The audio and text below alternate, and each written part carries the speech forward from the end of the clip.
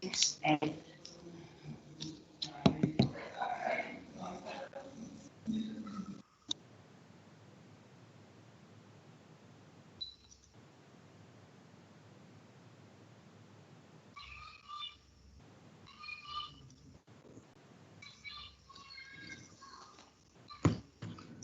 morning, everyone. Morning, Speaker. Morning, councillors, morning, officials, morning to all the members of the public. Morning. I will just first do the roll call before we can start the meeting. Can I start with Councillor Kraut?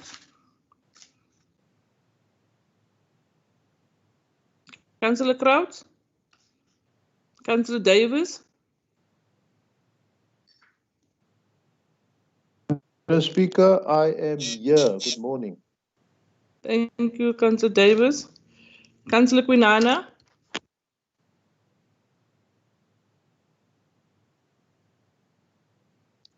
Councillor Quinana? Councillor Matika? Councillor Matika?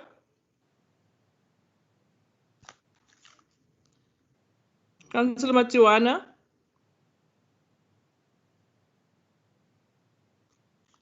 Councillor Naki?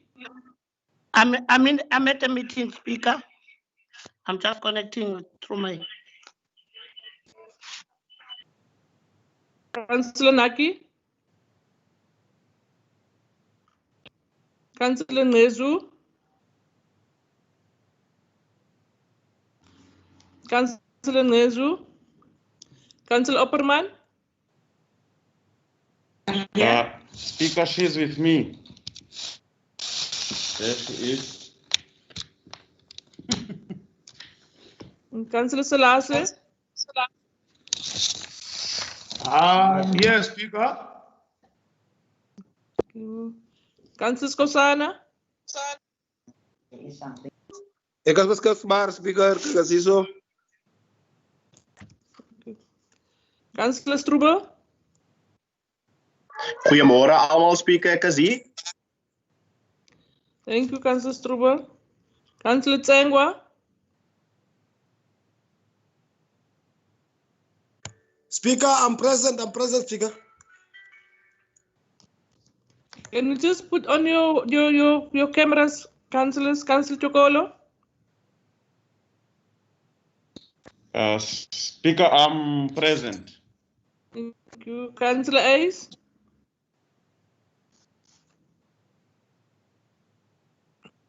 Councillor Ace?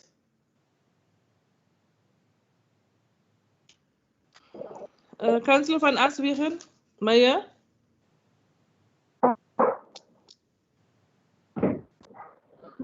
Speaker, available as usual. Thank you, Meyer. Councillor Wasserman? Oh, yeah, sure. No problem. I'm here. Councillor Wasserman? I'm here, Speaker. Can you see me? Thank you. Yes, I can see you. Thank you, Councillor Wasserman. Councillor Weideman?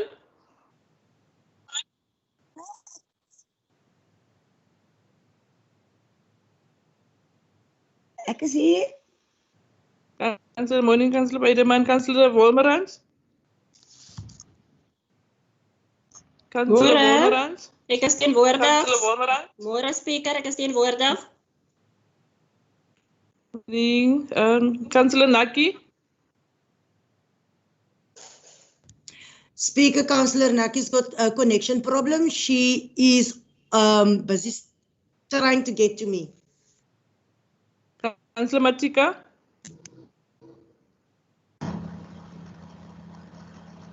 Councillor Matika? Speaker, all 8 councillors is currently busy connecting. Councillor Quinana? Yes, Speaker. So, arrived.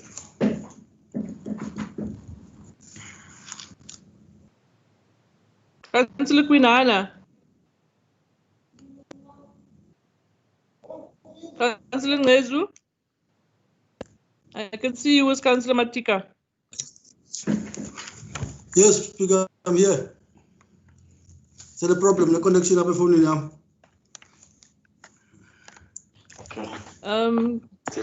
Councillor Selassie? Councillor Selassie? Yes, Speaker. Thank you. Can anyone find out about Councillor Quinana? Speaker, I will find out for you. Oh, wait, I think I hear him.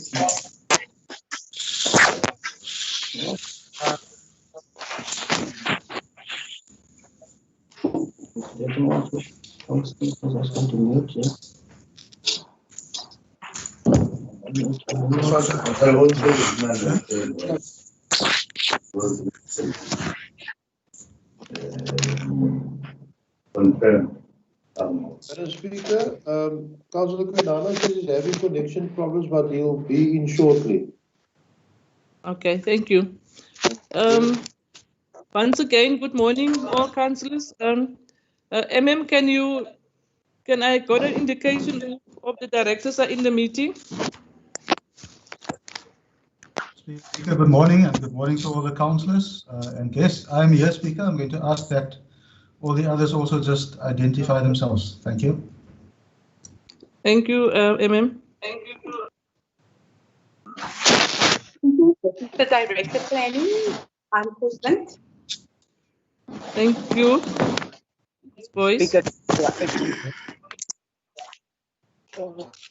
Good morning, Speaker. Eben Phillips, Director Community Services, present. Thank you, Mr. Phillips.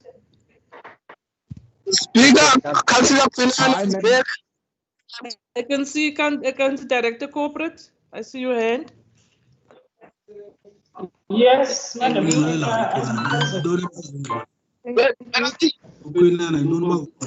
Yes, Councillor Quinana, I hear you. You must just put on your. I can see you. Yes, I'm back, Speaker. Thank you. Hi, Madam Speaker. Director Director Infrastructure present. I can see you. Thank you, Director. Morning, Speaker. Morning, Speaker, Chief Financial Officer. I'm present. Thank you.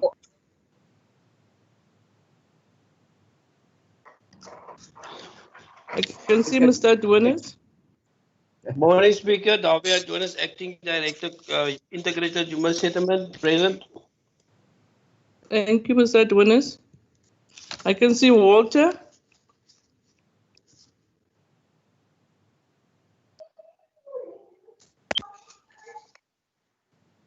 I can see Mr. Matthias. I can see Charles. I can see Legal.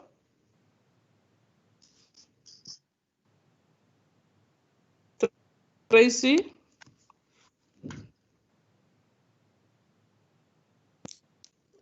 See the interpreter, Mr. Ngolwane. Speaker Ray Barrell here, Audit Committee. Morning, Mr. Barrell. Speaker Mike Hennessy here as well. Good morning. I can see Yes, morning, Mr. Roo. Morning, Speaker. Morning. I can see Mr. Kalani. Madam Speaker Mike Hennessy here. Good morning. Yes. Mr. Hennessy. I can see you. Thank you, Mr. Hennessy. Morning. Speaker, I think that is it.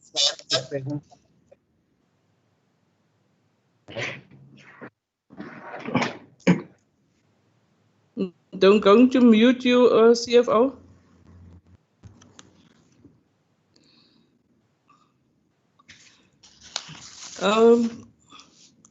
Once again, good morning, everyone. Colleagues, good morning to all councillors. Good morning to the acting MM, all directors that part of this meeting, and all other officials, members of the public, members of the Audit Committee that's here this morning. We still haven't had word from Councillor Naki. She might join us later. But we are going to start with this meeting this morning. We're now on point number 1. Already welcome everyone. On point number 2 this morning, colleagues, councillors, we are going to have Pastor Rita Borchets. I think she's connected already to do the opening for us this morning. Pastor Rita, over to you. Good morning, everybody.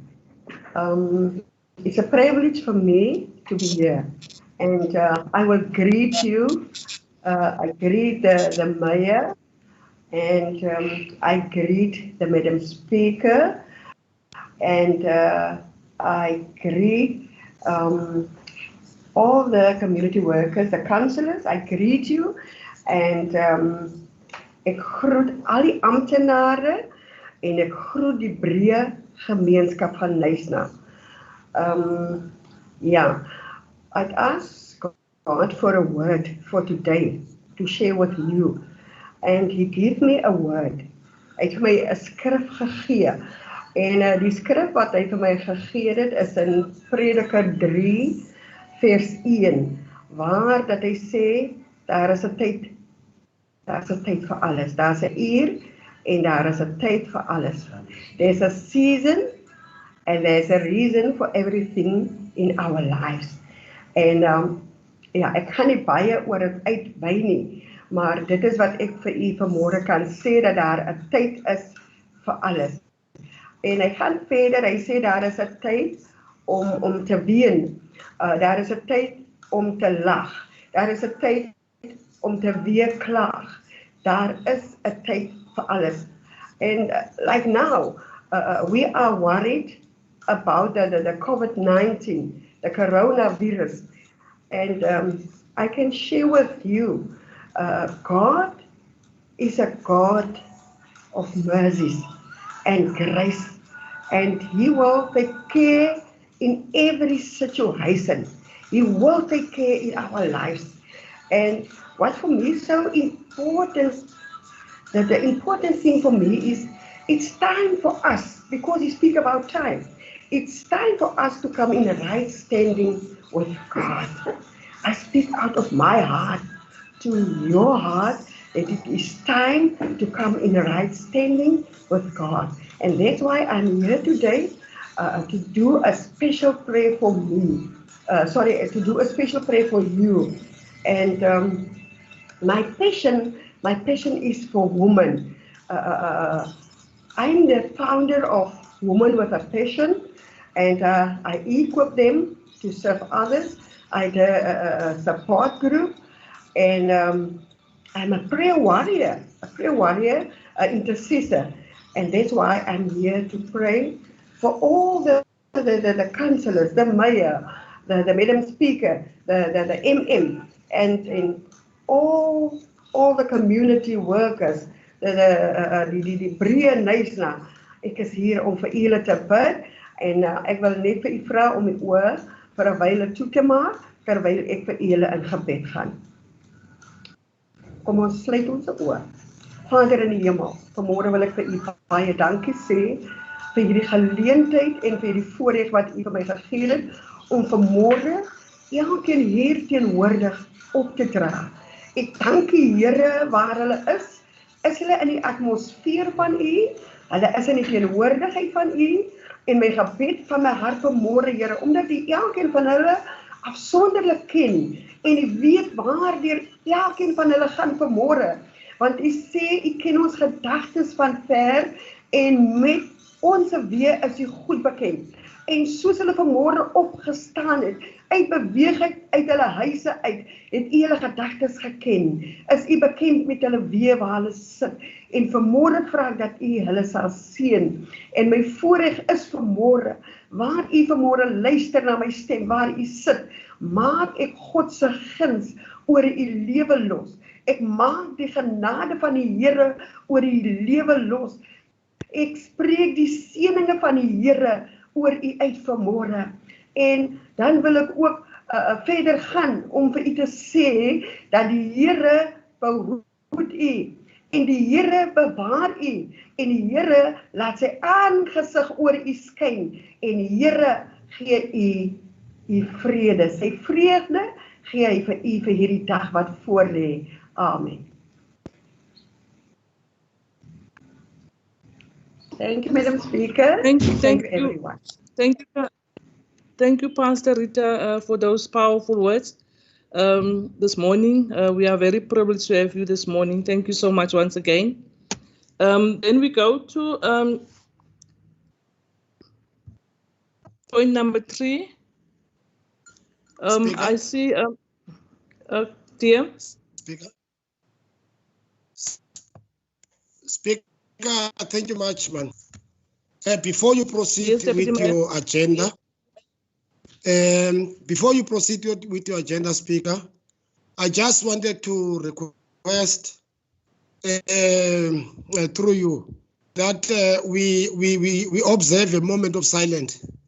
2011 on the 24th, there was a very serious accident where we lost 14 learners, including the driver, on the Renendal Road. So I want us to observe, Speaker, with your intelligence, that we observe a moment of silence in remembrance those souls which we have lost during that accident on 2011. Thank you, Speaker. Thank you, Deputy Mayor.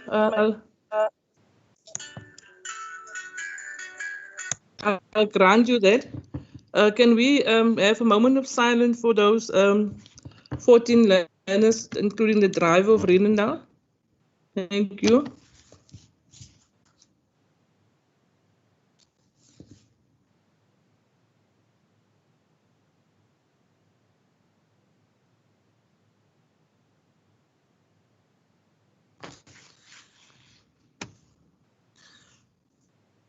Thank you so much, colleagues. Thank you, everyone. Director Technical Service, your hand is up. I think it's an old hand. Can you just put your hand down? We're now going to point number 3, attendance of members. 3.1.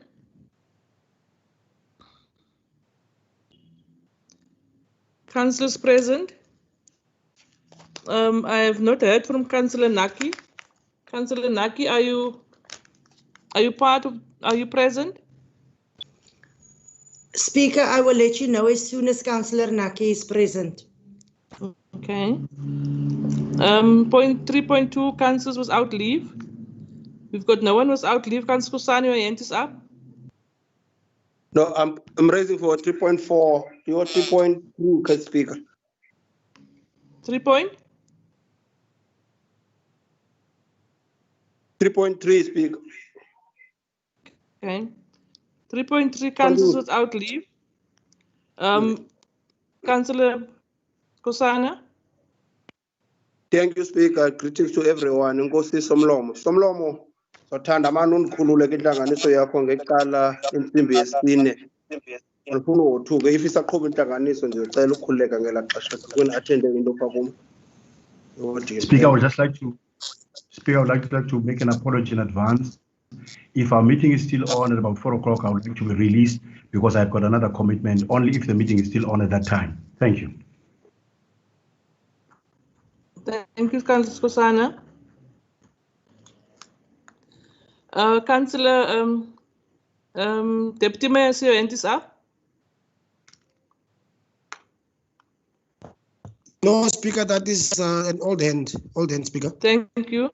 Councillor Selase. Yes, Speaker. Yes. You have made an apology with me to leave early if the meeting is still on. Can you just remind us about the time?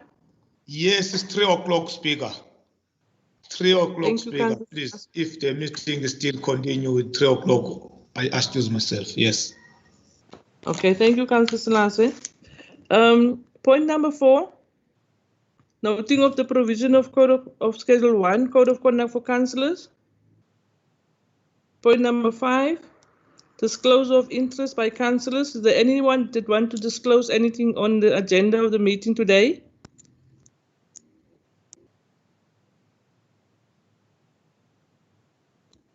Deputy Mayor, your hand is up. Is it an old hand? Yeah, Speaker, sorry, man, it's an old end. Okay. Point 5, the long service awards. Let's say there's none. Point number 7, introduction of newly appointed staff, July 2020.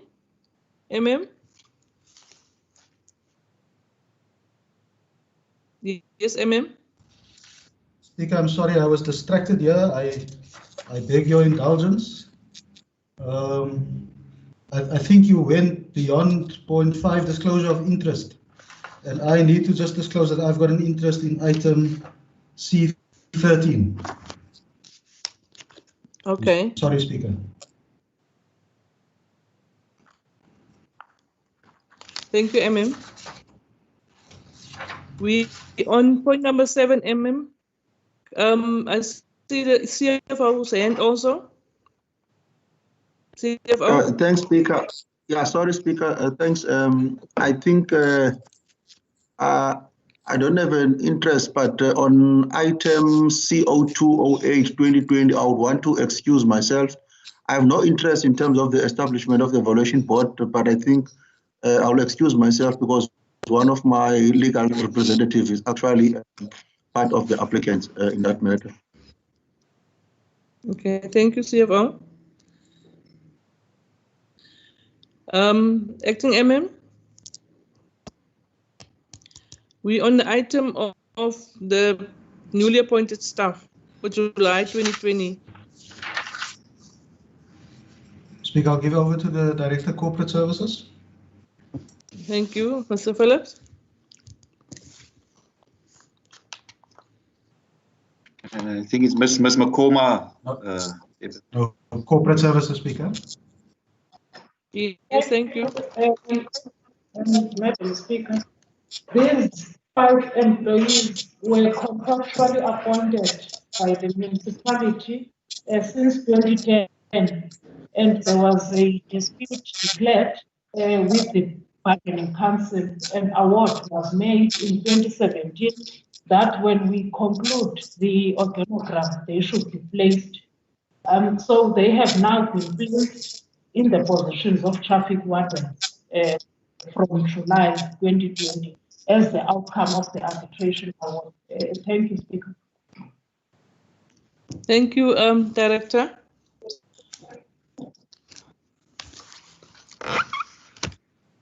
Okay, and then we're now going to go to point number 8, confirmation and adoption of the minutes of the Municipal Council. 8.1, the ordinary Municipal Council meeting that was done on the 6th of August. And we approve.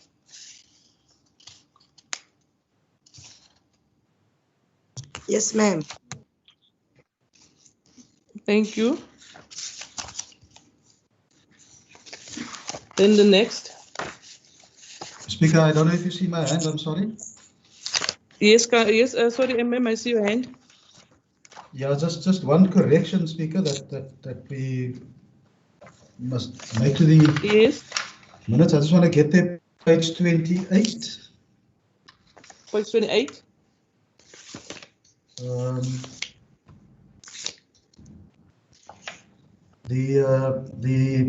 The reference to contingent liabilities should change to contingent assets in point D, the first point on the top of the page, page 28. So just change contingent liabilities to contingent assets, please. Okay. Assets. Yes. Thank you, Emma, for that correction. Can we We have a second, Maya. Maya, over to you. Speaker, thanks. There's some noise in the background. Speaker, just my own clarity, man. On page 9, I just need to understand whether that is correct and which meeting I'm referring to. Remember 8.1, there was this issue about Councillor Gosana and the fact that he was present or absent without leave. Now, the B part there, it makes reference to the next council meeting. But when you look at the date at the top there, it might be to some extent confusing. I nearly said misleading, confusing. Because this happened on the meeting on the 28th of May, which Councillor Gosana disputed. And at the meeting on the 6th of August, I believe that decision was therefore that at this meeting. So I just want to make sure that when we're talking about the next council meeting, it's not a council meeting after the 28th, but the council meeting after the 6th. Is that correct?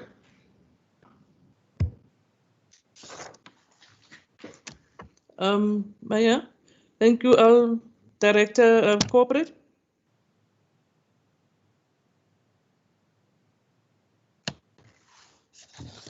MM.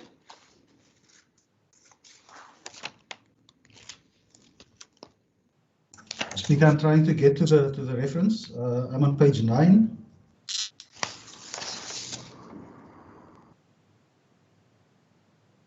Yes, the mayor is correct, Speaker. So it's a meeting after the 6th of August. But that we need to, Speaker, remember there was a big debate about this matter, and we just need to make sure that we because this refers to the minutes of the 28th of May. Now the minutes of the 28th of May did not read as I said there. But Speaker, in your investigation that you will be doing, all of this will come out in the wash, and we will rectify what should be rectified. But we're not referring to the meeting of the 6th of August, but to a meeting subsequent to that. Okay, Maya, I see your hands up. Sorry, Speaker. No, I'm happy. I will take it down. Thanks. Okay. Thank you. Can I have a second for the meeting? Your hand is still up, Maya?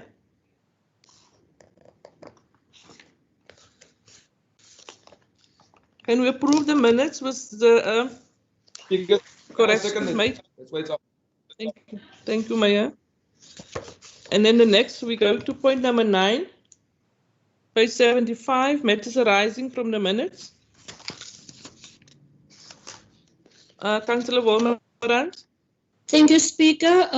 Morning, colleagues. Speaker, I just want to ask, in the absence of an execution list, I want to ask on page 19, that is a matter that is, I've declared my interest when we had this meeting, and it is very dear and near to my heart, and I think to the community of Hornley, or let me say specifically Knysna as well.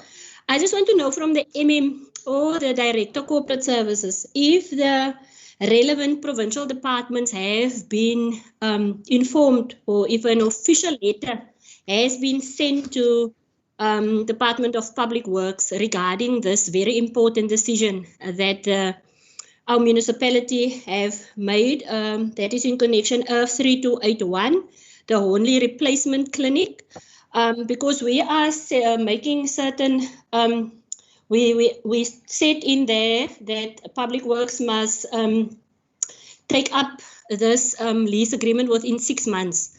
So I just want to know if that has already happened, if they have been informed about this. Thank you, Speaker.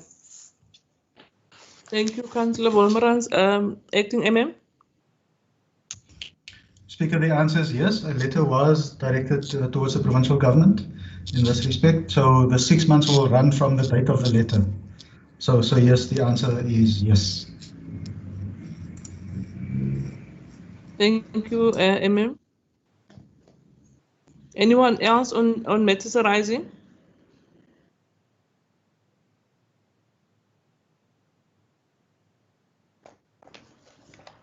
Okay. No one else? Can we move to point number 10? The statement and communication. Yes, Maya? Speaker, I'm quite hesitant to do that, but and I think it's just fair to Councillor Skosana and fair to all other councillors. And I wasn't quite sure when the respond that it will come out later in your report or discussions. This issue about Councillor Skosana, when it was stated on the 28th that Councillor Skosana was absent without leave. And then we asked the acting municipal manager just to come forward to get advice and report thereon. So quite simple question would be whether the MM is in a position now to report after he seek advice. That's my own clarity. Thanks.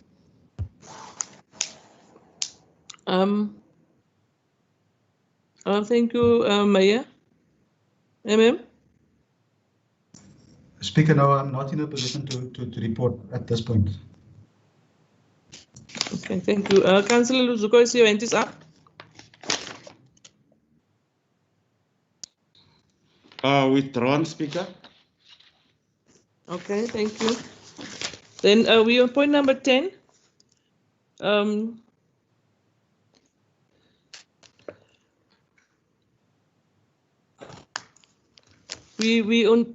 was just going to make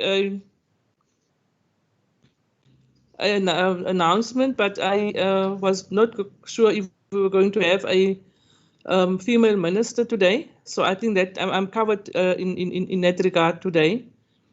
So I won't hold up council about that today.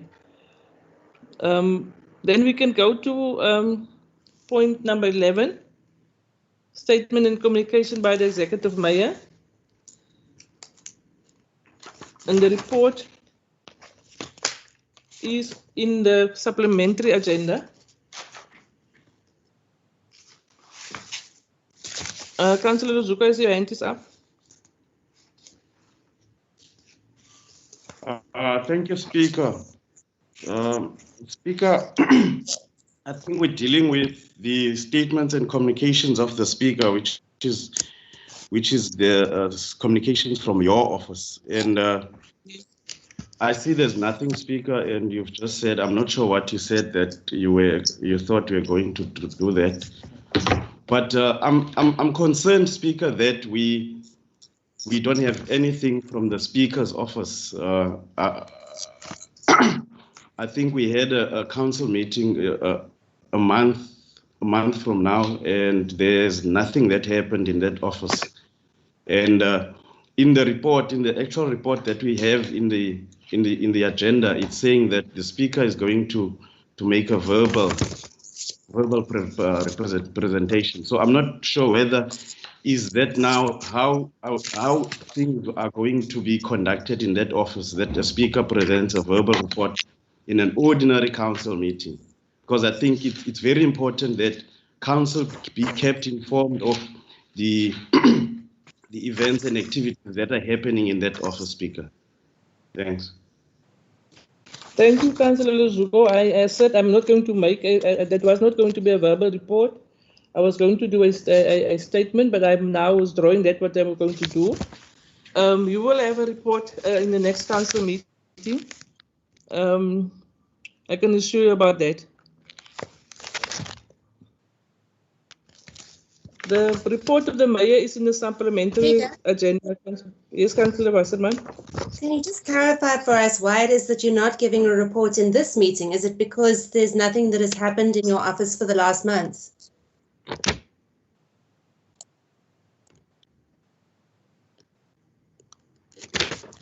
No, there is things that happened in the last month. There was something that we didn't want to put the report in late. I see the mayor's one has got into the supplementary agenda. We put that in there, so that was the only reason, Councillor Wasserman. Councillor Zuko. Speaker. Sorry, Speaker, it's an old one. Sorry. Okay, Councillor. Who's Speaker here? Councillor Kraut. Speaker, I just need to inform you that I don't have a hand, and that okay. I'm logged in as a guest, so I think you will know my voice by now. Thanks, Speaker. Okay.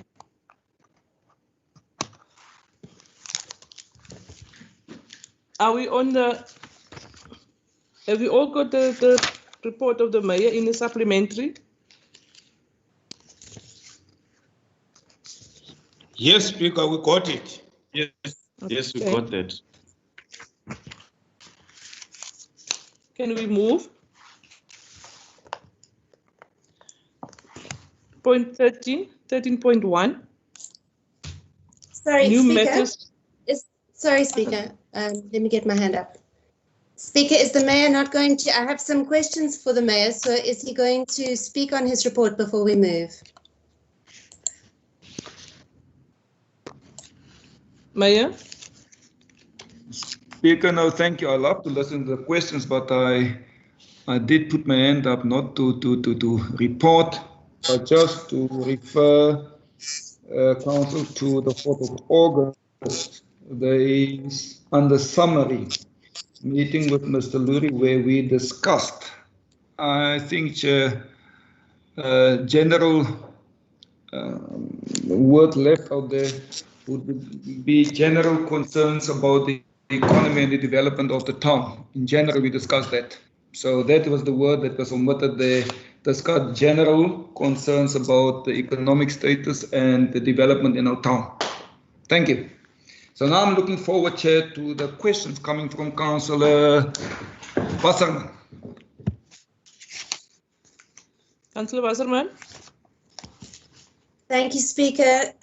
Speaker, it's not on the mayor's list, but we are very pleased that the Garden Route District Municipality's Executive Mayor, Councillor Memory Boyson, met with our mayor to discuss the taxi rank and waste transfer station.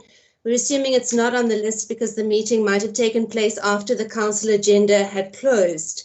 So, Speaker, I just want to first say on the waste transfer station that it is a massive problem, both due to the businesses that are in that area and due to its location on the edge of the estuary. We know that it probably is a pollutant of the lagoon, and the DA very much wants the waste transfer station to move.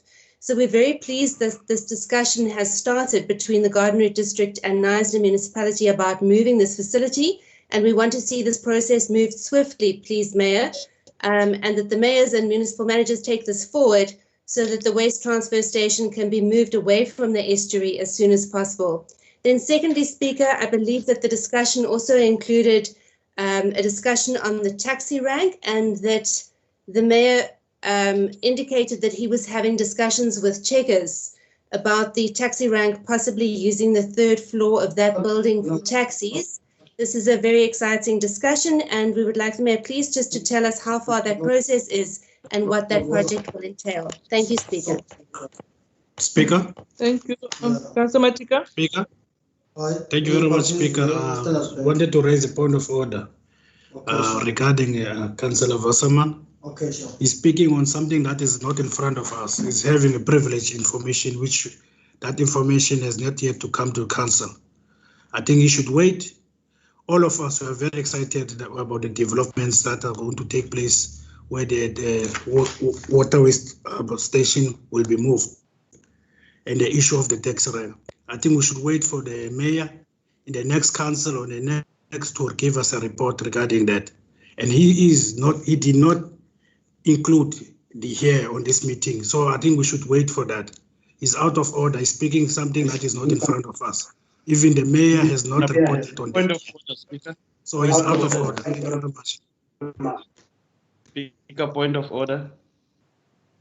Councillor Luzuko. Thanks, Speaker. I rise on Rule 23, Speaker. The Councillor Matika, when he raised the point of order, he didn't point out any rule to say why is he standing up to say there's a point of order. And I think we've been very clear, Speaker, in council that when you raise Councillor point of Matika order, you didn't raise a point of order. Speaker, I raised a point of order on Rule 22. I said that on Rule 22. And then Councillor Wasserman has finished speaking. Councillor Salase. But, Madam Speaker? Yes, Madam Speaker, thank you very much. Speaker, okwam ukuthi Speaker, kuyanyanzeleka ngoku meya nxa uthetha nee-politician funeka uzazi zibhilonga kwi-political party. Uyaziveza ngoku ukhansila lo ugqibothetha uba yonke le nto beniyithetha nala meya we-district uyikhuphele yonke kwenye ikhansila. Ithetha ukuthi ufuneka ulumke ke ngoku. Ukhona Toli? Mayor, mine is just to sort of like warn that you've got to take cognizance of the fact that when you are speaking to a politician, he remains a politician, because at the end of the day, seemingly here one can pick up that when you spoke to the mayor of the district gave the entire information to his political party consultants. As a portfolio chair, ezinye izinto azikafiki kum kodwa ikhansila seyizazi nako ibaleka nazo phambili, ayilandeli neprotocol izozibeka njengoba zinjalo. Irongo ke loo nto masiyithethe kwangoku.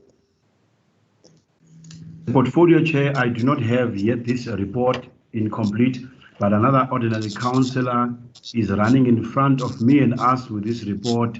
I want to put it on record categorically that this is wrong. Izinto zixoxwa ku-section 8 efuneka zixoxiwe, hayi lezi vele zize straight ecounselling. Noba bebencokole ntoni no-district wemeya khangamdume uba azoyithetha apha kwi-council meeting. Procedurally, these things should first be discussed in the section 80. Whatever informal discussion this councillors could have had with the district mayor, it was not proper for them to catapult them straight to a council meeting. It is not correct. Thank you, Mayor. Ugqibeleni Mayor, i-recommendation ye-executive mayor ndihambisana nayo clear. Thanks, Speaker. Thank you, Mayor. Lastly, I want to agree with the recommendation of the executive mayor because it is very clear. So I go with your recommendations, Mayor. Thank you. Thank you. Councillor Davis. Yeah, Madam Speaker, I've got a question for the Mayor, but I just want to clarify, there was absolutely nothing, I mean, if you look at Rule 22, there's absolutely nothing that prohibits you from ruling anything that is irrelevant. But the challenge is that it's very clear that that item is on the council table, the Mayor, it's a report of the Mayor. We as councillors, nothing to do with even with politics, we as councillors of the Knysna Council are entitled to engage with the Mayor on anything related to his report, and this is his time to respond to our questions. So I disagree with my colleagues when they say that the questions that were asked by Councillor Wasserman were irrelevant. In fact, they are quite relevant. And if it is your purview, Madam Speaker, you are welcome to rule it irrelevant because it's within your rights as a speaker to do so. But my question to the Mayor is that in your report, Mayor, you on the 29th of July, I'm very excited about this. Let me first tell you that, because anytime when you talk about the economic turnaround strategy, it's very exciting. So I find it interesting, the boat building, which is critical for our, I think it's a fantastic approach to have. But I want to know by you, you speak about your economic turnaround strategy. What exactly is that economic turnaround strategy? Is it something, is it a personal strategy? Has it been presented to council? Because I would love to know what that economic turnaround strategy is. Thank you, Speaker. Thank you, Councillor Davis. Councillor Matika, is your hand is still up? And Councillor Crouch, I can see your hand. Thanks, Speaker. I just want to say that Councillor Naki is present. She is in the meeting. Thank you, Councillor Crouch. Mayor, over to you. Speaker, thank you very much. Speaker, I just want to refer council to the report, and I want to read to them on top of that report from the Executive Mayor, the 20th July 2020 to the 14th of August 2020. My discussions with the Mayor of Eden as well as a telephonic discussion with the mayor of Bito, were on the 18th of August. So I just want to inform Council about it. So there's going to be a report on that specific item to which Councillor Wasserman referred to. Surely it would be in the next session where I will then have another report. But I mean, it's quite clear. It stated the report from the Executive Mayor 20 July 2020 to 14th of August. I hope that answers the question of Councillor Wasserman. Chair, then coming back to the question of Councillor Laville Davis. Thank you, Councillor Laville. I'm happy to hear that you are also that enthusiastic about this whole notion of an economic turnaround strategy. My discussion with the chairperson, Portfolio Economic Development and Planning, he had certain instructions from myself to engage with business people and other role players that will contribute to the turnaround of the economy of this town. And the moment that meeting or indaba or workshop, which the chairperson is busy with, has been done, I think out of that will then probably come, Councillor Laville Davis, that economic turnaround strategy. It would not be mine, it would be council. So if the wording there gives the impression it's mine, it cannot be mine. It can only be council, but council only needs to agree and accept and approve it when that item will come to council very soon, sir. Thank you. Thank you, Mayor. Councillor Wasserman. Thanks, Speaker. Just a quick follow-up to the Mayor. It wasn't a criticism of the fact that this report on the taxi rank and the waste transfer station wasn't on this report. And when I started, I said I assumed that it took place so recently that it wouldn't be on this report. We just wanted to actually encourage you and say that we are happy about this meeting and that we support you in the process of moving that waste transfer station and the taxi rank. So just clarity. It's not a criticism that it wasn't on the report. We understand why, but we do support the process. Thank you, Speaker. Speaker. Mayor. Speaker, no, thank you to Councillor Wasserman. Councillor Wasserman, I can assure you, I didn't see it as criticism. I'm a councillor for a very long time. I know politics and I do understand. And I know sometimes that certain issues like the one that you've raised is not only important to myself, but to all councillors, and it should be high on our agenda. So I can assure you, ma'am, I don't take that as criticism. I rather would say I'm encourage you to participate in that process. Thank you. Thank you, Mayor. Councillor Selassie, your hand is up. You're the last one. Thank you, Speaker. Speaker, we want to clear izinto apha ekhansileni ngehlobo ezihamba ngalo, Speaker. Asizokwazi uyimasasha into umuntu nxa out of order, Speaker, out of order. Nabanina othetha into engekho front kwekhansila engekho kwi-agenda out of order lo muntu, Speaker. Akukhathaliseki white black ubomvu unga out of order out of order. Nawe ke Speaker lo nto boyiqwalasela uyenze. Speaker, we need to emphasize the fact that, and we cannot massage. When a person is out of order, is out of order. When a thing is not in front of council and is not on the agenda, please also take note of that, Speaker. That person that raises those things is out of order. Let it be on record. Thank you. Thank for instance, Speaker. Apha kuthethwa nge-taxi rank nezilebhu neentoni ezingekho apha phambi kwethu. Thina apha simamele izinto eziphambi kwethu. Ziingxoxo zeefowuni bezithethwa phaa ngumeya nomnye umeya. Qha omnye umntu ngokuza nazo apha ekhansileni. Asizoyivumela ke loo nto, Speaker. Enkosi. For an example here, we are finally discussing taxi ranks and the slabs, which was a telephonic conversation between another mayor and another ordinary council is just bringing up in front of the council. That's not correct, Speaker, and that's not going to be acceptable. Thank you. Thank you. Councillor Matika?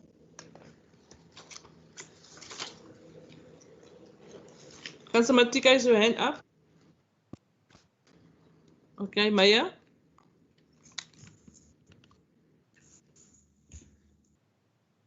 Maya, see your hand is No, up? Speaker, my apologies. No, sorry, my apologies, Speaker. My hand is, there's an old hand. There's not any other thing that councils want to discuss on my report. I will just take my hand down then. Thanks. Thank you, Maya.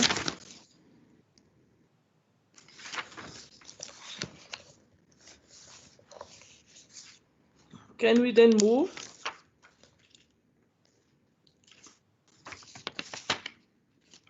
Yes, please, Speaker. Let's move. Let's move, Speaker. Thank you. Thank you. Matter submitted by the 13.1. The matter submitted by the acting municipal manager.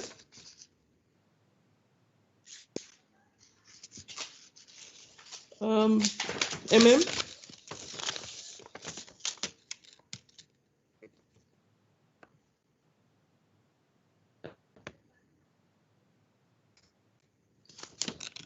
Yes, Speaker. MM. Yes, Speaker. MM, we are on 13.1.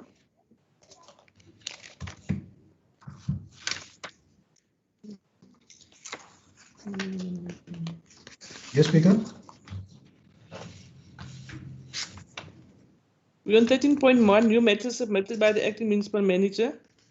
It set extension to timelines for submission of annual financial statement, annual report, audit, Speaker, and yes. related matters. Speaker, on that item, I just want to ask that council change the date in the recommendation from 30 September to 31st of October. And what we want to do is, I'm assuming council has read the item. As a result of COVID and the Auditor General's or the later submission of financial statements and therefore the later audit of those statements by the PFMA clients of the Auditor General.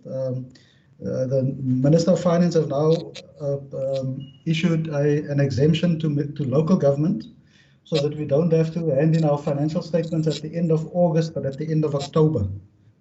So we want to just take up the full extension. There will, in any case, the audit will in any case not be concluded earlier if we don't take up the full extension. So we want to just change that date from the 30th September to the 31st of October, please. Thank you, MM. Councillors, can we go with that recommendation with Councillor Wasserman? Yes, Speaker. Okay, thank you. Agreed. Then, Councillor Zuko? No, Speaker, I was saying I agree, Speaker. I'm happy. Okay, thank you. Then we can go to the next item. Is the establishment of the Municipal Evaluation Appeal Board. 13.2. Councillor Wasserman. Thanks, Speaker. Speaker, I have a couple of questions on this item. The first one is... Councillor Wasserman? Yes. Apologies. I think the CFO, I hope you are not in the meeting now. Okay. Okay. Thanks, Speaker. Firstly, just a small point. I think on page 85 in the table, it speaks about Liesel Schultz-Muller. I just want to check whether her surname is in fact Muller or whether it's just Schultz, because it looks like from the other documentation that the Muller should probably be deleted. Second question, Speaker, is I see on page 85 that when making its, when deliberating about this, the panel took into account travel costs for the applicants, and they probably excluded some people because they live far away and the cost of travel would be high. Could I ask why this board can't meet on Teams and thereby exclude the costs of travel completely? Speaker, my third question is about the advertisement process for inviting applications for this board.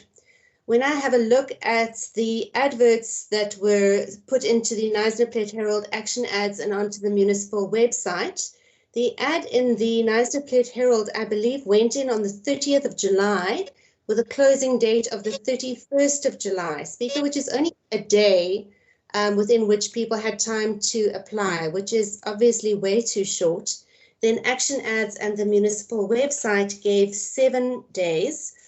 Speaker, there's a document called the Local Government Municipal Property Rates Act Guideline, and in Chapter 10 of that document, it says that applications should be submitted within 30 days after the advertisement appears in a local newspaper. So our time period of 7 days and then that one of 1 day is obviously way too little. Speaker, so my question is, basically, I think that the process that was followed with regards to inviting applications was not comprehensive. It wasn't correct. What worries me, though, is that this board is going to lapse on the 31st of this month. So would it be possible to extend their term so that we can get our that we can re-advertise and give people sufficient time to respond? So can the term of the office be extended so that we can advertise properly? And also, were there any applications that were actually received after the closing of the 31st of July? Thank you, Speaker. If I stop there, then perhaps Dr. Skeepers can just comment on that. Thank you. Thank you, Councillor Wasserman. MM? Speaker, thank you. Just in respect of, I'm going to deal with the easy matters quickly. Just in respect of the name of one of the candidates, she actually presents herself as Liesel Scholz-Miller in a CV. Now, I think what has happened is that when she was admitted as an attorney, she was not yet married. And also the name of her practice is the name of, is her maiden name. But it is the same person. So I think that deals with the matters. She is now known as Liesel Scholz-Miller.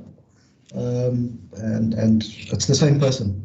In respect of the other matters raised by Councillor Wasserman, I want to speak a request that you postpone a decision on this matter till later in the day, because obviously Councillor Wasserman has raised matters that I am not familiar with. So I just need to get some information and get advice before I can properly advise council about what to do in this matter. So I want to propose that you postpone a decision on this matter till later in the day, just before we go into the green items, Speaker, just to allow me to get some more information before I give a final recommendation. Okay, thank you. So we'll come back to that to this item. We'll do so. Thank you, Speaker. Thank you, MM. Thank you. Then the next item is in 13.3. Report on a civil matter, arbitration Brenton Haven.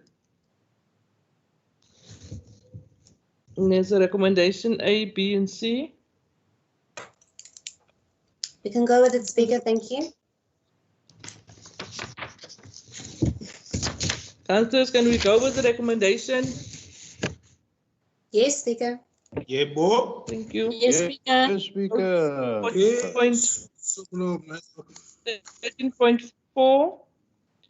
The report on the outcome of the criminal investigation into allegations of fraud and corruption against Ms. Eleanor Bouspies and Ms. Cam Chetty. And the recommendation is on page 184. Said that the recommendation be noted. Councillor Wasserman. Thanks, Speaker. I have a couple of questions here as well. So in the report itself, on page 183, It says that Dr. Vitala acknowledged, so there was an email that came in on the 11th of March 2019. And in the report, it says Dr. Vitala acknowledged receipt of that email, and he acknowledged receipt on the 29th of August. But if you go to where Dr. Vitala has in fact sent an email, you'll see it's on page 186. He's actually not acknowledging receipt of that particular email, Speaker. He's taking an email that came in on the 3rd of October 2018 from the Oudtshoorn Commercial Crime Branch, and he is forwarding that email to Van der Westhuizen and asking him to acknowledge receipt of the email. So what we have in the report and what is presented in the annexures are two different things, and it leaves more questions. It asks questions, for instance, about what happened to the hundreds of emails that landed up in the corporate services director's email box. Were they not ever dealt with? What happened to the ones that were archived? And then with regards to this matter, it then raises the question of what did happen. How did this email get printed and put in a folder in the MM's office so that it could be retrieved later and sent to the NEC? So, Speaker, essentially there are more questions that come up now from this report than there are answers. Also, the report refers to charges of fraud and corruption against Eleanor Bosspies and Cam Chetty, but I can't see anywhere here or in the annexures that there was anything to do with corruption. I only see a reference to fraud. So, Speaker, what I would very much like is to not resolve on this report, but to rather get a report back to Council, which has the correct sequence of events and that also could attach the original complaint so that we can see if case number 564 of September 2018 deals with the previous municipal manager, Mr. Chetty, as well. Thank you, Speaker. Thank you, Councillor Salasa. Your hand is up. And Councillor Kraut. And Councillor Matika. Thank you, Speaker. First of all, Speaker, is anyone represent this report will get it in front of us, because I feel, to me, sometimes it's difficult when we speak with the people who is not here to speak themselves sometimes. So is anyone present this report is in front of us? Speaker, before we can answer the question, because it's not help us to have a lot of questions with no one who can answer, when no one can be clarified, because those people who are speaking is not here. So is anyone representing the report, Speaker? Thank you, Councillor Salase. Councillor Matika and then Councillor Kraut.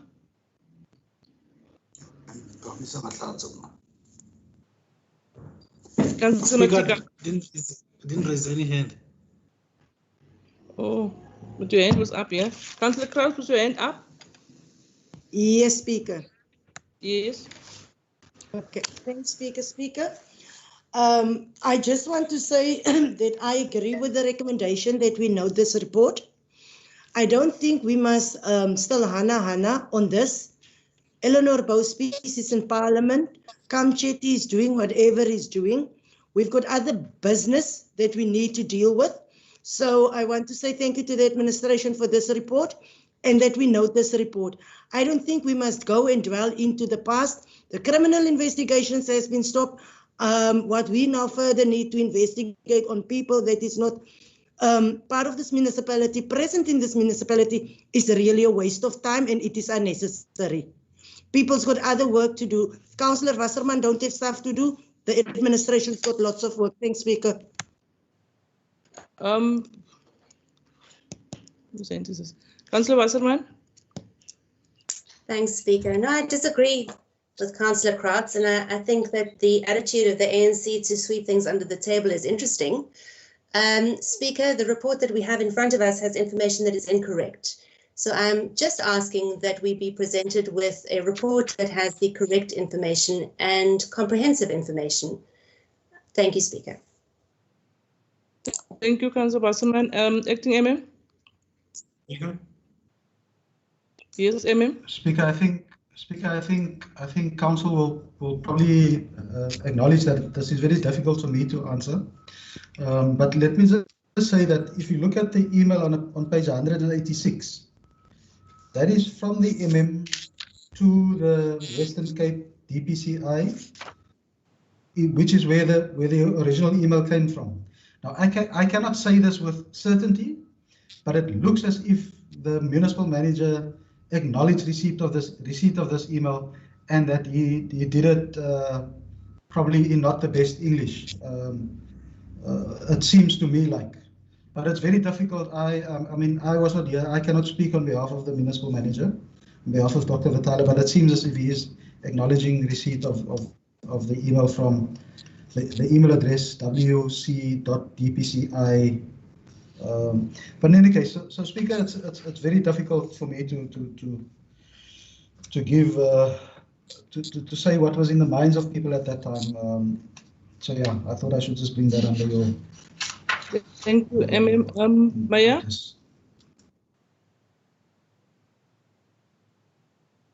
Maya. Sorry, Maya, speakers. Thank you. No, can you hear me, Speaker? Yes, Maya. Speaker, can you hear me? Okay, Speaker, you know, when you read the report without thinking about the attachments, the emails and those things, when you read the report, I would have stopped at on page 183, the last sentence of paragraph there. In accordance with the above, the Commercial Crimes Unit considered the matter finalized. Finish and Clark, goodbye, it's finalized now. But if you go further in looking at these things, and then Councillor Wasserman, to some extent, justifiable, now have more questions than answers. The then question that came up to my mind is, what is the purpose thereof? What do you want to achieve by further investigate anything, whilst the status is quite simple? In accordance with the above, the Commercial Crimes Unit considered the matter finalized. And I tried to understand that argument, Speaker, because then you said you're not happy with emails, but you accept that there's no case anymore because the investigative crime unit stated to you it's finished, it's finalized. But you still want those information to investigate it, and then you need then to ask the question for what the purpose would be thereof. And I didn't get clarity about that, Speaker, from Councillor Wasserman. What would be there for the purpose in investigate based on the emails that you referred to, taking in consideration what the outcome of the investigation was by the investigated crime unit. Sorry, thanks. Thank you, Mayor. Councillor Matika. Speaker, after Matika, please. Yes, Matika. I wanted to agree with Councillor Kraus that we move to the next item, because if you also really can see that I don't want us to debate further or come with another investigation, because we could have asked. It said that the case has been finalized, courts are finalized, but they didn't give any reasons why. So we don't want to ask those issues. If they say that the case has been finalized, so I think let's move with the recommendations. Thank you. Thank you. Maya, is your hand still up or is it an old end? Speaker, sorry, no, it's an old end. Thank you. Councillor Wasserman. Speaker. And then Deputy Mayor. You want me to go first, Speaker? Yes, Councillor Wasserman. So the problem is, Councillor and Mayor, we have incomplete information before us, and when I see a report that doesn't make sense, then I want to get to the bottom of it and be supplied with comprehensive information. For example, Speaker, we're saying we don't, the people who are supposed to tell us aren't here today or with us, but Dr. Vitala is still the municipal manager and he could be asked, although he's suspended, what happened with this information. It's just peculiar to me that an email came and it seems to have disappeared and then resurfaced. And my question really is why? How was it dealt with? What happened to this information and why wasn't it brought to council? And I think that Dr. Vitala can answer that question. The other thing that concerns me is that there are hundreds, apparently, of emails that have been lost in a system. And is anything being done about recovering those emails and finding out if anything is important there? So we also need to know what the charges were and against whom the charges were dropped. Were the charges against both Cam Chetty and Eleanor Bosbis dropped? Were those charges of fraud and corruption? We don't know. So as a council, we made a resolution to say, lay these charges. And as a council, we are entitled to know what the outcome of that was. Thank you, Speaker. Point of order, Speaker. Thank you.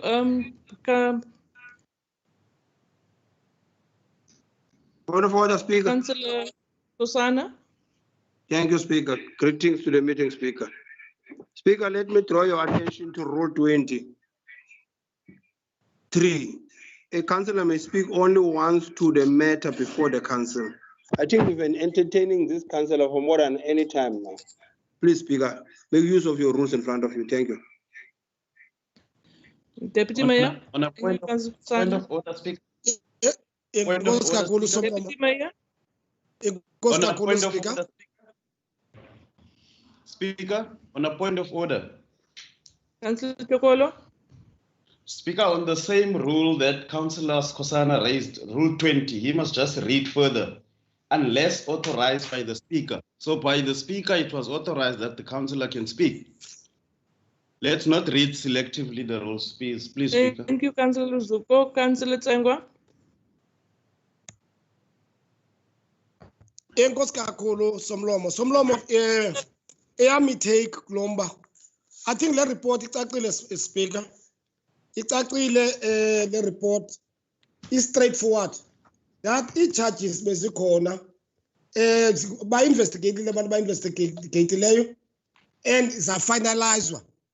That simply means akukho nto efumanekileyo after ku-investigatiwe.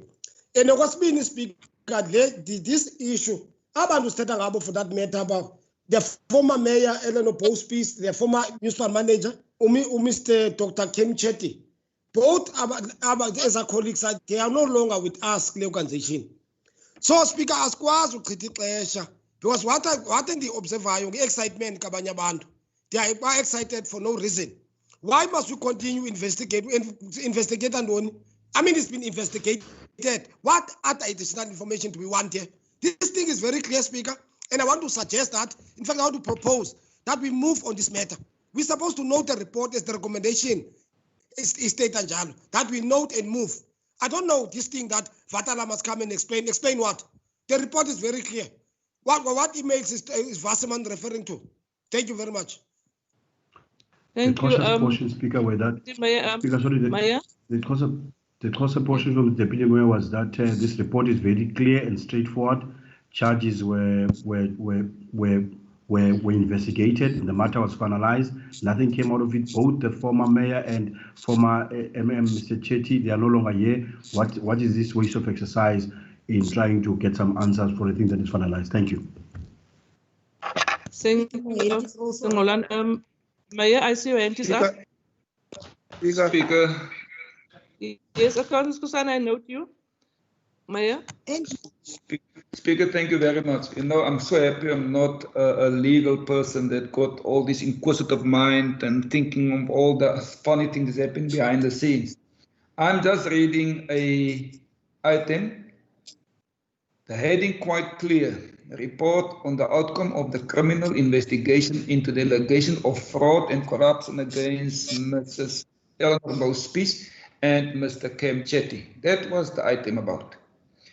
Based on that item, the only part for me that is important, therefore, in accordance with the above, the Commercial Crimes Unit considered the matter finalized.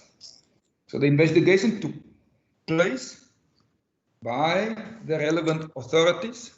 They came to the conclusion what we has as the last paragraph on page 183. That for me is the end of it. But knowing that there are other councillors that got much broader legal mind that wants to look beyond what the item is talking about.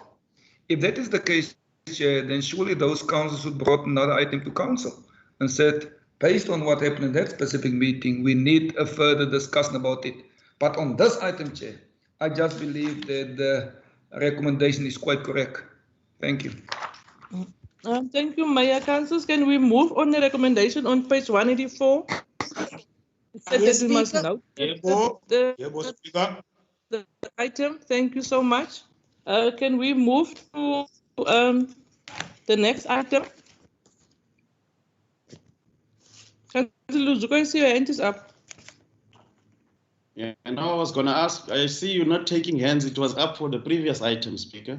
I have ruled on the item, Councillor Luzuko. Can we go to 13.5? Report on placement of staff. Acting MM.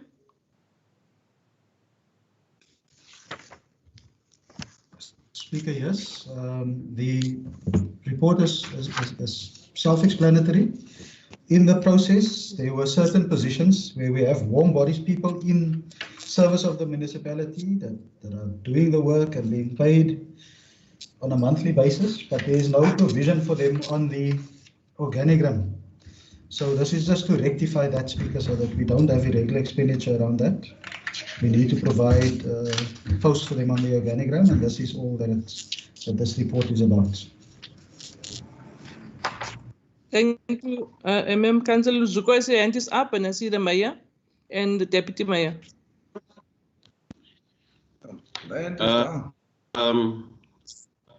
Thank you very much, Speaker. You know, I've been, fortunately for me, I've been dealing with this even when we were at the, when we're dealing with the placement committee. But you know, my concern about this, Speaker, is that I just want to understand this. If someone can maybe explain this. When you have a structure, an organogram that have people not in are just Speaker, can you mute? Okay, no, I'm muting. I'm muting. Okay, noise the speaker. Thank you. Yeah, I've muted them. Thank you, Speaker. Continue, yes, I was saying, Speaker, I've got a concern that when you, I'm glad that now it's becoming, they are trying to correct it, but I just want to understand this, Speaker, when you are, when you've got a structure that you've got there, but the blocks are not enough for the people who are actually working for the organizations. That means you've got people who are just hanging out there, who are not in the actual structure of the organization. I just want to understand, how do you get that? Do you get, for an example, to budget for the salaries of those people, for the benefits of those people who are not in the structure? And how do they also just get to the list of being at HR without them being recognized in the structure? Because I think if I look at it logically, when you appoint someone, you should know this person should be in that position. I'm concerned about this. I just want to understand, how now are we budgeting, but we've got this situation for expenses of employees, Speaker. I'll come back when I get an answer from that. Thank you, Councillor Luzuko. I see the MM's hand and I see the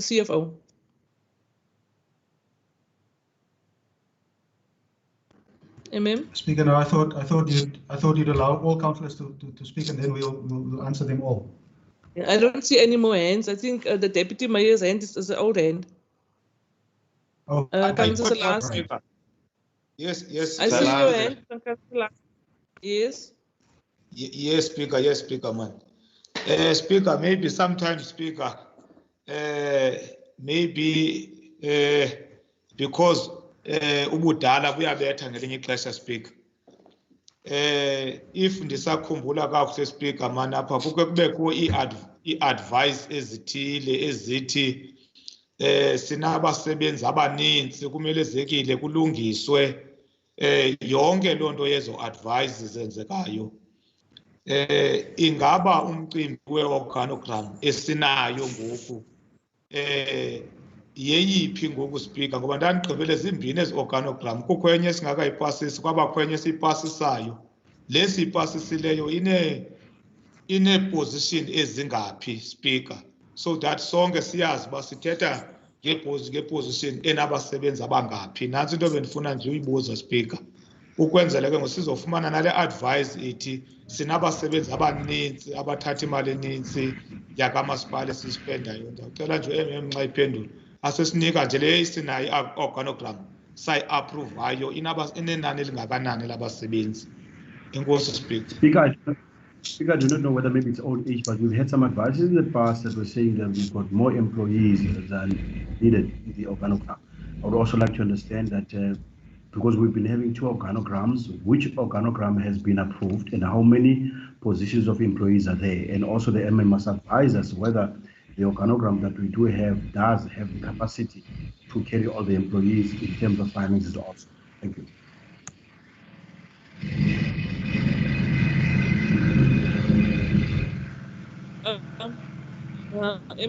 Councillor Matika, is your hand up? Speaker, I think yawubaleka man singazo grandstand nento ezingekhoyo, Speaker. Please, Speaker.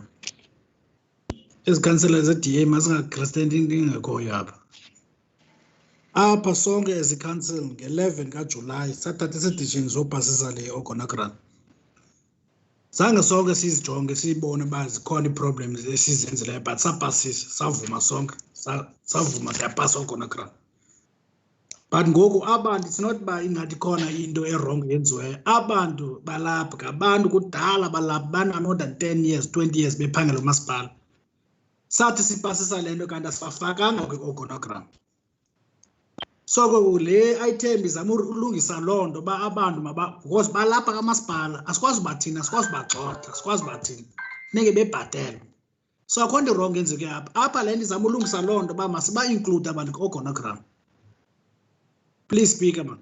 I-DA mayeke shadow DAs maziyeke uzo grandstand up.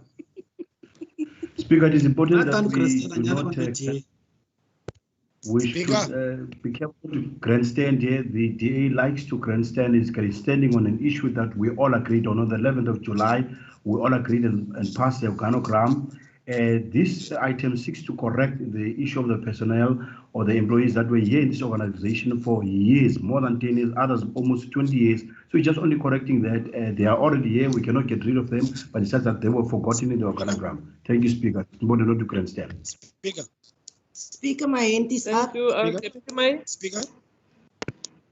Somlomo inkosi kakhulu man. Yes, Speaker, ndiyabulela kakhulu Speaker once again. Speaker, le item icacile mhlophe. Ile item I need nokucaciswa and understand le issue iraiswa nguCouncillor Tyokolo. I mean userva ki-LLF when they were busy placement, they've came across this problem. And number 3, Councillor Matika unyanisile Speaker. Ngexa sipasisa le organogram, abantu abaxhuzula intambo zolawulo kule council yi-DA ngabo. You know, now today you're surprised because all of them, they voted for this organogram. I mean, yapasa. I mean, kukho i-omission impazamo ezenzekileyo up. Now this thing is very clear, Speaker, to correct that particular mistake. It's a mistake which was done. Yeah, correct. You know, people must never really come and play here with semantics. bafuna uzozenza relevant. Yes, Speaker. Speaker, I want to propose that we move on this item. This thing is very clear, Speaker. Thank you very much. The council portion, Speaker, that this item is very clear. It does not even need further explanations and deliberation. I do not understand Councillor Kyokolo's wanting to take us back because them, the DA, which is in charge of this council of this municipality, passed this organogram and we all agreed. So now this item seeks to correct the mistake about what has happened in some of the people that were not included in the organogram. So please, Councillor, we should move forward on this one. Thank you. Thank you. Councillor Kraus and Councillor Zuko. Then will be the MM. Thank you, Speaker. Speaker, for me, it is actually funny. Since Councillor Zuko has been part of placement from day one. Since placement meetings has been started and councillors became part of the meeting, Councillor Zuko was part of the placement. Now, it is funny that he come here and he ask a whole lot of questions since you know what this item is all about. On that one, I must agree with Councillor Matika to say that this is all about grandstanding. And I agree with Councillor Tsengwa, Speaker, that we move on this item. We are correcting the mistakes of the DA in this item. Thank you, Speaker. Councillor Zuko, then the MM. Speaker, I was hoping I was going to get an answer, then I come back. That's what I said. I haven't got an answer yet, and then I'll wait for that, Speaker. I think the MM was on the line, or the CFO. I'll wait for that. MM. It's only been noise now. MM. Speaker, no, this is exactly what we're doing. We found out that there are staff in the municipality. They've been here for a long time. They get paid on a monthly basis, but there's no provision on the organizational structure for them. So these are not new posts, and that needed to get new budgets. They've always been budgeted for. These people have been paid. They render the service.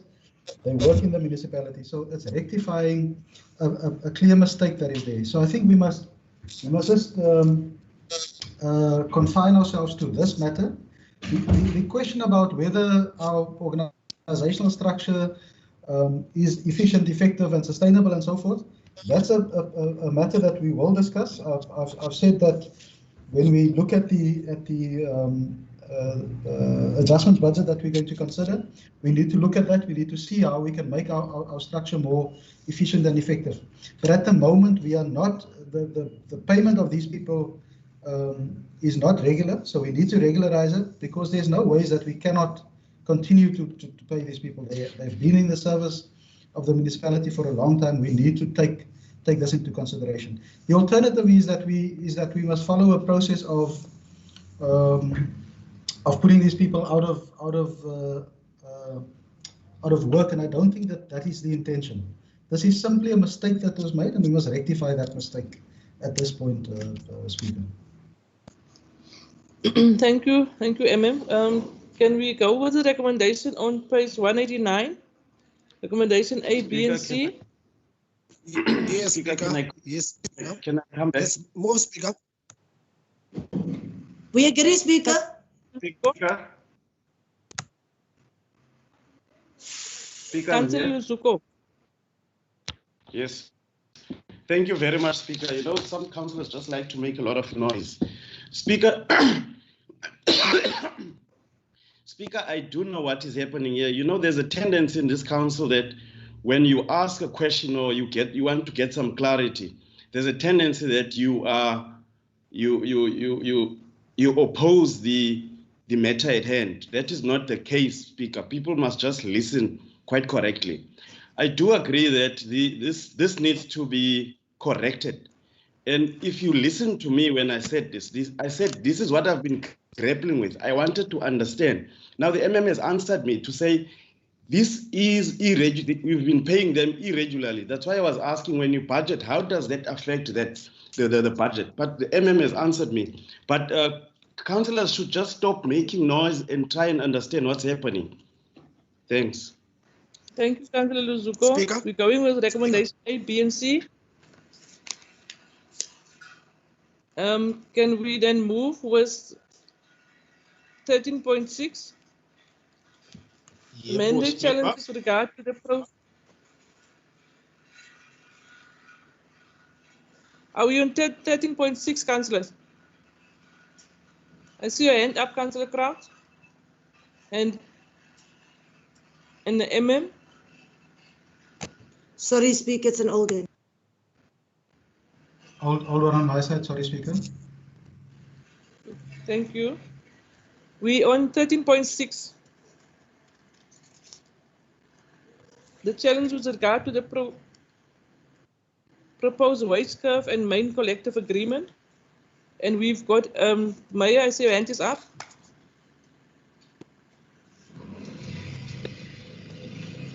Very much. No, just simple that we agree with the recommendation. Okay, MM? Yes, Speaker, the item is self-explanatory, but we're dealing here with the wage curve. Salga is negotiating on our behalf in the bargaining council, and we know that this is a matter that has been coming for many years, and there doesn't seem to be consensus between the employer and employee parties in the bargaining council on this matter. So we're asking council to support the extension of the main collective agreement, because that provides the basis of our interaction with our union partners in the bargaining council. And then in respect of the wage curve implementation, we're saying that our mandate to SALGA should be that we do not support, the council does not support the wage curve implementation, as it will not be sustainable for the municipality. If the wage curve is implemented, it will make our personnel costs even more stringent than what it is at the moment. Thank you, Speaker. Thank you, MM. Deputy Mayor, is your hand up? This is an old hand. Old one, Speaker. Old one. Okay, thank you. So we go with recommendation A, B, and C. Yes, Speaker. Thank you. 13.7, 2021-2022 IDP review and budget time schedule. And we've got the recommendation A and B. Councillor Skosana. Thank you, Speaker. Greetings to everyone. I hope I won't be making noise, Comrade Councillor Luzo.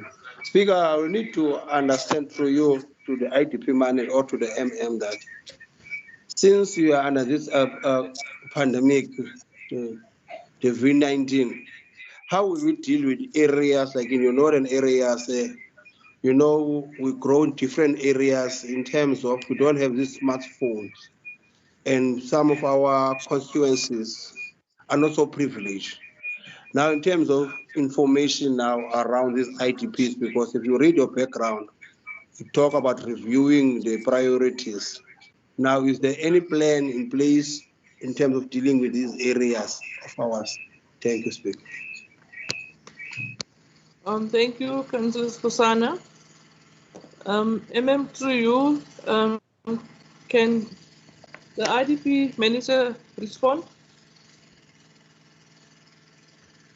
Yes, Speaker. Okay. Thank you, Speaker. Thank you, councillors.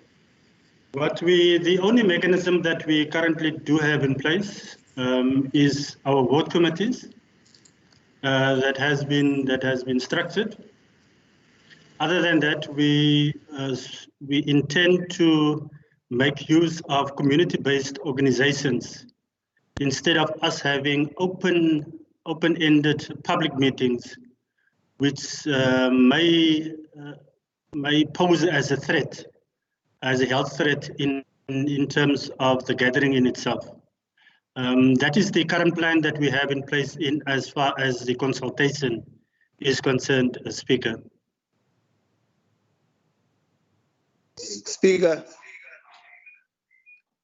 Speaker, Councillor Skosana, follow up.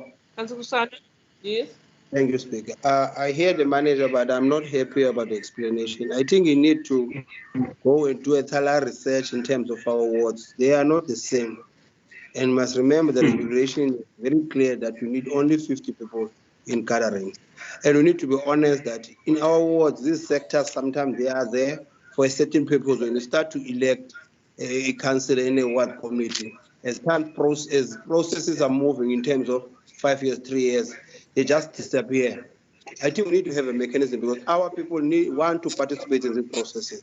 And I think these processes are very vital important so that people must know what they prioritize that. For instance, if you prioritize something of national government, so that people will be told that this one is a component of provincial government, not local government.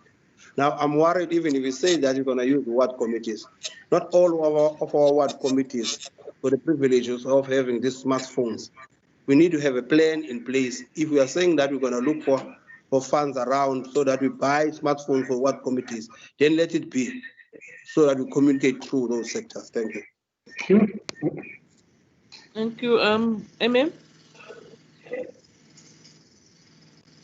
Speaker, no, I think that Councillor Skosana is absolutely correct.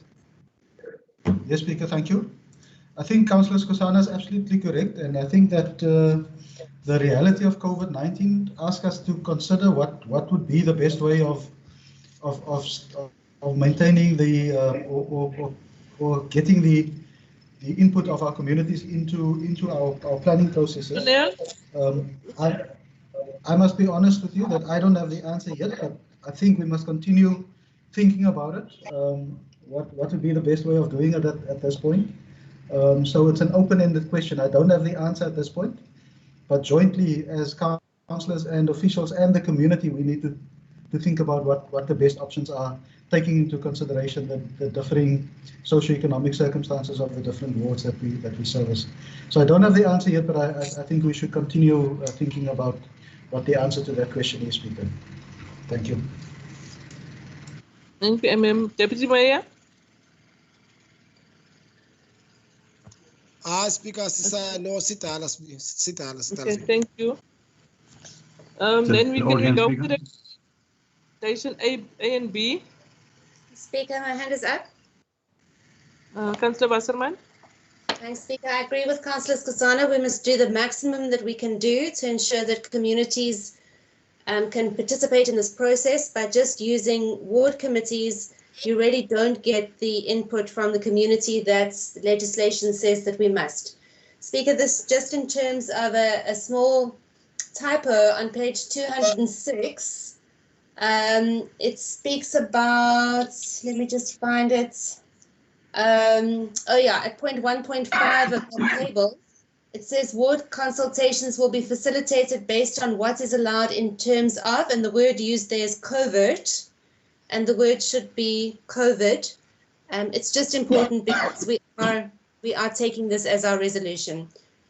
So to just change that word from covert to COVID. Okay. Thanks, Speaker. Thank you. So we go with the recommendation with those amendments, CFO? No, sorry, Speaker, I don't want to delay. We can go for recommendations, but what I wanted to point to Council is that if you look at the process plan for this year, it's different to the previous years for simple reason. It does not have specific dates because here we are approving a process plan.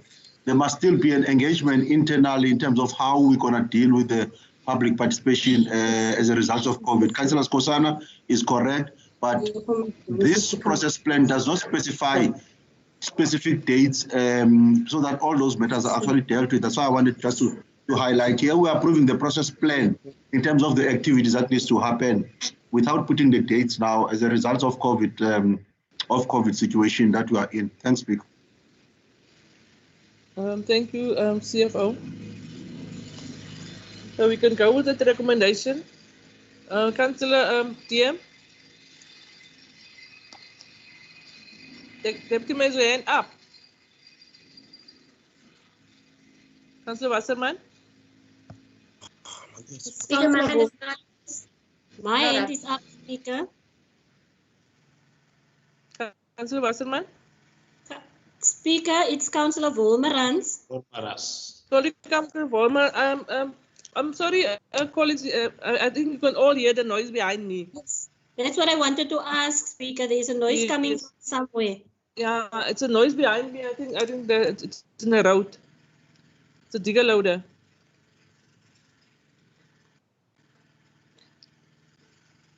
CFO? No, it is roadworks just behind you, Speaker, and opposite me as well here. And unfortunately, we'll have to continue, and we cannot be asking them. They are just closing a small piece of road on the pipes that were set to just double check the pipes are working very well. No, thank you, CFO. I'm fine. Councillor Kusana? Thank you, Speaker. I'm happy about the response from everyone. Thank you, Speaker. We need to take our people into confidence because really the ITP assists us in terms of engagement. Thanks. We can go with recommendation A and B with that correction that were from Councillor Wasserman. Can we go to 13.8? Report on the determination of alert level 2 of Lockdown Disaster Management Act of 57 of 2002. And then I think there's also one in the supplementary that goes with the same item. Councillor Skosana, Councillor Wolmerans.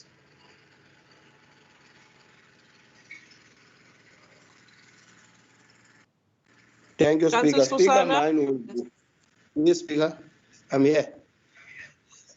Thank you, Speaker. Speaker, Yes, this is a very sensitive issue that we need to address it in a serious manner. Speaker, I want to take you to page 213, there by gatherings. Speaker, I need to understand through your office that, because the regulation is very clear that when you have a meeting, you must have a maximum number of 50. Recently, we had a visit from MECs in our town, which held meetings with more than 50 people, specifically maybe in Hornley, if I may make an example. Now, how does a local municipality deal then with local provincial leadership in this instance who are not obeying in the instructions which are they gazetted of 50 people? One, that's my first question that I need to understand from your office. Two, Speaker, I must raise it also in recommendation B. It's saying that Council approved the implementation of the directive issued in the Gazette. If you read that recommendation, I hope that we take that recommendation and we read the Gazette at page 17. 35, every employer must take measures to ensure that all areas such as toilets, common areas, door handlers, equipment are regularly cleaned and disinfected. The reason I'm raising this, Speaker, I'm worried about our buildings.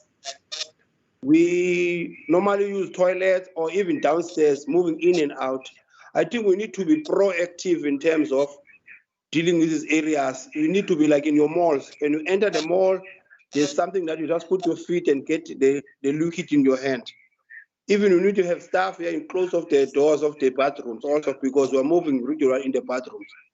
Speaker, also my last point will be that at recommendation C, I hope the directors won't explore our employees with that line saying that the director to return to work while they didn't put any plans in place in departments. Please, Speaker, but I support the recommendation. Thank you. Thank you, Councillor Wolmerans. Thank you, Speaker. Speaker, I want to latch on the later part of what Councillor Skosana have just raised up the C in our recommendation. The item is not really specific of what is going to happen with those staff members of us that have still got comorbidities, and also that what is going to happen with them if they come back to work. Because I think there is still a lot of them that do have hypertension, that do have high blood pressure, and also about the over 60s, the people that have got diabetes. Are we, as the municipality, are we ready for them to return to work? Are we sure that we've got all the COVID-19 measures that needs to be in place if it is in place? And are those people now going to be informed via a memo that they must come to work? And what is going to happen with the people that are in the position of a doctor's certificate, prohibiting them or giving them permission to stay at home? Because I see in our, on page, let me just get to the page, on page 213, it says there that the safe return on the point number 3, operation of economic sector, safe return of employees with preconditions to their workstations or where possible those with tool of trade to still work from home. I just need clarity on that one. Thanks, Speaker. Thank you, Councillor Wolmerans. Acting MM.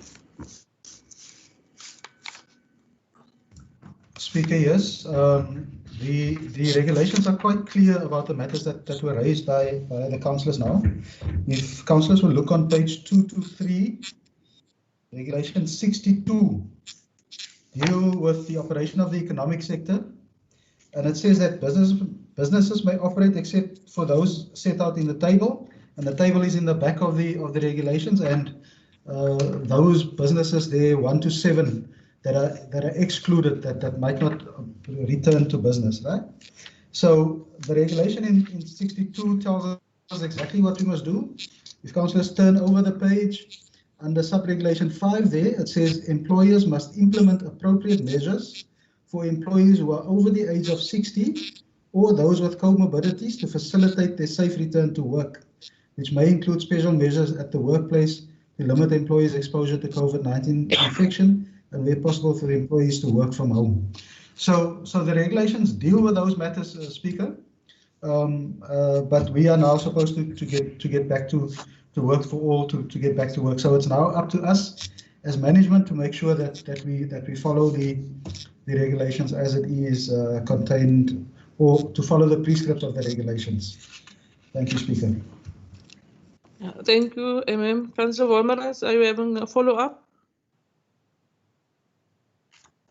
No, Speaker, I'm happy with that, yes, and I know the MM will communicate that to the different employees that are still at home, because I know there's still a lot of them working from home. Okay, thank you. Councillor Kosanis, you went up. Yes, Speaker. Speaker, andiphendule le ndawo ye-gatherings. Speaker, ngikukhumbule siyakhokhela kwezi ward. Sifunge simanye sinike i-report back abantu bayazibona into zenzeka kwezi iwesi xa zenziwa ziinkokheli eziphezulu. Ngoku xa bebiza intlanganiso bona kuthina sithi ebantwini asikwazi uba nentlanganiso because umgaqo uthi awukwazi udibana nabantu abanga. Kube ngathi ngokubaleka udibana nabantu. Now ithini into yethu? Thank you, Councillor Kosana. Speaker, I'm not properly answered. The response is not satisfactory. We are leaders here. We are leading people in the wards. Sometimes when they want to gather with us and we're giving them excuses, but then they would see people from higher offices coming to break the regulations. It's very contradictory and then it puts us into trouble. So I really need a response on this one. Thank you. Speaker? Speaker? Councillor Matika? Ngozi Speaker, on recognize. Okay, Ngozi Speak. Speaker, I'm in a problem. I'm having a problem on page 202. Bullet number, where is it? This bullet?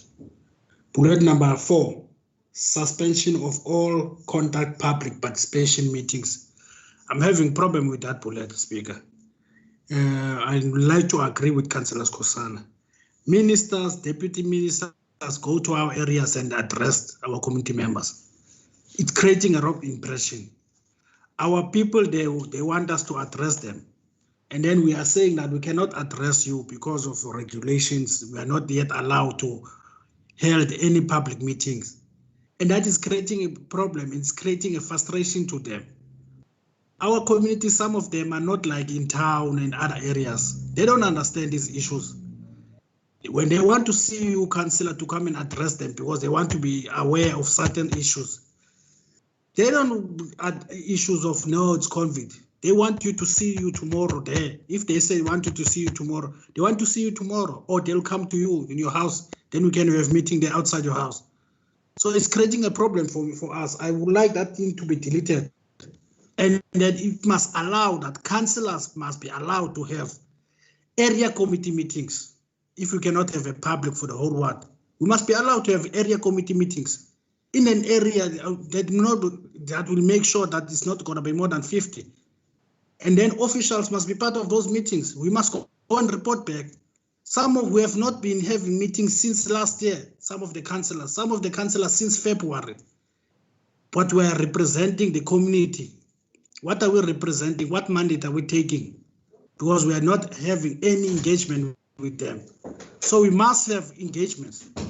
We must be allowed for us to go to our areas and have imbizos like your ministers, your MECs. Go and address each and every area. If you cannot have one big meeting, you must be allowed for that space, Speaker, because that is creating a problem. And people are frustrated. They want to see their councillors addressing them. Thank you very much. Thank you, Councillor Matika. MM? Speaker, no, I cannot say anything that is contrary to the regulations. Where other spheres of government do not follow the regulations, I think we must bring it under their attention. But we cannot, as a municipality, decide to disregard the regulations. So meetings of less than 50 people, I must just make sure in the regulations. I don't think it provides for that. That public meetings can be held, but all that I can say, Speaker, is that we must follow the regulations. I, as a public official, cannot say anything other than that. Speaker. Councillor Matika. I'm not saying we must change the national regulations. I'm saying that if you check on the gatherings in terms of regulations, it's clear that gatherings, that meetings also are included in gatherings, but with a maximum of 50. So I want this municipality to take a decision and allow councillors to have meetings, but it's part of gathering. It's not a public meeting, but we can have a public participation meeting within areas. Some of us have areas. We can go to report areas or area by area. So I'm saying that part of the gatherings in terms of the government gazette, it allows gatherings, but this council has not yet allowed us. I want the council to say that we are allowing you in part of the gatherings that you can have meeting, but not more than 50 in areas. If you have your street meetings, that will not be more than 50, for instance. But you have one public meeting, that will be breaking the regulations. Thank you very much. Thank you, Councillor Matika. Councillor Skosana.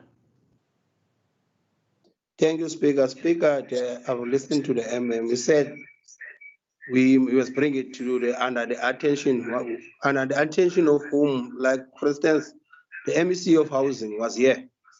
And under whom's attention must we bring the complaint around him, specifically around him? And who must do that on behalf of council?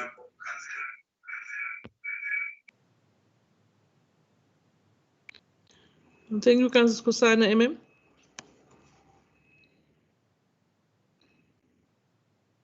Speaker, I'm sorry, there was a noise on my side.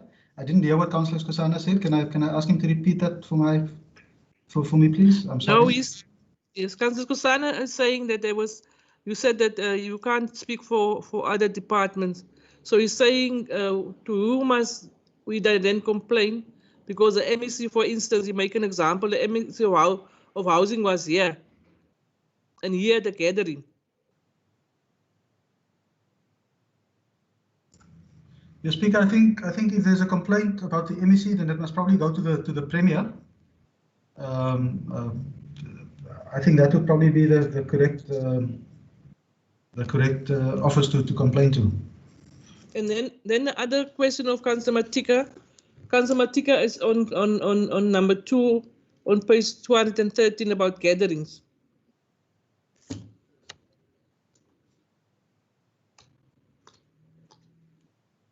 MM. Speaker, yes, gatherings is contained in the regulations on page 219. Regulation 55 deal with gatherings, and it says what might happen. It says that in regulation sub-regulation 2, all gatherings are prohibited except a gathering at, and then it lists a few things. Now, the one that might be relevant here is if you look at D, conferences and meetings, which are one, subject to a limitation of 50 persons, excluding those who participate through electronic platforms, and two, restricted to business purposes. So I would assume that a meeting by a councillor in a ward of less than 50 people would fall under that. It's for a business purpose, and it would be able to proceed. But as long as the social distancing is maintained and the maximum of 50 people is allowed in the meeting. Okay, thank you, Councillor Batika, are you covered? Maybe it's an old hand. I just needed to ask the last one on the issue of, so we can have ward committee meetings with the ward committee members, because there are people less than, there are 10 or more. Correct, Speaker. Thank you, Councillors, can we go? Yes, I just wanted to check before we go. Should we put it that one on the recommendations, or is it fine like that? So that, because when you want officials to come and assist you in the in areas, so that they cannot say no because of regulation, we are not allowed to attend any public meetings. So it allows them also. When you, if I speak to the and say, please, can you assist me? I need these officials to come and assist me in this meeting. I don't know if that's allowed, but I just wanted to check, because I think I've also sent a schedule for my meetings, which I wanted from next. And you are talking about in Bezos. Those are small talking about the Bezos.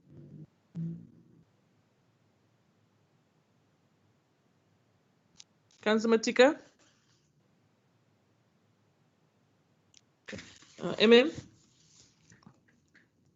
Thank you, Speaker. Speaker, the meetings, as long as they meet the requirements of the regulations, are fine. There's another problem with Councillor Matika's meetings, the schedule that is sent, and I will take that up with him. But it's just about the number of meetings that he wants to have. I don't think that the administration has the capacity to meet these requirements. But I'll take that offline with Councillor Matika, so we can discuss it offline. Okay, thank you, Councillor Kraus? Thanks, Speaker. I think that is something that the municipality should first go and explore, and then see how much capacity is there to assist the councillors with the area committees, area meetings in that one, and then communicate through the Speaker of the Office of the Speaker. Thanks, Speaker. Thank you, Councillor Wolmerans. Speaker, ja, terwyl ons nou praat van public meetings wat gedoen moet word of kan gedoen word onder, is daar nie meer as 50 mense is nie. Wat dan nou van die council, van ons wat nou nog by die huis sit en op Teams meet, dan beteken dit ons kan ook teruggaan en in die council chambers dan onze raadsvergaderings het. Speaker, when we're speaking about the meetings and gatherings of less than 50 people, then what about us as councillors who can also gather council meetings, have formal meetings that are still holding meetings at home, so we can go back to the council? Thank you, Councillor Wolmerans.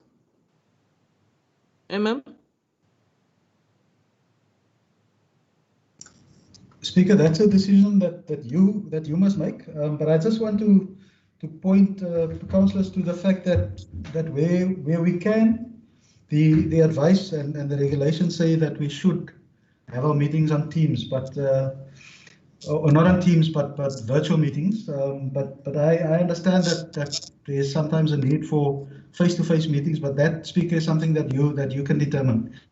You determine the place of the meeting of council. Okay, thank you, Councillor Matika, is your hand up? We want to go to the recommendation. And Councillor Sosana. And Councillor Salazar. Speaker Kosana here. Speaker, in the issue that has been raised that we must meet at the council chamber. I think, Chief Speaker, I will advise you, but you must make your own determination there. I think the visual meeting is good so that the community can hear what we are discussing. This thing of us want to be here, only us, while we are representing the community doesn't work. It's better this way so that the community can get the link, then they can hear, are we delivering what they gave, the mandate they gave us?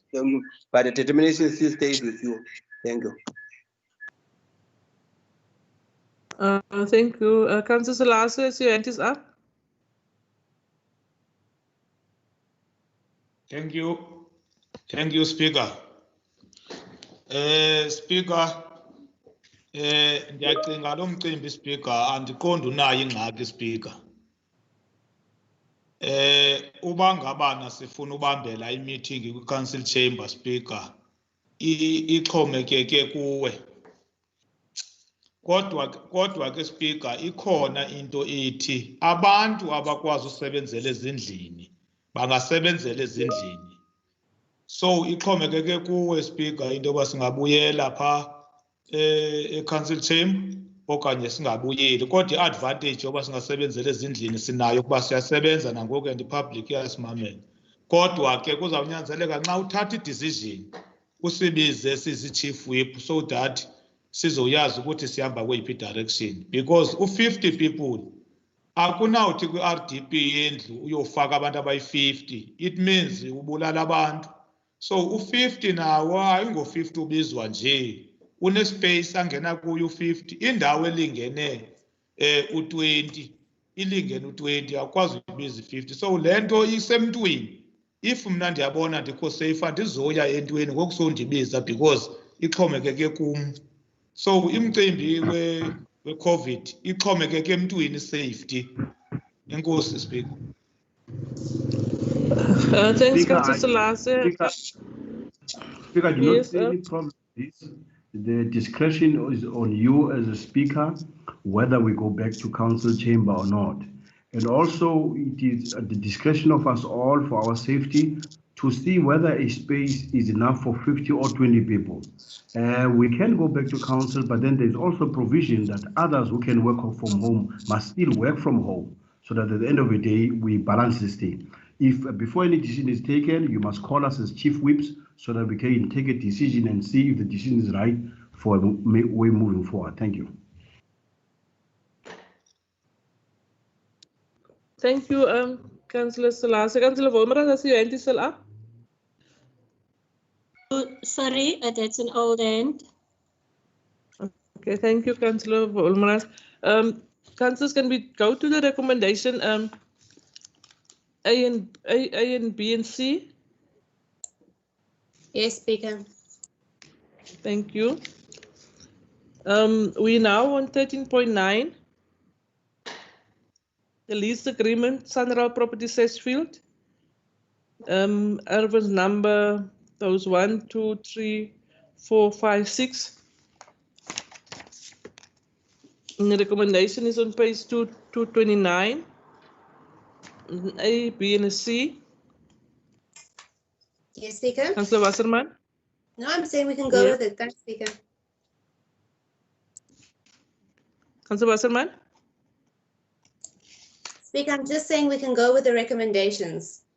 Thank you.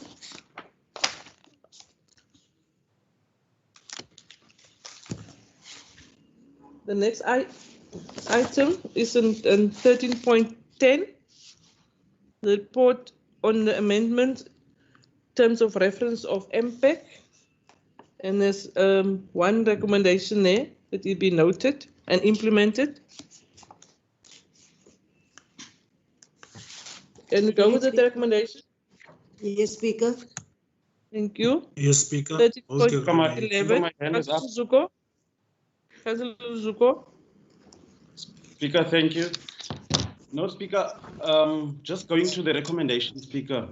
I think council, this was a motion and then council resolved on it. So immediately when council resolved on an issue, on a matter or an item, then that must be implemented. So for me, I wouldn't agree with the part that end implemented, which should just end at be noted, because I believe it should have been implemented already.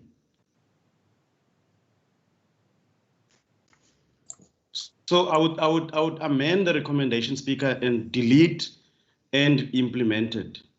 Then it ends at note be noted. Thanks. Councillor Wasserman. I'm seconding. I'm seconding Councillor Chikolo. Thanks, Speaker. Speaker, no, this is just a belt. Speaker, this is just a belt and braces approach.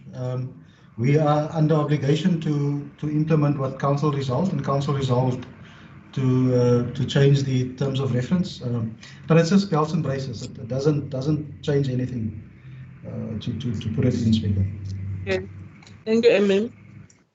We go with the recommendation. No, Speaker. Speaker, as amended. As amended. As amended, yeah. Speaker. I thought the MM just advised us. Speaker. Councillor Crouch. I propose we go with the recommendation as it is. Speaker, I second Councillor Crouch. Thank you, Deputy Mayor. Councillor Wasserman. Speaker, look, it's a difficult situation because the DA voted against the motion to make the change, and now we're being asked to vote in favor of implementing it. So it's asking us to once again say whether we are in favor of it or not, which we're not. So if it makes no difference to add in the words and implement or leave out the words and implement, then take them out and you won't have to go to a vote on this. MM? Speaker, the question of whether the terms of reference gets amended or not is settled. Councillor Funtus Officio, in that respect, Council has already decided to change it. Leaving in the words and implement it or not doesn't make any difference to that decision that was taken in the previous council meeting. So council is not asked to decide whether we should implement or not. Council should note the fact that the terms of reference have now been changed as council has resolved, and it will be implemented as such. It really doesn't require council to make any decision on that. Council doesn't have the power to make a decision whether to implement or not, unless it changes the terms of reference again. Thank you, MM. Councillor Zuka's your hand up. Yes, Speaker, which is why I was saying, that's why I'm amending it, which is why I'm saying, Speaker, we don't see a point why you should have implemented, whereas it is like that. The council has taken a decision. Yeah, because the majority have decided that it must be implemented. Councillor Crouch? What I'm saying, Speaker, is that when you resolve already, it means it must be implemented. You can't say resolve but not implement. Zuko, it doesn't make a difference whether we say implemented or not in the recommendation, because the majority have already decided that it's been implemented. It doesn't make any difference. Can we just go with the recommendation as it is in front of us? Yes, Speaker. Thank you, Speaker. Yes, that was yes, what I was Speaker. going to recommend. Can we move to 13.11? The report on the auctioning of the municipal properties. MM? Yes, Speaker, let me get there if you don't mind. 279. Speaker, the report is in front of council. If there are any questions, we can try and answer them. Thank you, MM. Councillor Wasserman. Thanks, Speaker.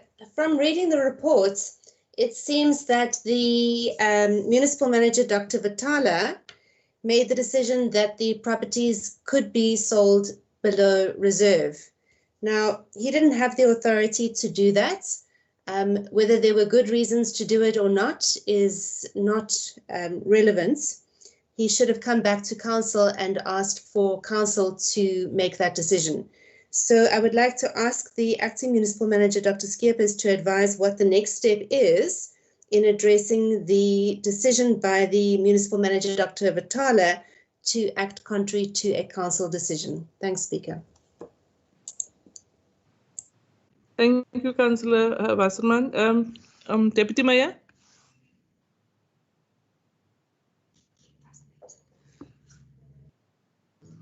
Councillor Davis? Councillor Madam Davis Speaker, is here. thank you. Thank you. I thought you were waiting for the Deputy Mayor. Speaker, I've just got a question on this item. You know, when you go through the item, you'll see that the right of the report suggests that the valuations from DDP were inflated. Now, the question I want to know is, obviously DDP is doing our valuations. And I mean, if we are saying through this report that they are inflating our property values, are we not then overcharging all our residents on rates? If someone could just help and assist with that particular one, because that is the impression that you get when you go through this item. Thank you. Thank you, Councillor Davis. Deputy Mayor, you see your hand is up. And the Mayor? Yeah, Speaker, thank you very much, man. Speaker, look, Speaker, mine is very simple, Speaker, I think I'm supposed to have, in fact, engaged later on this item, Speaker, because I was one person which was very strong in terms of us getting a full report on this matter. But Speaker, I'm interested to know from Councillor Wasserman through you, where does it state on this report that Vatala have engaged with the auctioneers that the properties can be sold below a market-related price? I wanted to understand which page is this, which page is he referring to, that Vatala have suggested to the auctioneers that the property can be sold. I'm interested to know, Speaker. I'll come back, you know, after other councillors. Thank you.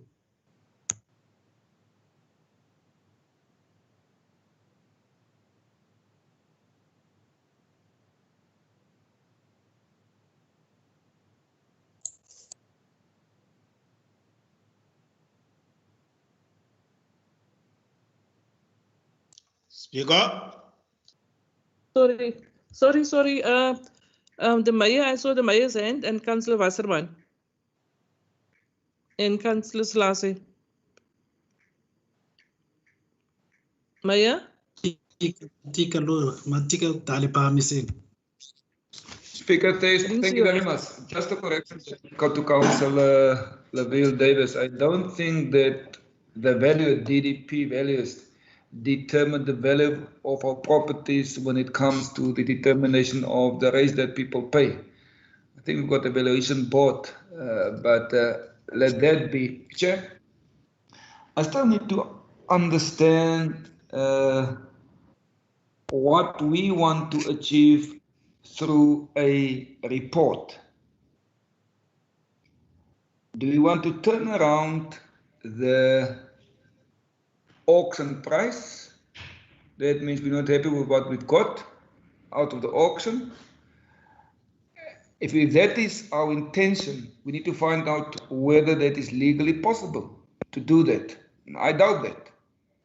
You can't now turn around and say, we've sold that property to you for 725,000 rand because of a mistake made by another person. We now want to reverse that amount that we got from you. So I need to understand that as the first part.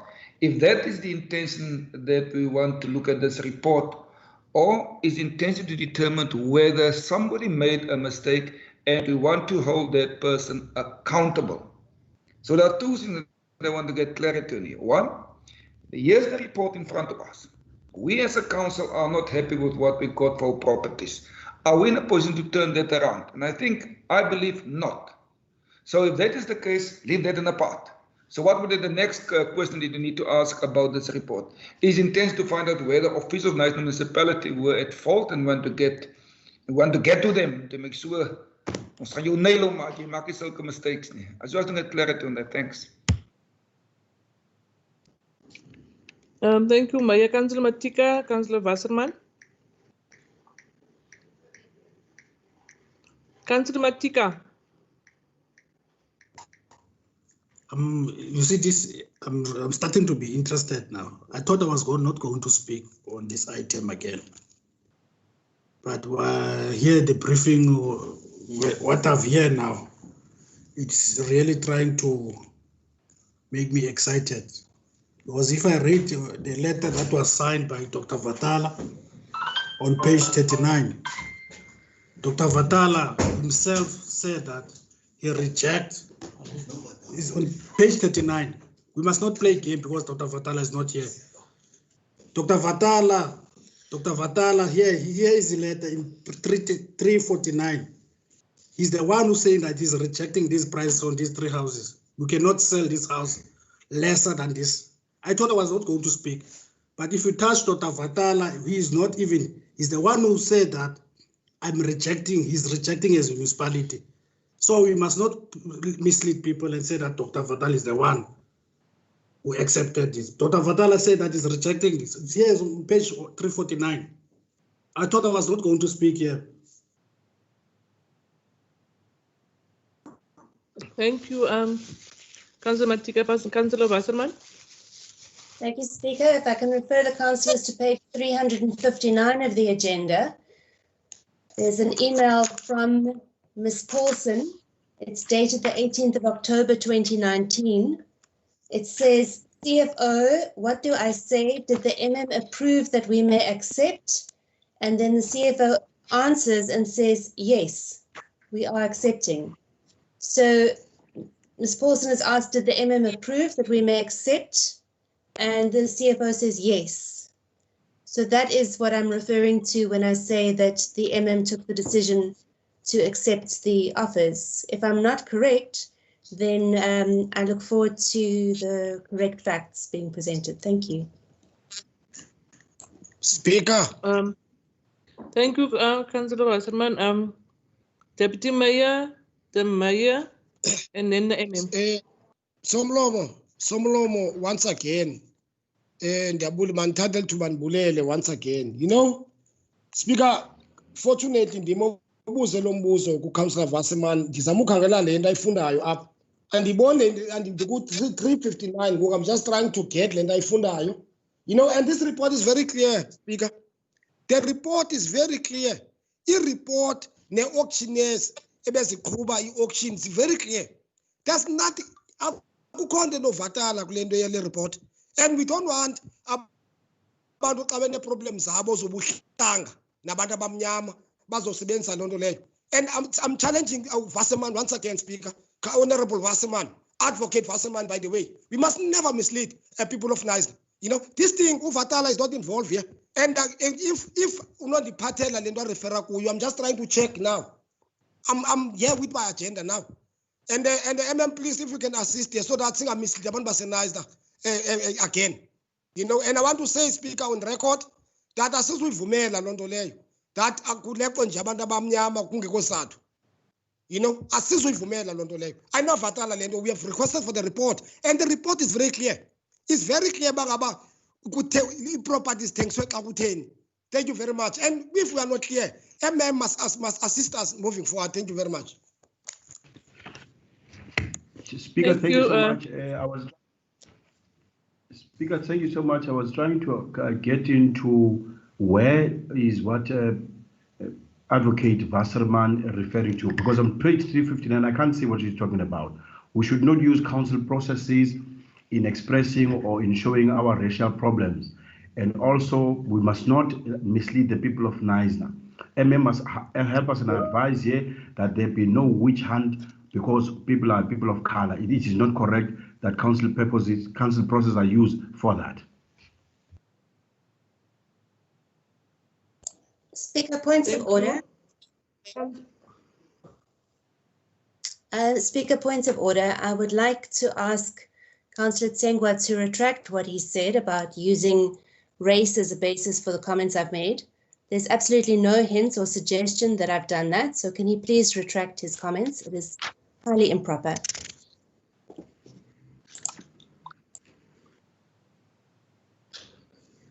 Mayor?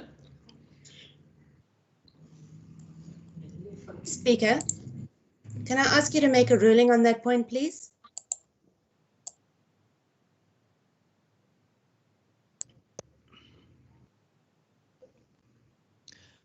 Maya, can I have your input on this? I will come back to your request, Councillor Wasserman.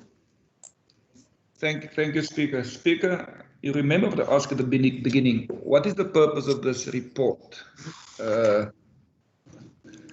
It was just to report to the Municipal Council on the auction of the municipal properties. So people request a report on the auctioneering of these properties. There are two reasons that people would love to hear on this issue. And I've raised it. One, you want to find out whether the prices or the amount, whatever to call it, that we've got for this property, that council is happy with it. If council is not happy with it, then the question would be, what can you do about it? My argument, we can do nothing about it. So leave that one, park that one now for once of all. We're not going to get another figure of money or a higher price for this property. So let's park that one. So then I want to refer to page 280. I stated there in the 1, 2, 3, 4, the fourth paragraph from the bottom. The auction did not happen as per service level agreement and tender. And it went on, Annex D, and you can go and read. Then the spokes-auctioneers responded by indicating that the said clause subject to reserve price did not imply that they had applied the reserve price, nor now the exact figure. So that was then disputed by the auctioneers.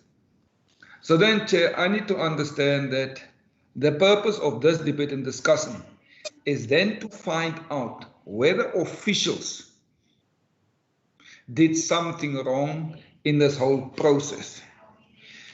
If that is what we are trying to achieve through this debate and discussion, Chair, then I believe it should be under another type of item. That's why I believe it. But nobody tells me here quite clearly in my face, Councillor Van Asseven, we need to find out whether officials were negligent or they've done something wrong. Nobody said that to me. So what do we want to achieve out of this report now any more further? Thanks. Thank you, Mayor. Councillor, Deputy Mayor, could you respond to Councillor Wasserman about the racial issue? So that we can move, please. Yeah, Deputy Mayor. Yes, Speaker. Speaker, once again, ndizama ukhangela le ndawo athi again ndilapha ku-359 as referred. Andiboni le nto athetha ngayo uCouncillor Wasserman, kodwa bangaba ndim-offendile istatement endisenzayo, ndiya-apologize for loo nto leyo. But ke Speaker, once again, izinto funeka sizijonge kakuhle.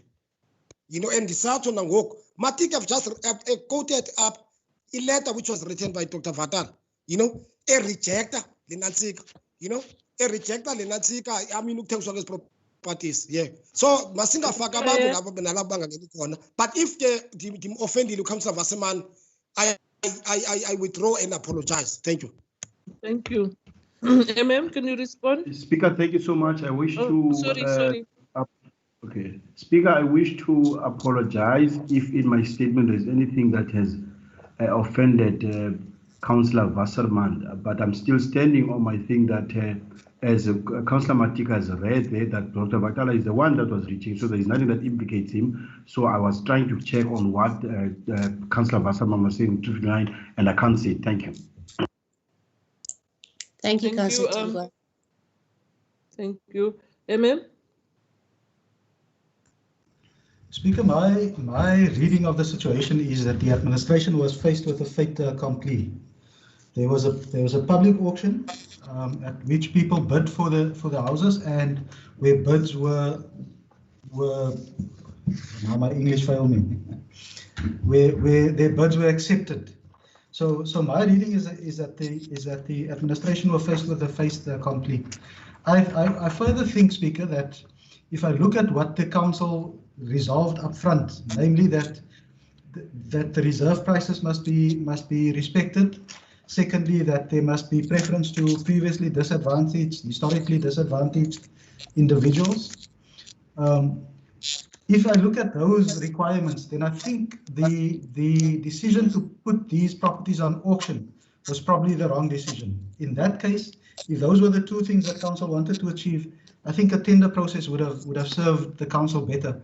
But nevertheless, it was decided to put it on auction, and the auction, as councillors will know, is a public event where people bid on items, and where a bid is then awarded to them or not. Now, I don't know, I haven't looked at the advert that was placed for the auction, where the council actually indicated that it reserves the right to withdraw items if the reserve price is not met.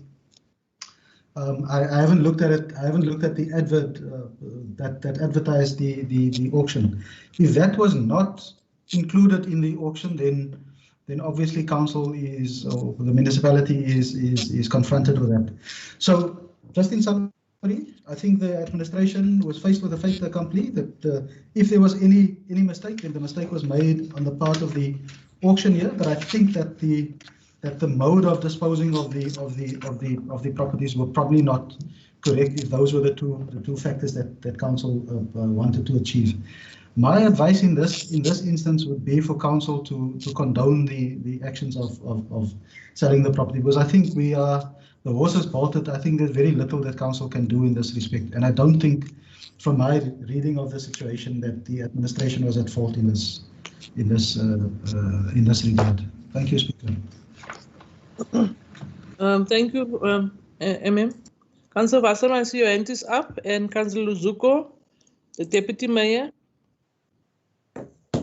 Thank you, Speaker. If I can just draw Dr. Skepe's attention to page 360 of the agenda, as well as page 358.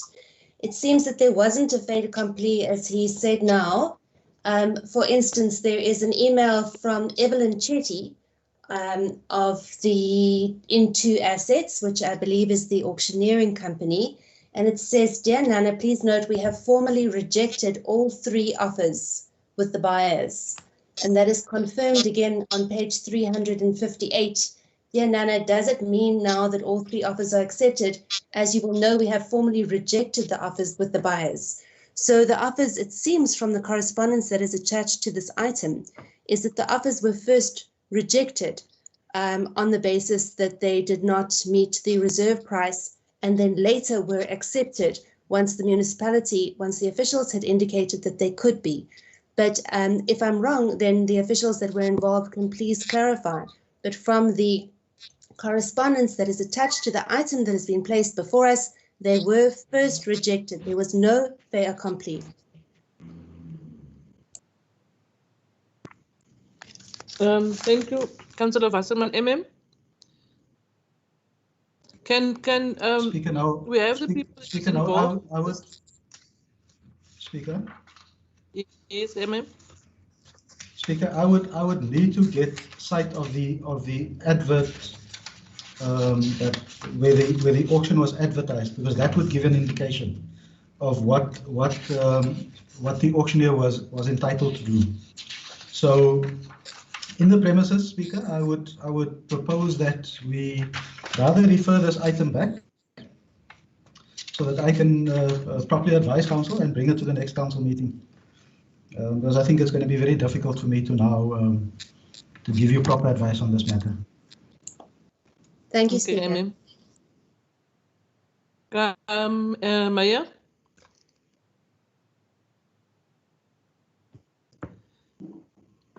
Maya, your hand is up. Speaker, thanks. No, Speaker, I'm not quite sure whether I totally agree with what the MA suggested here, unless we are quite clear what we want to achieve out of that.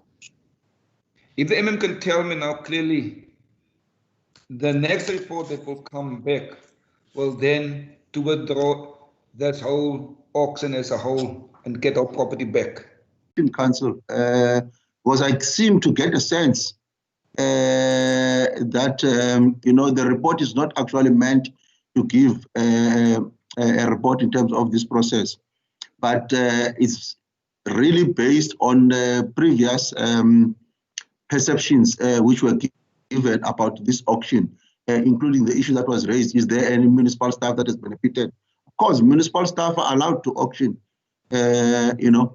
So read the auctioneer's response, and you read my email then from what the response of the auctioneer, which said that they were prepared and they would be able to defend their action in terms of the auction that they've actually done. So if you read those, then councillors need to then re-evaluate and evaluate the decision that they've made in terms of the reserve price from the response of the auctioneer, which is an expert in this case, you know. So I think, yeah, the response, the report in front of us, it gives the activities that has happened. Perhaps what the mayor is raising is a fundamental issue. In the advert to assist you, I will email it to you now. There is nothing mentioned in terms of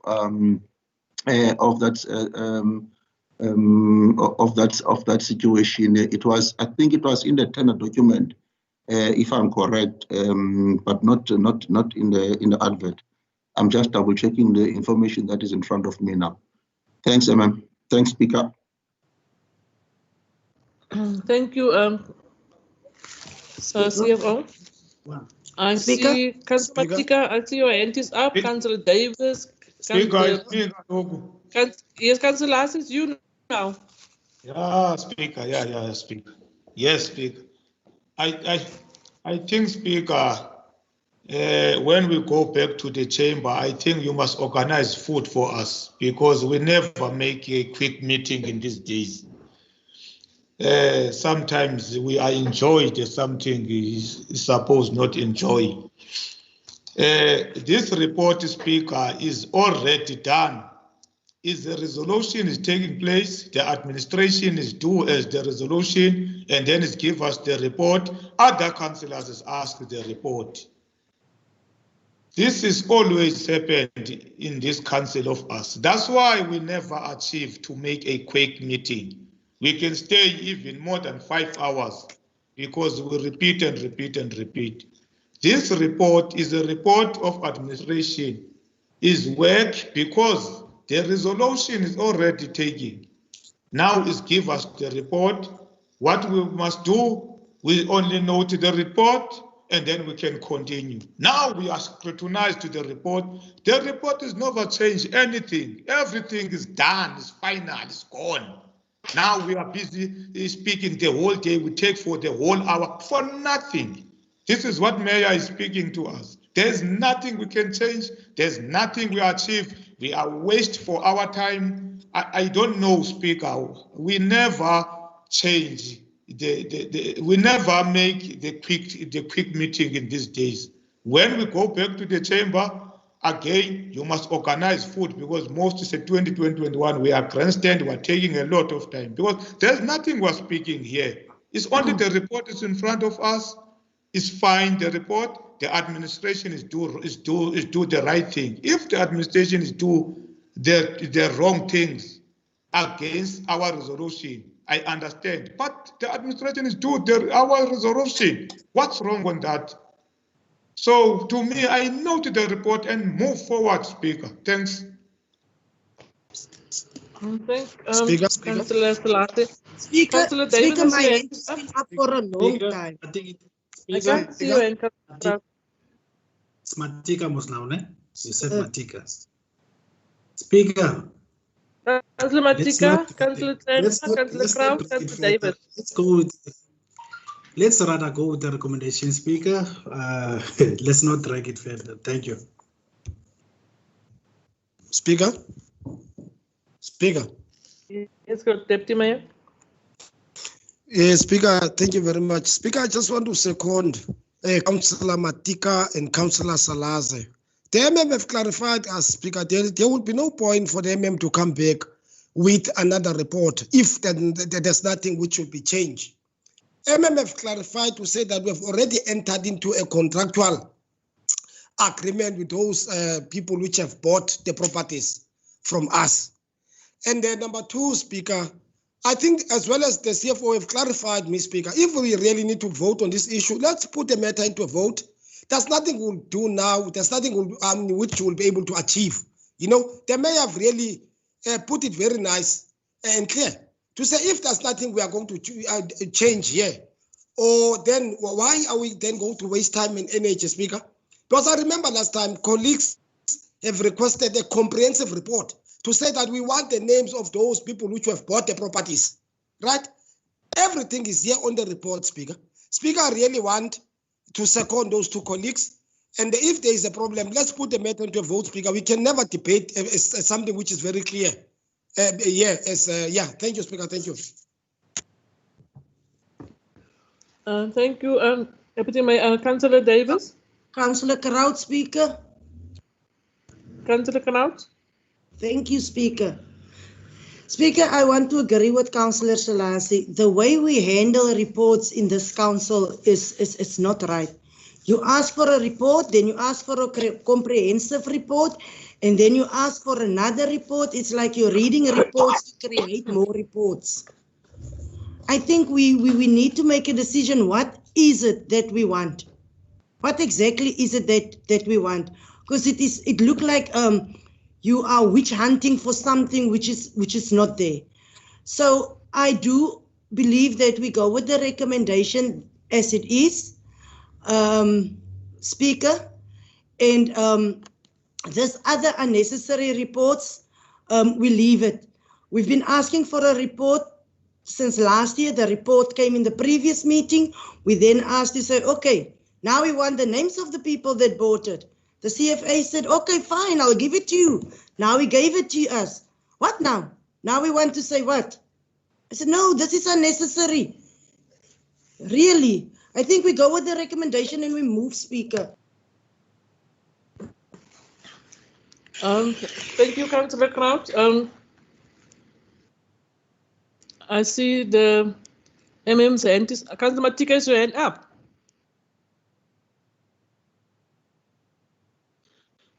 Councillor Matika, is your hand up? Okay, Mayor, go. Speaker, thanks. You see, Speaker, there's an old Afrikaans saying, 'n graaf noem jy 'n graaf. Jy noem hom nie 'n landbou implement nie. Hy bly 'n graaf. So if people want to get specific information, they should be clear about it. Don't running around in circles here. If there is a request from any councillor that they want people to investigate it, they must say it and finish all these things so that we don't waste time. I'm of the opinion, Chair, I ding wat ons al ewige heksejag op staf of personeeldiens voorsitter, ons moet ophou met dit. Dit help nie om 'n organisasie te bou nie, and it doesn't assist our staff to do their job because there's always an opportunity for people to have a witch hunt on our staff. So I would love people, when they want things to take place and they want to make proposals or suggestions or things to investigate, be quite specific and clear. That will assist staff, that will assist the council, and we will not spend all this time in debating as both Councillor Matika and Councillor Selassie said. Thank you very much. Thank you, Mayor. Councillor Davis, I just up, you will be the last one. Thank you, Madam Speaker. Thank you for that. I think the MM made a good suggestion about bringing the real nitty-gritty report. I mean, there are a number of issues that were mentioned by our colleagues and other councillors. I mean, the main thing about this report is were decisions made that shouldn't have been made. Were decisions made that should have come to council first. So we need to look at that. That should be in the report when, and explain to us how this works. There are claims in this report that says that the evaluations are inflated.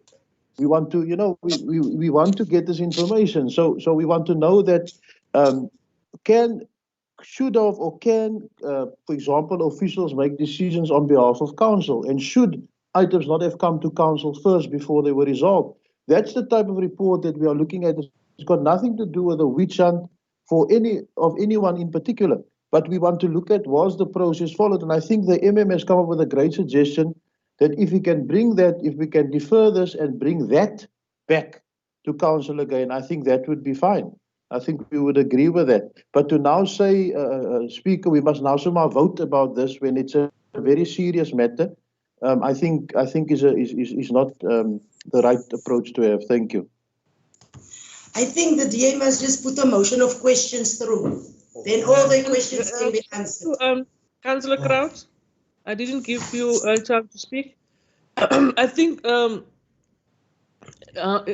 it's my opinion, you can correct me. The item that is in front of us is what Councillor asked administration to do. And this is now in front of us. What you are now adding to this item is something else. So we have now to withdraw the item that we asked for. It's in front of us. We asked that we wanted to know who the people's names are, who bought the properties, and this is now in front of us. But what you are asking now is something else.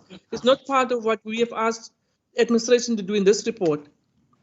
Can you just now advise me, are we? Madam Speaker? Yes.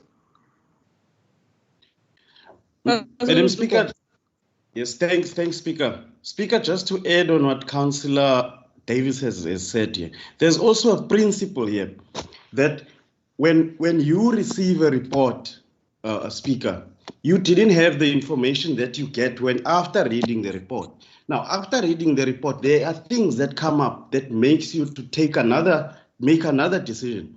So the other thing here, Speaker, is this: you also need to look at, was the administration correct in taking a decision of saying we accept the offers or not, or were they supposed to come to council? We still need to determine that, whether they were supposed to come to council or not, because these things are keep on happening whereby council resolve on something, the administration is supposed to come back to council, but that doesn't happen. They come back and say to us, ratify. So we need to look at those things, Speaker. Thanks. Councillor Matika. Speaker, I think we are exhausting this item. There are more than 4 councillors who said that let's move with the recommendations. We wanted the information is in front of us. And Councillor Chikolo, if he has another problem with the information, then he must use it as a DA on other level. But yeah, we wanted the information or how it was sold and who sold it, and we did receive that information. It's here in front of us. So I will say that control the meeting will go with the recommendation. There was no counter offer against the recommendation. Thank you very much. Speaker, my hand is up. Councillor Wasserman and Councillor Kraus.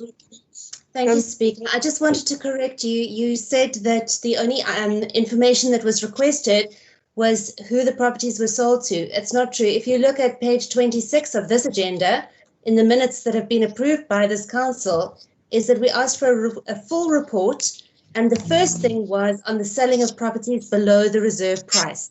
And that is the issue that we have, is that the information we have in front of us seems to not be complete about the selling of properties below the reserve price. And that's what Dr. Skeepers has said, that he will go away and come back with a full report on. Thanks, Speaker.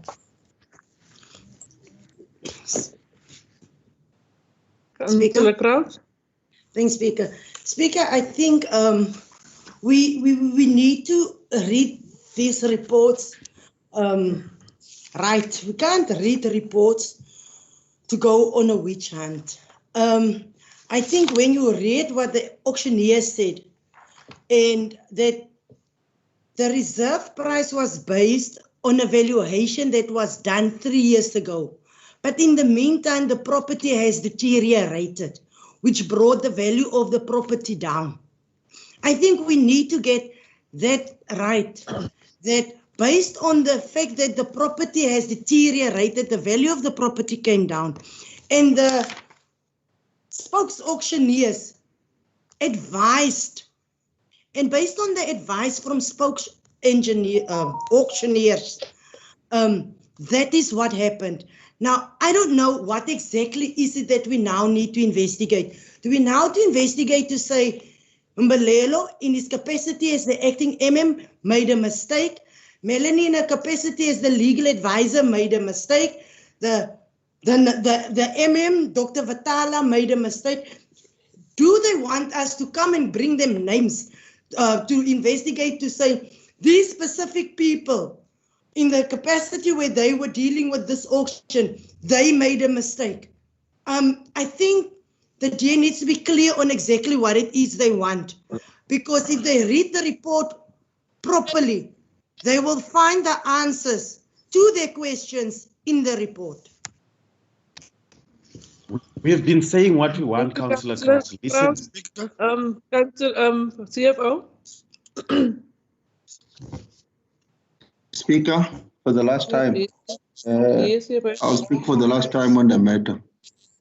What Councillor Wasserman raised, it's in the report of the auctioneer. The auctioneer explains how the auction works and the response in terms of the first rejection of not having done this in terms of what we thought was the reserve price, and the auctioneer responded on that. I responded to that auctioneer. I was acting on that day. The following day, Pumla was acting. Thereafter, Dr. Vatala was back, and he concluded the matters, So I think let's get clarity here. If you're saying the CFO must be investigated, that's fine with me. Put it here that in this council meeting, that the CFO must be investigated for that day that he was acting, what decision he has taken, or the following day if it was Pumla, or the third day if Dr. Patala was back. If that's what you want to do, then do that. Because the response of the auctioneer, you read my email, it says, Melanie, I've read the response of the auctioneer. It then gives me that I would be able to respond should the question arise in terms of this issue. Because we were discussing the issue of what council meant with the reserve price. Now, if I ask all of you as councillors, what is a reserve price? Is the reserve price that you're talking about the valuation 3 years ago? Is that what you meant in terms of that? But I'm not going to say too much on this matter, because I know when it came out, this matter, how it came out. I was asked about this matter. I responded to the then councillor who raised this matter with me, So I really don't know, but councillors must just put this matter here, that myself, Pumla and Vatala must be, and Melanie must be investigated, so that's fine. We'll respond at that appropriate time. I don't think this is the right thing. I must say it openly here. You get a sense really that, it's not what was asked, because what was asked is provided in this report. If we must be investigated, there is some belief, which one official raised that this should not have happened and raised it to councillors. Then that's the case that must happen, but it's not this report. Then that's the investigation that must happen separately, and a separate report will come on that matter. As I stated, I dealt with the property on the day which was purchased by Nobesutu, and I've dealt with that matter. I've got I wrote a letter. I said Melanie must prepare a letter to reject the bids. That letter was prepared, was sent. Then the following day, I think I was not acting, and then there was further communication. I was copied on those communications. So please, I think let's just get to what we want to achieve. That's what I said. The mayor has put the matter very clearly in terms of, let's be clear what we want to achieve, And I also should not be afraid if we want to investigate people. So let be it. Let's be investigated if we must be investigated on the interpretation of one official from the municipality. Let's be investigated. Speaker. Mayor, and then Councillor Tsengwa. Speaker, thank you very much. So, Speaker, at one time in my life I was a teacher. En ek was 'n taalonderwyser geweest. Now, when you start reading anything, you can start reading a report or a newspaper article with what I normally call a vooropgestelde idee. That means I got a predetermined idea what I want out of this report. When you start reading, it's like that. So, Speaker, If that is my intention right from the beginning, I'm not supposed to take other people for a ride and spend unnecessary some time. I must come up front and say, listen here, I've read the report. Whether I read all of it is not important here. As long as I achieve what my pre-objective mind told me I want to get that outcome, then tell council you want that outcome so that we don't waste time and we said, okay, let's get to that point, let's vote on it or let's agree to that and move on. You cannot, Chair, and I want councillors to be quiet and understand what I'm trying to say here. You cannot have a situation whenever officials are taking decisions, you believe that your oversight role is to make sure that how can I nail the officials? It cannot be like that. We cannot work in an environment, Speaker, with all due respect, if we don't trust officials. And every time when we give officials a mandate to do something, our main objective is to nail them. And that's what I get out from councillors currently. Thank you. Thank you, Mayor. Deputy Mayor, and then we're going to move from. Enkosi kakhulu somlomo ndifuna ucela wena oqala incedise meeting. We can asikwazi uspenda i-45 minutes sidebate into eyi-1 ecacileyo. And number 2, I mean earlier on sivumelene abathi we are going with the recommendation. Bangaba kukho umuntu ongaphesheya masithathe le matter sisevotini as speaker. I mean the CFO is correct. All what Councillor Wasserman, Councillor Chokolo, Councillor Davis abayibuzayo is on this report. It's written here. And ibuyela ke speaker kunanto beke ndayithetha earlier on. Ndisithi ndinexhala because ndiyayibona ngoku ingathi le nto ifuna usondela abantu into abamnyama and asikwazi usebenza ngolo hlobo ne-officials zethu. Asikwazi usebenza ngolo hlobo and lo nantsika leyo ayo timing right leyo. I mean yongasithembi officials zethu. You know, andifuna usebenza buhlanga kodwa ndiyayibona ke apha isondela khona speaker.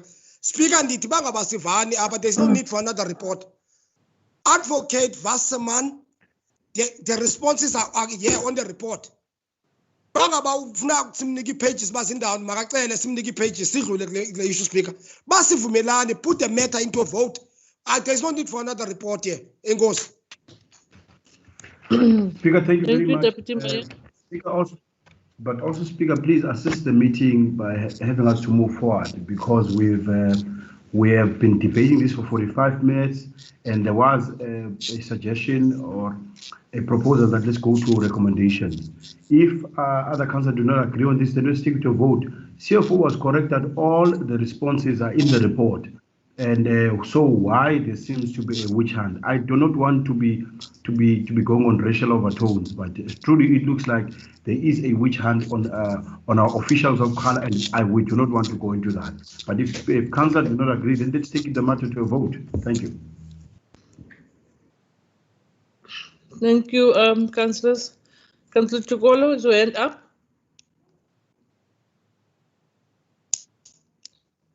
Speaker, yes, no, Speaker, you know, it's worrying. It's worrying on the latter part. It's worrying that the deputy mayor withdraws a statement and apologize and then come back with it and call councillors with titles here, advocate and stuff. We are all councillors here.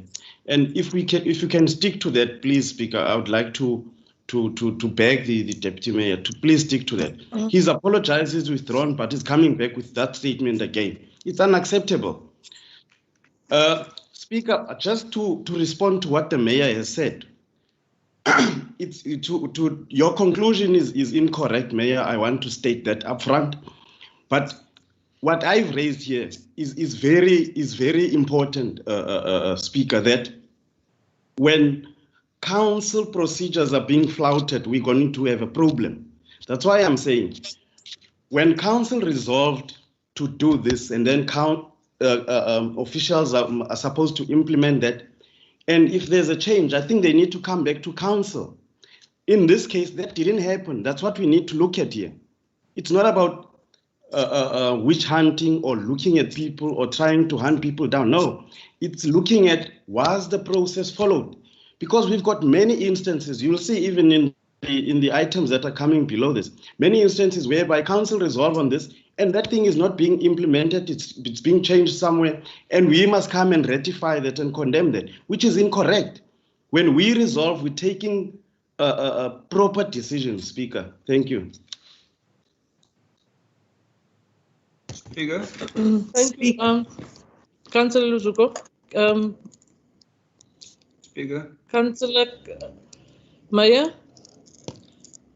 You know, listen, I'm not concerned about what Councillor Luzuko just told us. A simple question would be to him, did he read the report thoroughly? In his reading of this report, was it clear to him that there are information that is omitted, or there are information that doesn't add up, or there are information that he's not happy with it? Did he read the report in that fashion and then said, based on that item there, can we please get some clarity from the MM or the CFO or whoever? It can be done here, simply. But if you disagree with a report, it doesn't necessitate for you to ask another report. You can ask information here which you disagreed on. But you see, Chair, again I said, if we as a council, Councillor Teokolo, always looked at our staff as we believe that is our oversight role, that they are busy with something that is wrong, then we are in a difficult space to run this organization. We need to give our staff space to do the work which the law and legislation allow them to do. If there is clear indications by a report, and I'm quite sure about that, there's not even close clear indications in what you're trying to achieve through this, because the MM were quite clear. You're not going to change the contracts. So that is water under the bridge. That's not going to change. So the next step is that you therefore believe that, accept that as a reality. There are contracts between those people that bid it and that got the contract or got the house or the bid.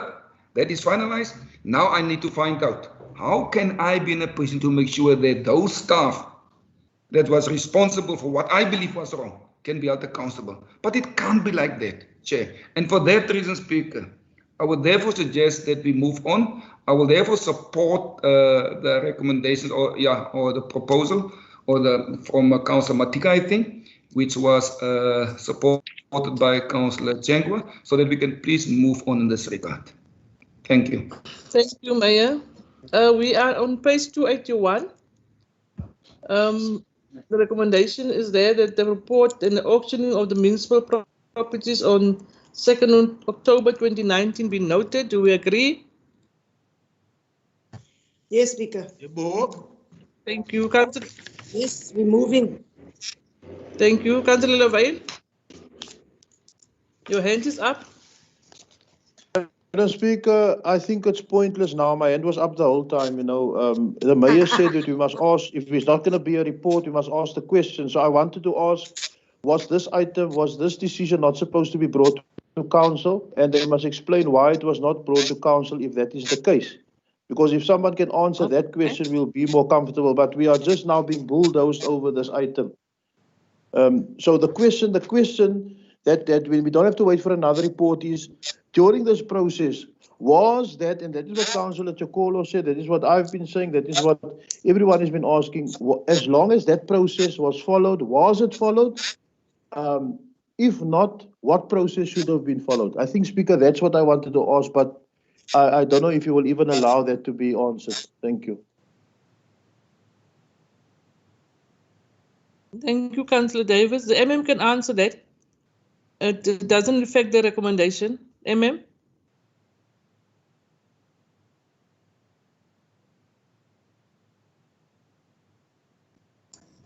Speaker, no, it's difficult for me to answer that question. No, I'm here. Okay. I'm saying it's difficult for me to answer that question. I would ask my colleagues that were part of the process if they can perhaps help us with that. And I think that the CFO has given lots of information, but so perhaps if he can answer that question, I would appreciate it. Thank you, CFO. Then we Speaker, it's easy for me to answer this, but can I ask to reserve my right on this matter now? Because this matter, I've explained it even to the investigator, and I told him that was investigating the matter, how I disagree. But I think I would reserve my right on the matter now because I see where this thing is going. I thought I have tried to assist professionally, so I would not answer that question. Thank We you, already CFO. resolved on this item. Can we move, please? Thank you, CFO. We already resolved on the item. I just thought maybe we'll go ahead and answer for Councillor Davis. Can we go to 13.12? The report on the review of the register of delegated powers of decision making. Deputy Mayor, your hand is up.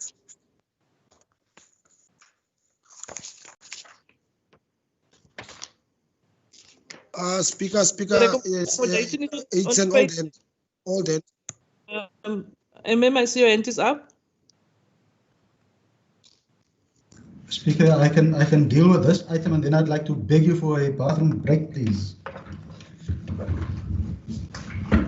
Please, Speaker. Okay.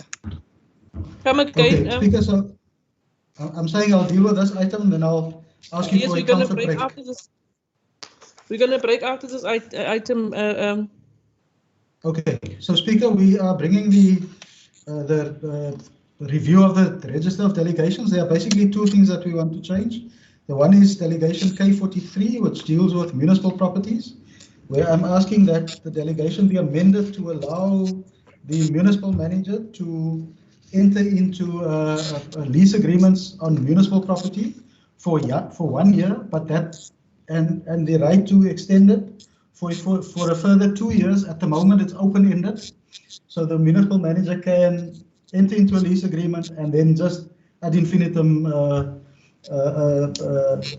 extend that. So I'm asking that we reduce it to 1 year plus an extra 2 years extension, and that it then be confined to that. So that's the one. And then we also, in light of our new committees, asking that the delegations be changed so that the correct committees have the correct delegations in our delegations register. Thank you, Speaker. Thank you, Can we go to the recommendation A, B, C, and D? Agreed. Thank you. Before we break, I think we've got just one last item before we go to the other ones. And then that is the one that the will be excused. Can we do that item? And then we can break. Yes, Speaker. Speaker, so you're excusing me. You have been excused. Thank you. What time will we be back after that item, or you'll let me know, Speaker? We will let you know, Thank you. 13.13. Okay.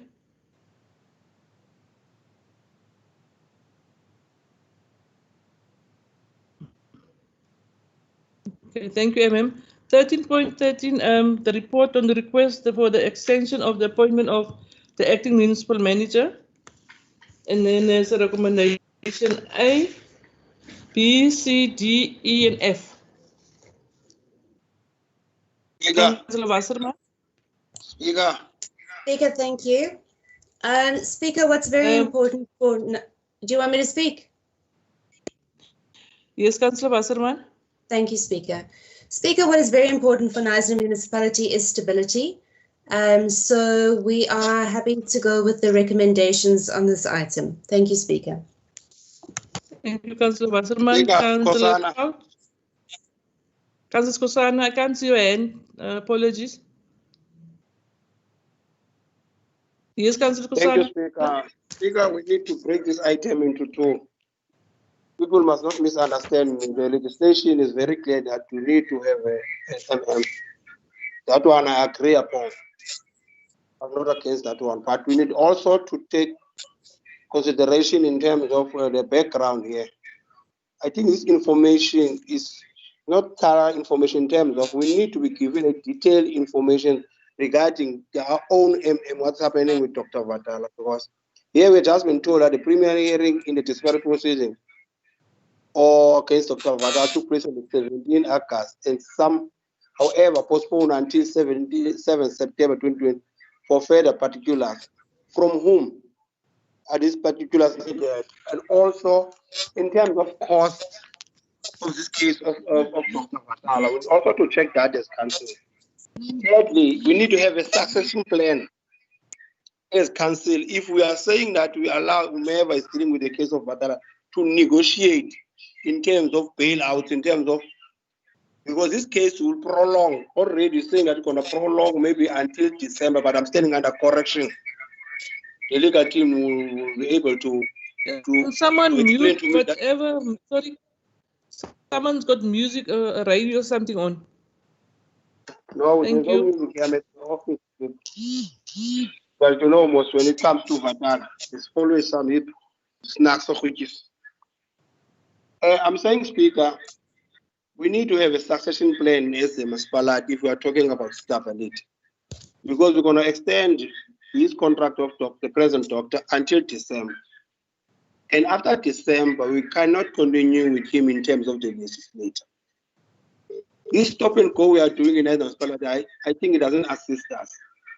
The people who represent us in this case of Vatala need to come with a comprehensive report saying that we have spent so much in this case, and the chances of winning or losing are how much, so that we know that if we as council take a decision by saying that, okay, can't you negotiate to say that let's buy out Mr. Vatala the days that are left with him with the council or the years that are left with him with council.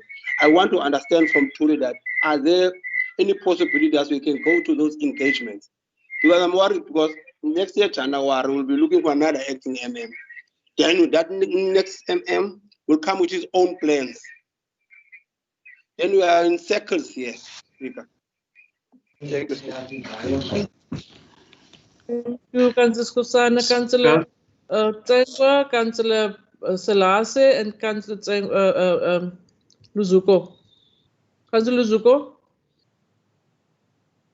No, Speaker, I wanted us to move with the proposal of Councillor Wasserman to say we can go with the recommendation, Speaker, and go on a break, please. Speaker? Councillor, Speaker? I think my Councillor... Hello?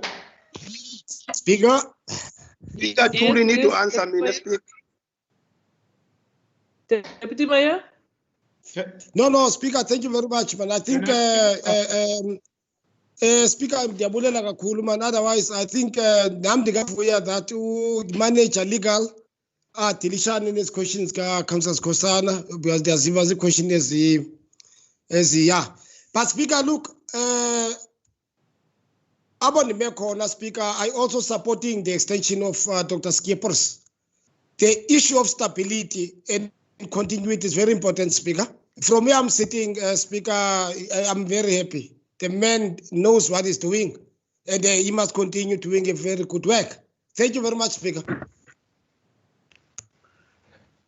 Speaker, the closer portions were that Deputy Mayor says thank you, and he agrees with the fact that the manager legal must respond to Councillor Skosana's valid concerns. Thank you. Thank you. The MM is not here. Melanie, are you? Melanie?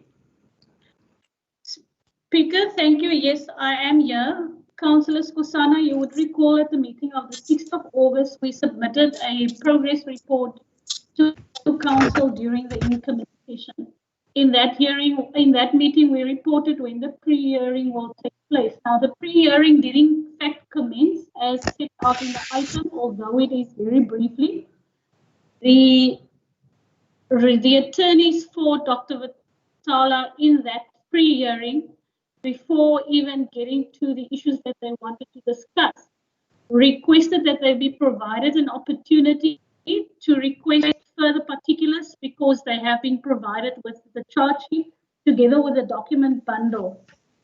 Now they have asked for the matter for them to be provided an opportunity until the 7th of September to submit their requests. Once those requests have been provided or submitted to the officer leading evidence, the officer leading evidence needs to respond thereto. And from my conversation with them, it is agreed to also about a 7-day process.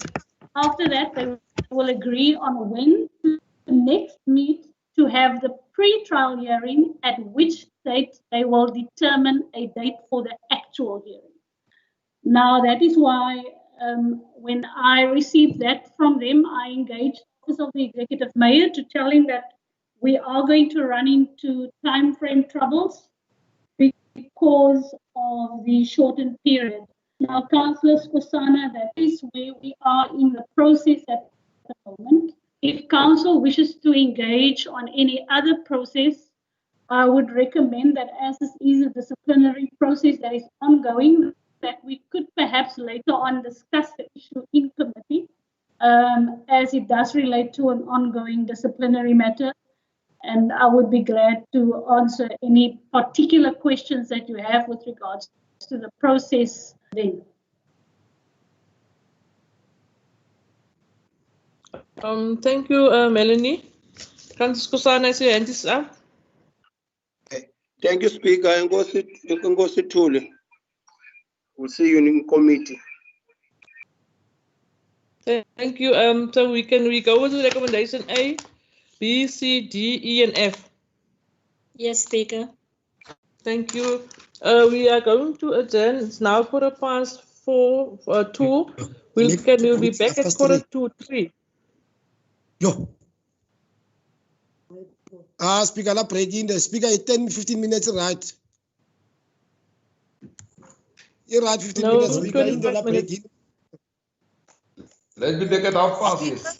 1:30 must be back, Speaker. Speaker, we've got councillors that's going to leave the meeting at 3 o'clock and 4 o'clock. I would also recommend 15-minute break. Yes. 3:30? Yes. Yes. No, Speaker. 2. 2. Sorry. 2. Yes. Yes. Yes. Thank you. Speaker, some wrong. Asinaxesha, Speaker. 2:30. Can the 5 minutes be right? Yeah. Was what about you? By Undukela Pasco Council Champ.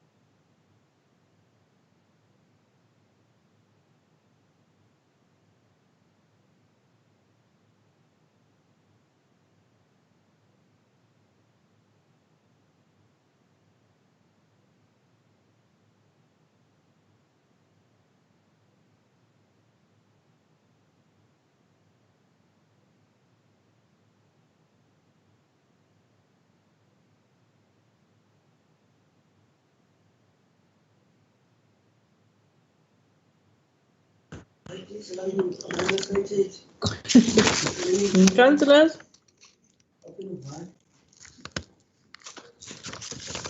We are back. It's 2:30.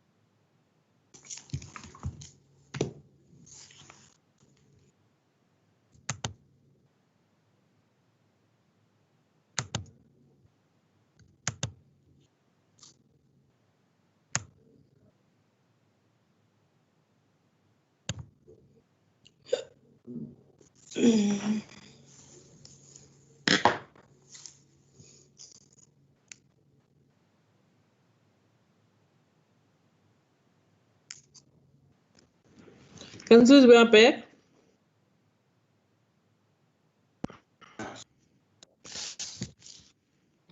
Titi, ek het hier. Ek eet lekker wortelkoek. Skona, speaker. Can we go to 13.14? The report on the irregular expenditure as identified during the audit. Regulation 32, the piggyback contract.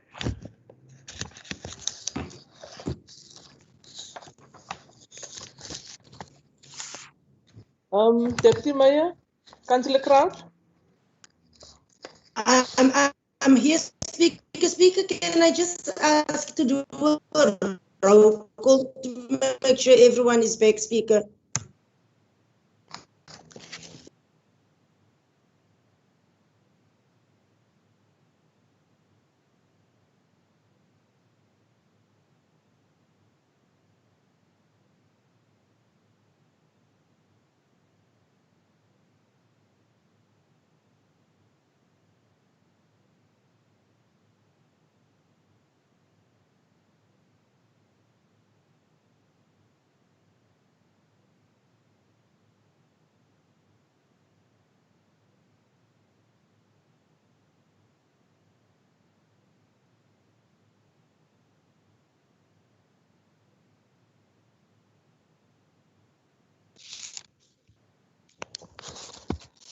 Councillors?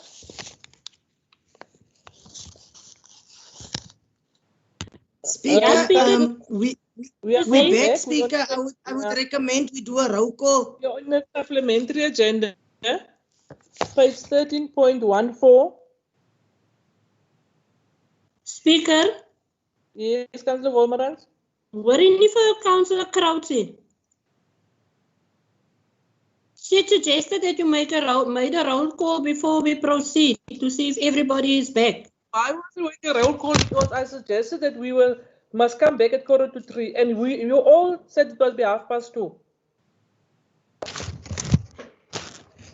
I didn't decide that, Councillors. You decided. It wasn't coming from me, Speaker. The proposal was coming from Councillor Crouch, but it seems as if you can't hear. I am here, Speaker. I'm saying that we all agreed here that it must be 2:30. And I said it must be 2:45, but now we're back. Yes. So now you want me to waste time and make a roll call? Yes, Speaker, can I come in?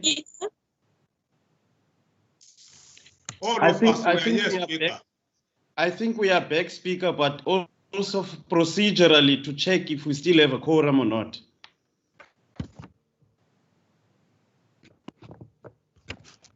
Councillor Crouch?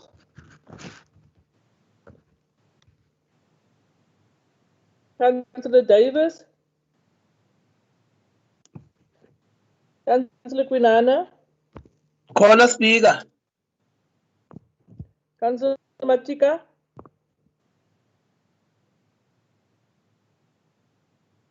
Councillor Matiwana. Yes, I'm here. I was Councillor Matiwana. Councillor Naki. Yes, Speaker. Councillor Ngezu.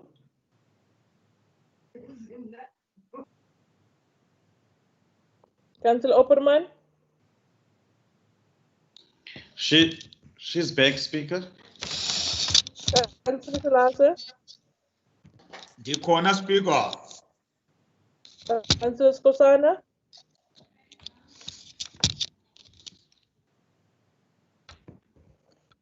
Councillor Tsengwa. Councillor Chokolo. Speaker, I'm present. Present, Speaker. I'm here, Speaker. Speaker, I'm here. Speaker, I'm here. Councillor A. Yes, Councillor, thank you.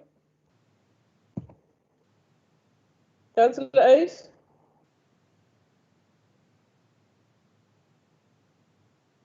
Councillor Van Asbegen. Councillor Wasserman.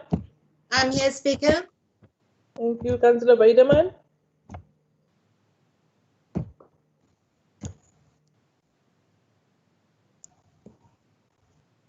Councillor Weideman. And Councillor Wormerans. Teenwoordig, Speaker. I'm coming back to Councillor Weideman. Councillor Ace.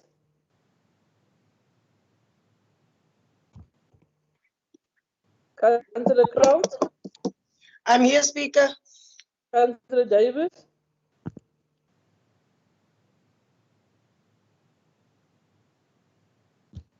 Councillor Davis. And Councillor Weideman. And the Mayor.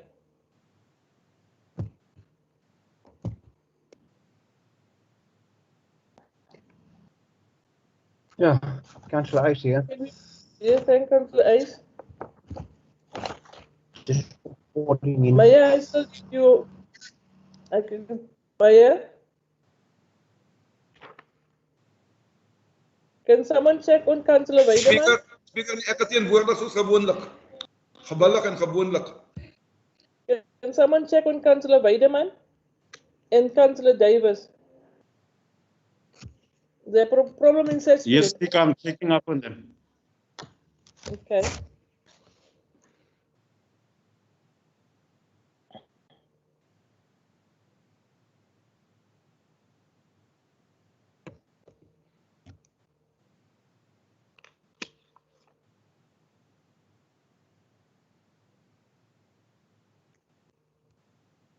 Councillor Davis. Yes, Speaker. Thank you. Councillor Weideman.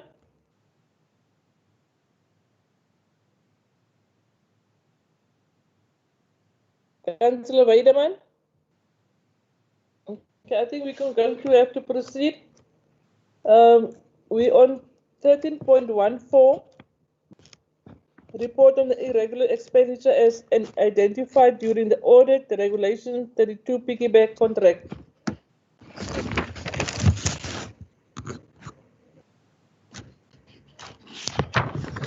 And the recommendation is on page 34 in the supplementary agenda. There's an A, B, C, and D. Speaker? Supposed to be E and F, but then it's the C and D, I don't know. Deputy Mayor? No, Speaker, inkosi kakhulu man, once again.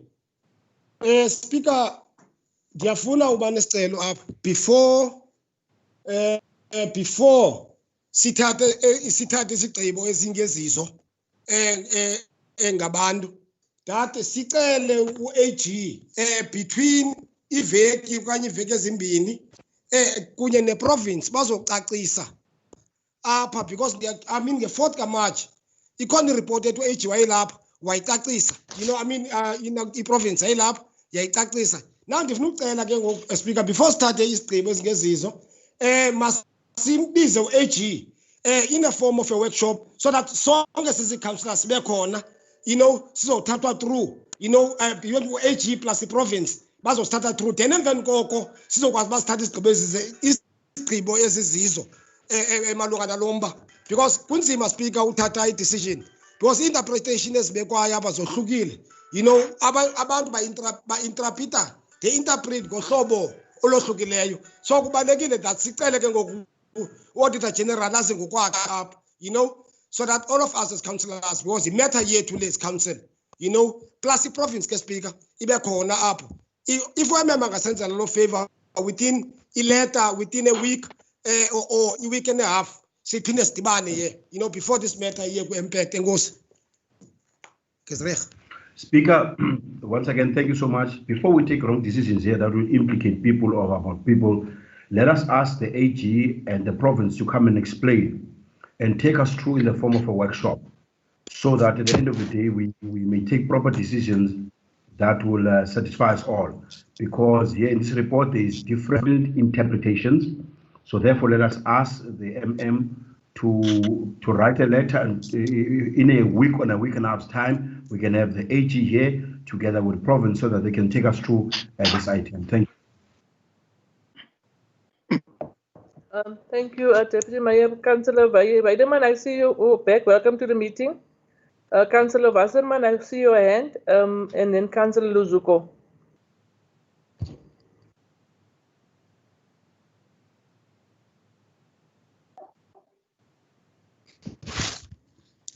Councillor Luzuko, I see your hand.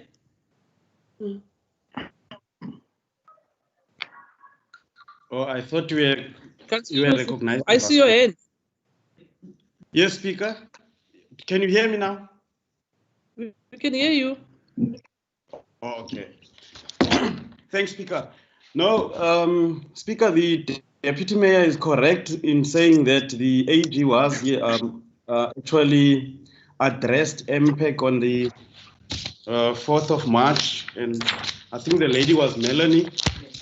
And I think the problem here, Speaker, is the interpretation, because Provincial Treasury is also having the same interpretation as Knysna Municipality and with the AG.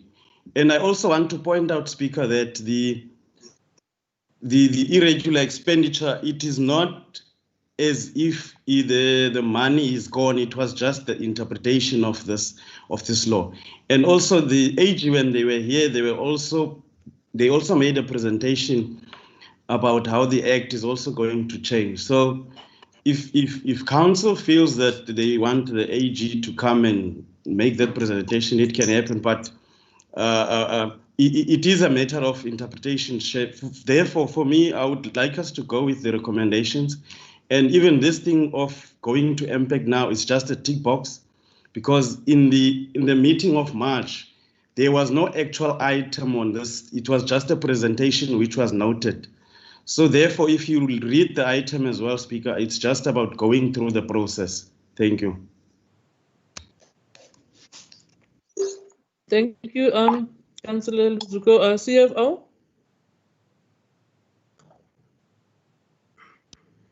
Okay. No, I don't have my hand up. It's an old hand, sorry. Okay, thank you. Can I speak on the matter? Thank you, CFO. Councillor Luzuko, your hand is still up. My apologies, Speaker, man. Apologies, old one. Councillor Wasserman. Thanks, Speaker. I just want to support what Councillor Chikolo has said. I think we're very glad to have this report and thank Dr. Skeepers for it. It has clarified things that have been in the media, and I think a lot of people were confused or maybe under the misunderstanding that money had actually been lost by council. In fact, it hadn't at all. And that this box needs to be ticked so that we can comply with legislative provisions. So thank you, Dr. Skeepers, for the report. I think it will assist the public to understand what has happened in this matter. Thanks, Speaker. Thank you, councillors. Can we go with recommendation A, B, C, D? I think there's just a correction that it must be EF and not CD. Maya? Speaker, yes, thank you very much. Speaker, no, thanks for Councillor Wasserman and Councillor Tiokolo in understanding the importance that the public out there understand what's happening in the municipality and the process that needs to be followed. On speaking on process need to be followed, Chair, I don't believe that referring this to the MPEC is just a ticking of a box. It can't be. MPEC got a serious role to play in looking at what the municipality is doing. And for that reason, we need to take their response and their recommendations quite seriously. So I wouldn't just make that up as a ticking of the box. If we believe that is going to be the purpose of MPEC, then we should not have an MPEC. They must fulfill that oversight role regarding these accusations and adhere to legislation and regulations very seriously. So yes, while I totally agree with the recommendation, I still believe, Chair, that we should consider having the AG and PT here to attend the meeting and probably to some extent, Chair, just have a workshop on some of the issues which they raise, which I believe is very important. Thanks. Thank you, Maya. Then the DMIC hand is up. So in the recommendation, could we add that recommendation of the AG? Yes, Speaker, ndicela ungena kwakhona. Ndingangena, Speaker? Deputy Mayor? No, Speaker, I think Speaker ndiyafuna uyibethelela le recommendation. Yes, we're adding the recommendation, Deputy Mayor. No, thank you very much, Speaker. MM must fast track this thing. We are not doing this thing just only for ticking off the box. I mean, these were very serious allegation placed there. Yeah, in the face of the public, you know. So we really need to do things right, dear Speaker. So I just really want to make that plea. Thank you very much. Thank you. Councillor Wasserman, is your hand up? Thanks. It was just a follow-up from what the Mayor said when we were talking about box ticking and then what he said MPAC would need to do with this. When I spoke about ticking a box on page 34, I was really referring to what the acting municipal manager has said to us in his conclusion. He says that council must comply with the legislative provisions that a committee of council investigates, even if the circumstances dictate or warrant otherwise. In this case, the committee can only come to the conclusion that no political office bearer, an accounting officer or other official knowingly, deliberately or negligently incurred the irregular expenditure and that the municipality received value for money.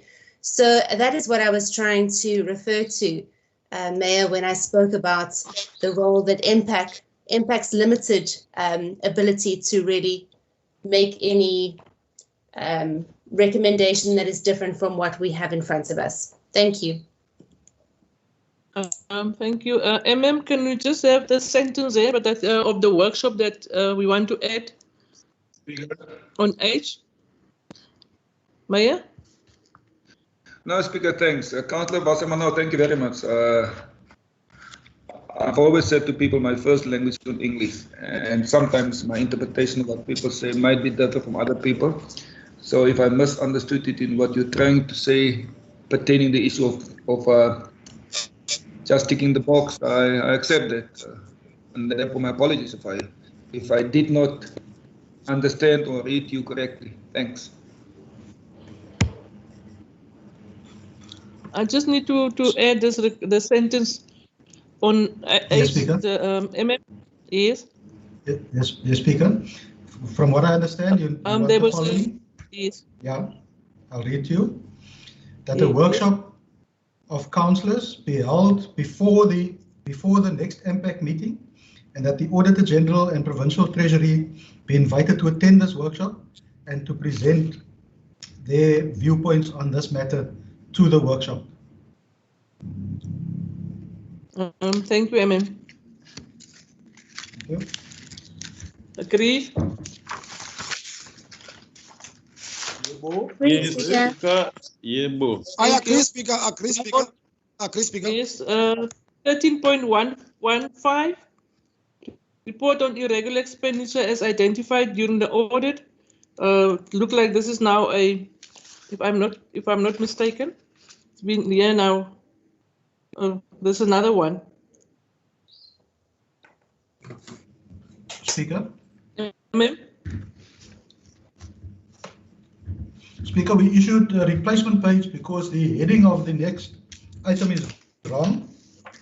You know, just change the heading. We issued replacement page for you. But this is a similar one to the previous one, but it's for the following financial year. And we kept this back because we needed council to first resolve on the one on where the Knysna Ratepayers Association complained about.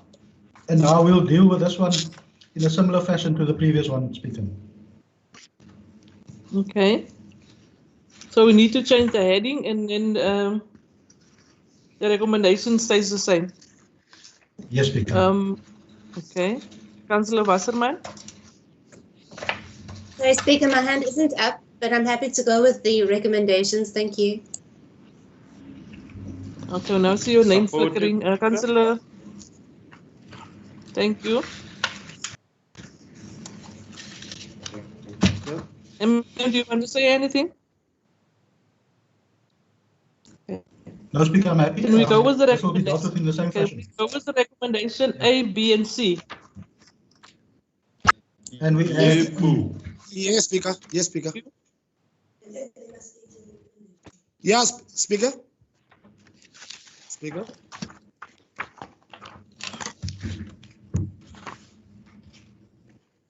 Is that that will be then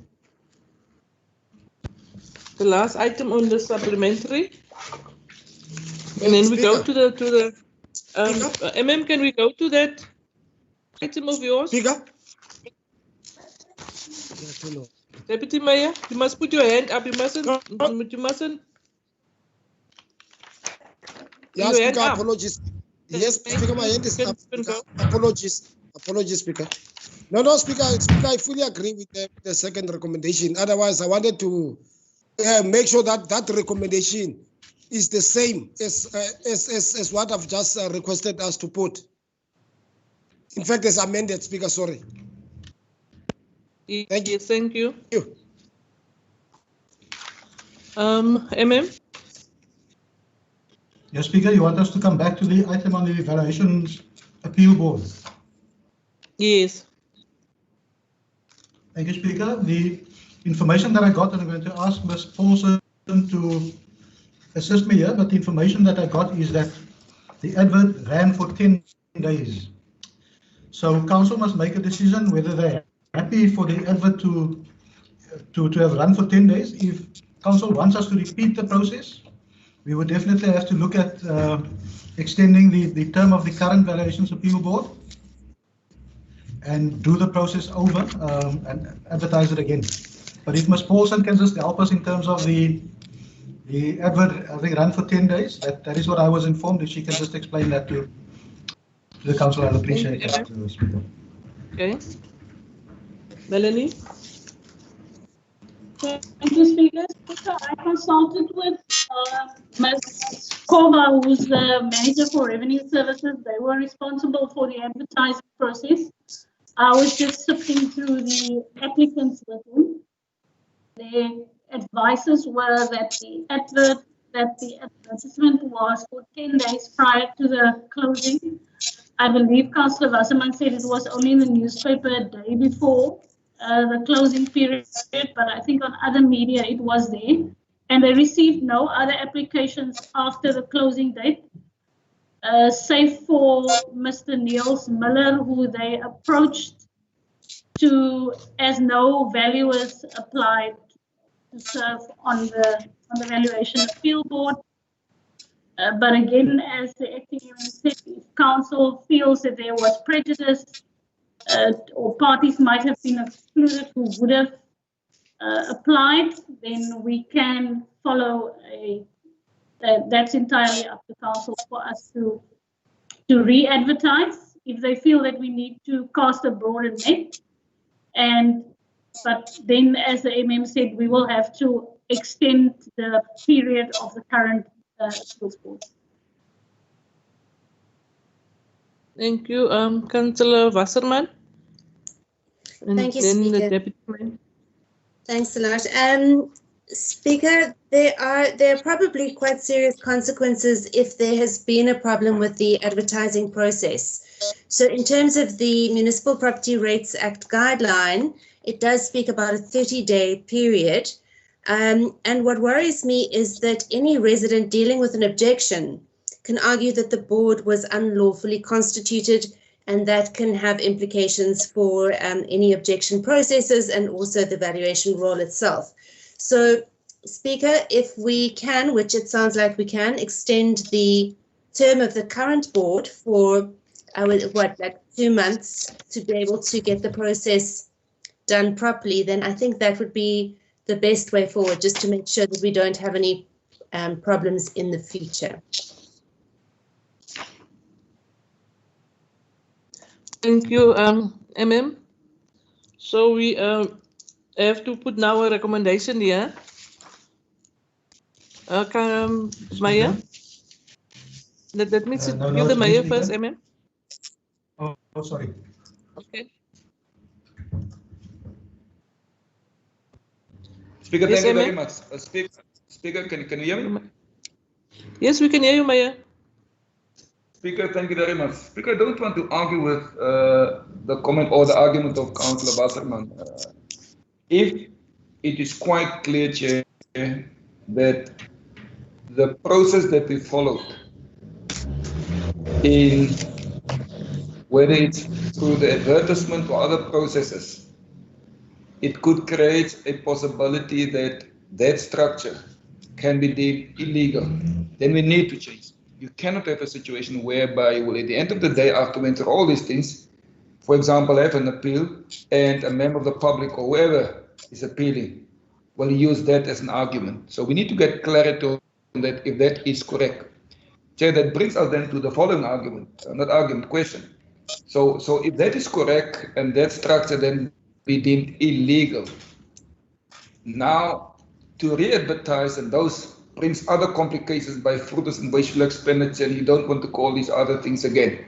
So I just need to be quite clear that and I believe what you said, and I see the manager legal service hand is also up. I just need to find out, again, I accept what Councillor Wasserman is saying, but let's get that legal advice from our legal eye, please. Thanks. MM, through you. Speaker, just before Melanie speaks, just one thing. Yes, there is a guideline, but that is only a guideline. It's not the period that it needs to be advertised is not legislated. And when it's not legislated, then it has to be for a reasonable period. So if council, I get the sense that council wants us to review the process, we'll do that. It will not necessarily be advertised for 30 days, but it will definitely be advertised for a reasonable period. And I would, in those instances, recommend that we extend the term of the current board with 3 months, just to make sure that we cover every eventuality.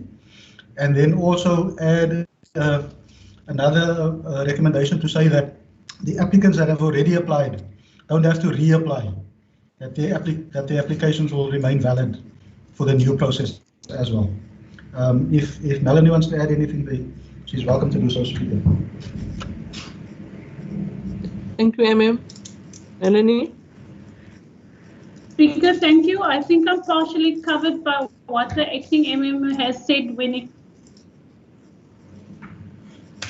Sorry, Speaker, insofar as it relates to the guideline, what becomes important is in the guideline itself, the MEC for local government in the province, who does the appointment of the valuation appeal board, in determining the days in which the VAB needs to be appointed, specifically states in the guidelines, I'm just trying to get to that portion, that it is for him to be able to, when it comes to the appointment, comply with his legislative duties on the appointment of a valuation appeal board and why he has issued these guidelines. So these aren't statutory timelines, and that's the purpose that the MEC himself states there when it comes to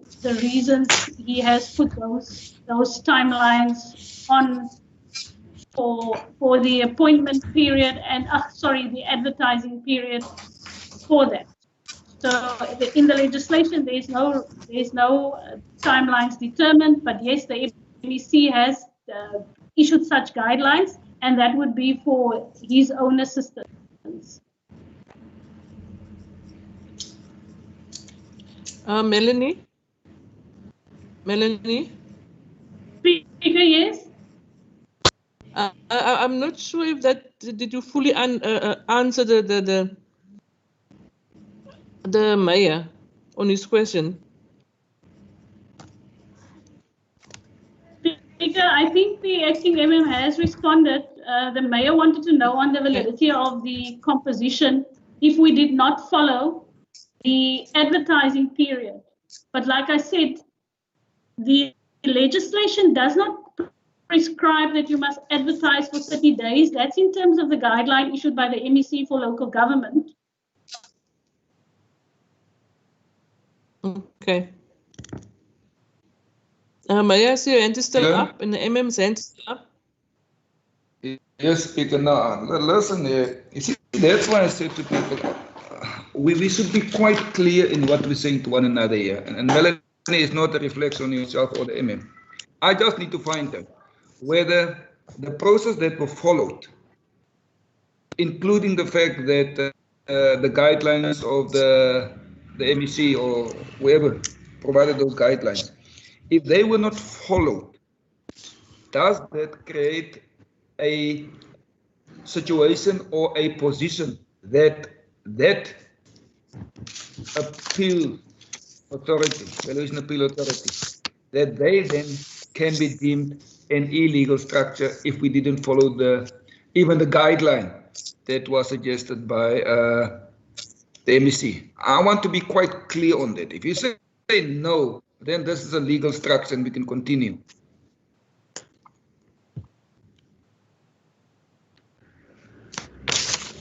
MM? Speaker, I think it's probably best to take the cautionary route as suggested by Councillor Wasserman and to rather re-advertise so that we don't make ourselves open to challenges if applicants before that board wants to challenge the validity of the board. I cannot at this point say to council whether there was negligence or knowing poor performance on the side of the officials. That I'll have to investigate. Like I said before, I did not, Councillor Wasserman raised the issue. I did not have the time to consider that. So in summary, Speaker, I think let's proceed that we will redo the process.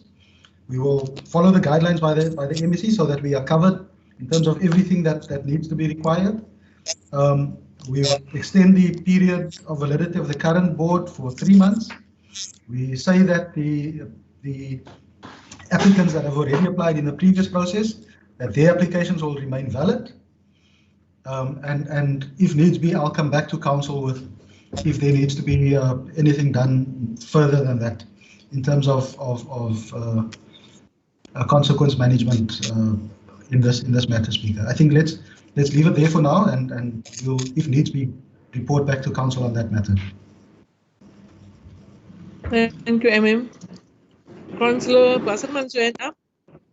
It is, Speaker. It's just a quick question that I raised before, but just to remind Dr. Skeepers that I was asking whether the sitting of the board can be held virtually, whether they can meet on Teams, for example, so that the fact that someone is situated somewhere that is further away wouldn't have to be taken into consideration as it was in the application process, that travel costs would be incurred. So can they meet on Teams? Thanks, Speaker. MM? Speaker, I'll have to go and have a look at the workings of the board and how they do work. The virtual meeting is a new thing, and I don't think that we now need to be following a new process. So in that new process, we can go and consider whether it is possible to do it virtually and therefore, be able to also appoint people that are from further away. So I cannot answer the question now, but in our new process, we will definitely consider that, and if needs be, make it part of our decision making. Speaker. Thank you very much. Okay. Thank you, MM. Administration captured what the MMF put on for this new recommendation now. I still want to say something.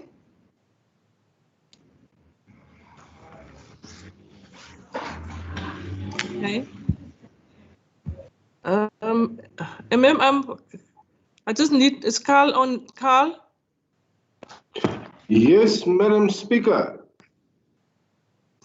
Have you captured what the MM was saying about this recommendation now? Yes, Madam Speaker. Okay, thank you, Carl. We will, in any case, confirm it with the Office of the Acting Municipal Manager. Thanks, Speaker. Okay. And then before we go to the Maya, is your hand up because your name is flickering here? Maya? Thank you. Speaker, no, my hand is not. Unfortunately, I didn't mute me. Okay. There was a report here. MM, do you just want to explain about this report that is here? Speaker, which one is that now? I'm sorry. The one that talks about the BAC, the composition. Yeah, no, Speaker. There's another correspondence that we received from the Knysna Ratepayers Association. We're still busy with that report, so we'll bring it when we're ready with that report. But it's not for this council meeting. We're not ready with that report, Speaker. Okay.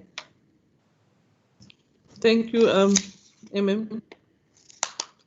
Then we go to the notice to the intention to introduce a motion by Councillor Chokolo.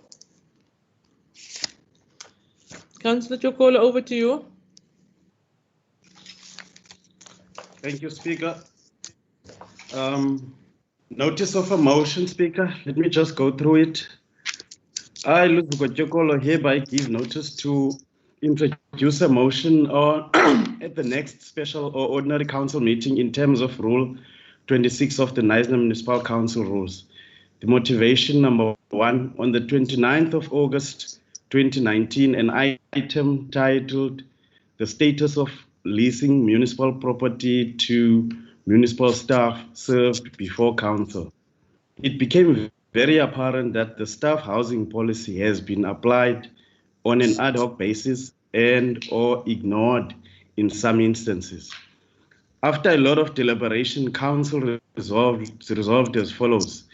A, that the current situation with regards to the leasing needs to be reviewed and a full report submitted to the next Governance and Economic Development meeting on options including possible sale of properties. And B, whilst this review is being conducted, no further leases or extensions permission be given to the occupier may be given until the day policy has been reviewed.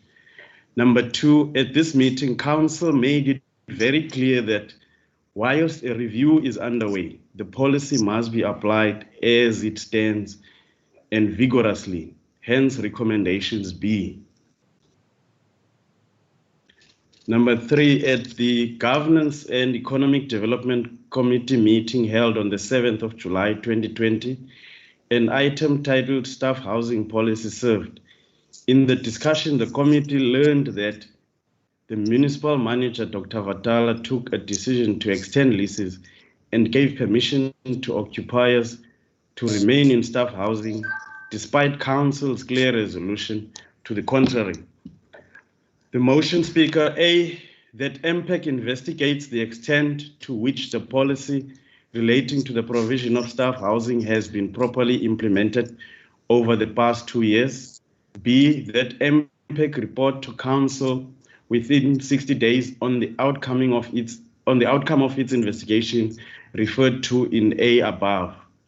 C, that the acting municipal manager investigate the decision by the municipal manager, Dr. Vatala, to extend staff leases and give permission to occupiers to remain in staff housing, despite the council resolution to the contrary, and to report to council on the appropriate actions to take in respect thereof. Speaker.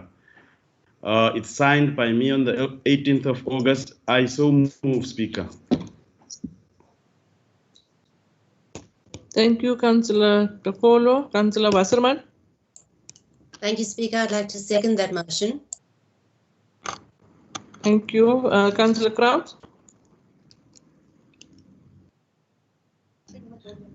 Yes, Speaker, thank you very much once again. Speaker, I don't see anything wrong with regard to the motions raised by Councillor Chokolo. Deputy Mayor? Yes, Speaker. Are you on Councillor Kraus's phone? Yes, correct, Speaker. Correct. Yes, you indicate because it's not your name. Apologies, Speaker. Apologies. Can I proceed? Yes. No, Speaker, thank you very much once again. Speaker, I don't foresee any problem with regard to the motion. I support that the motion be taken to impact for further investigation. And as Councillor Chokolo have recommended, after 60 days we'll receive a report with regard to all the concerns raised on the motion. And thank you very much, Speaker. Thank you, Deputy Mayor. Then we go to 15.2. Notice of intention to introduce a motion by Councillor Wasserman. Lack of access to basic sanitation in Brackenhill. Councillor Wasserman. Thank you, Speaker. Let me put on my camera so that I can speak to the councillors. Speaker, this is a motion that has been coming for a long way for me. I've been working with the residents of Brackenhill since 2017 around access to basic sanitation for them. And if you go to Brackenhill, it's a community that really needs basic sanitation. The sanitation situation there is really awful, and the damage to people's dignity and their right to health and safety and their rights, the many constitutional rights, Speaker, you can just see by visiting there, are being infringed on a daily basis. So, Speaker, I'm not going to read my motion, I'm just going to summarize it. The fact of the matter is that Brackenhill is situated on private land. It's owned by PG Bison, and the residents of Brackenhill have been asking for access to basic sanitation for years.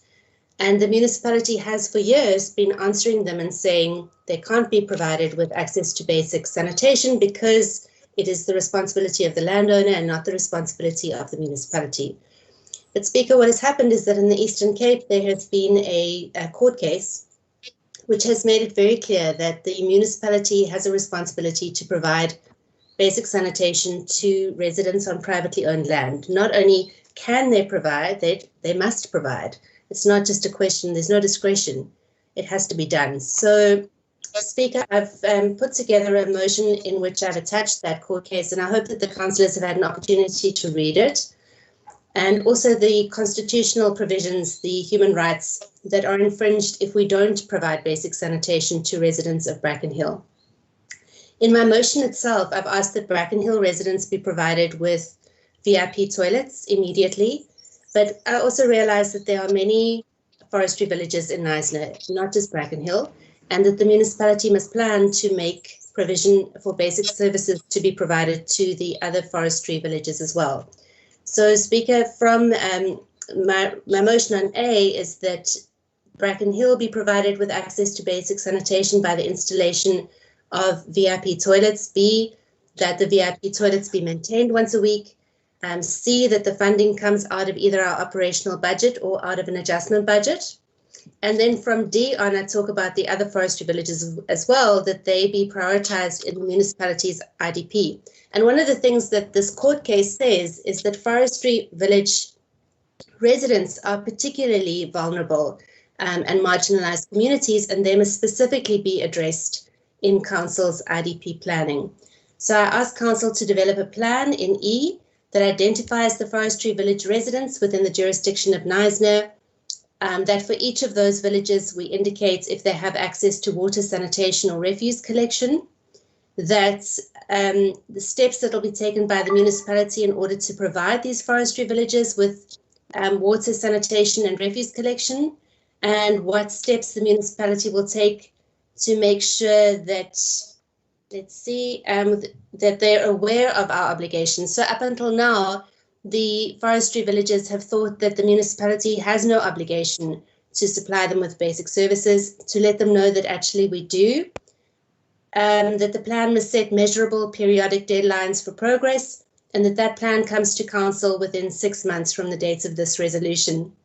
And then I also ask Speaker that there are reports that come to the Section 80s, to all the Section 80s, technical services Section 80s between now and when that final report serves, so that we know what the progress is with regards to the planning in that regard.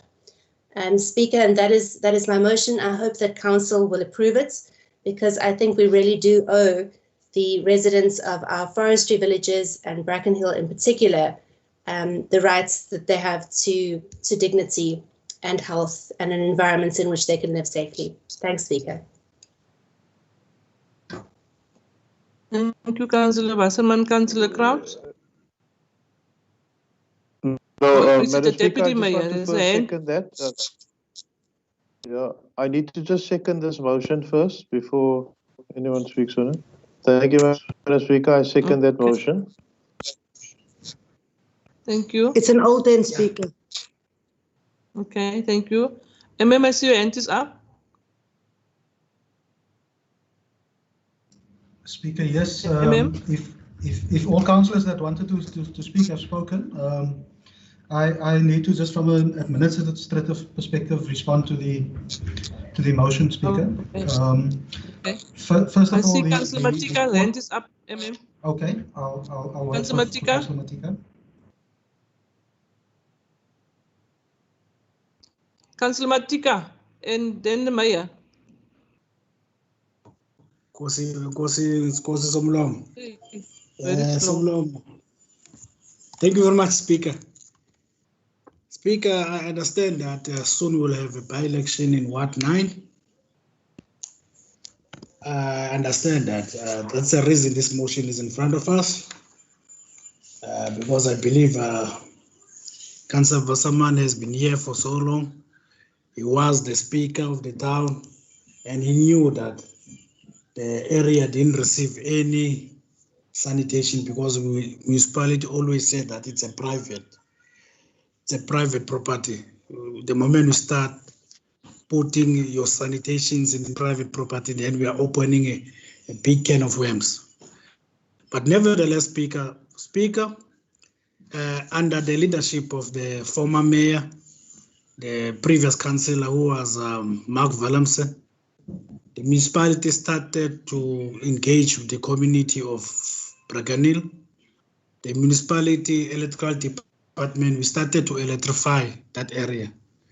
For all these years under the administration of the DA, that area didn't receive a single basic services. They didn't even receive electrification. But under the leadership of Mark Willemse and us, we have electrified those people of Bracken Hill.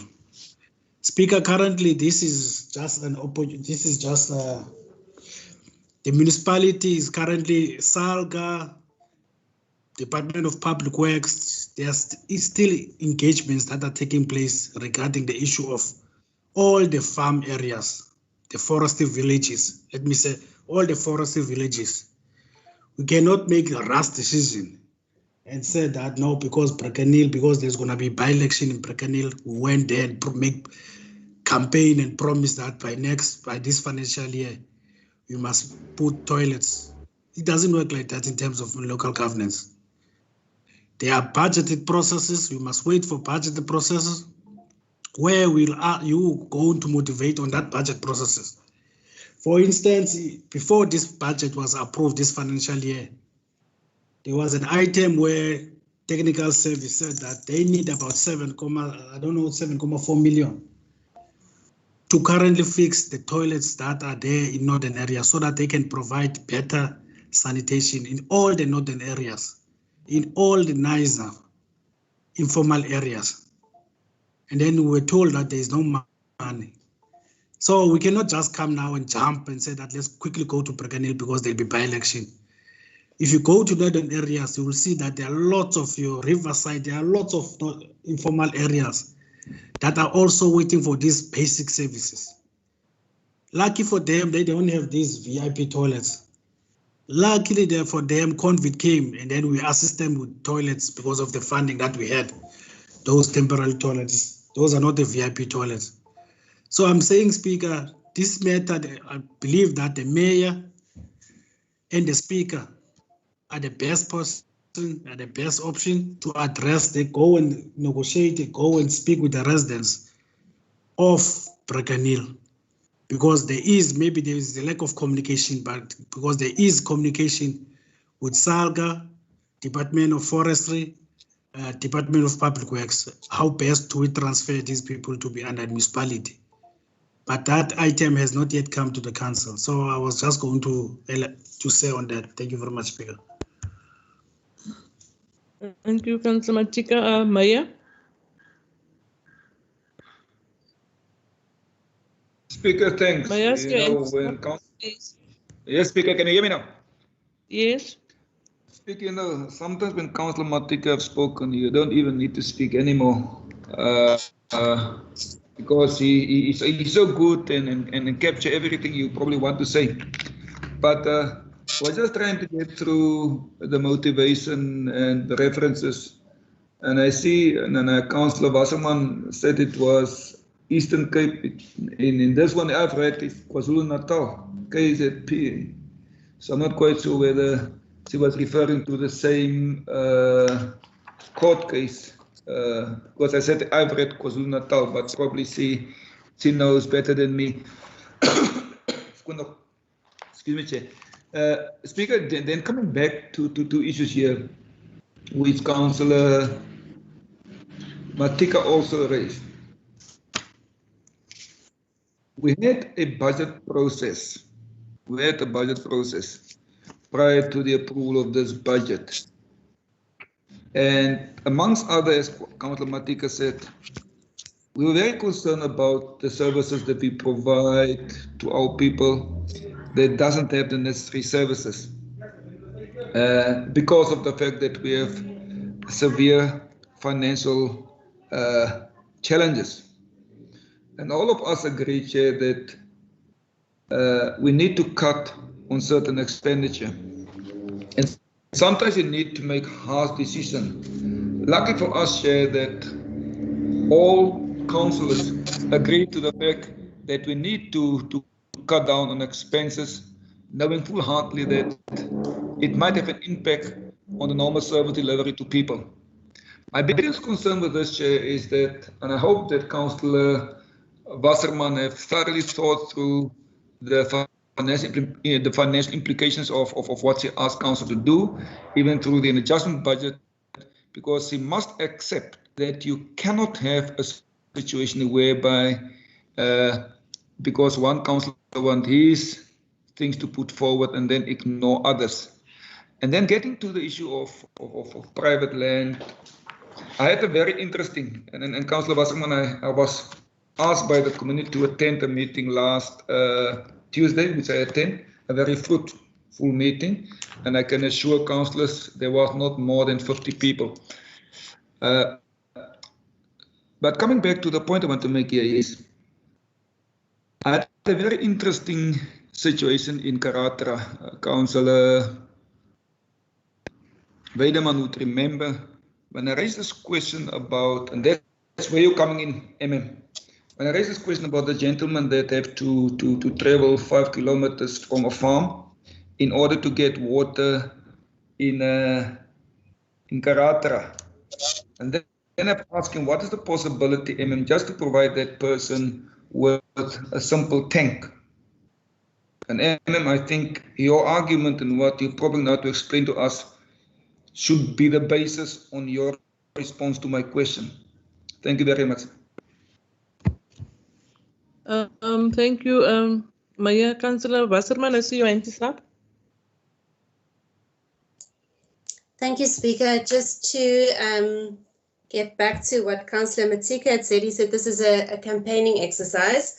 That's not true. If you go to page 510, Councillor Matika, you'll see that I've been fighting for basic sanitation for the people of Brackenhill since 2017. You'll see I made a budget submission then trying to get basic sanitation for them, and I used the same law that has been used in this court case that has just been reported. So no, it's not a new fight.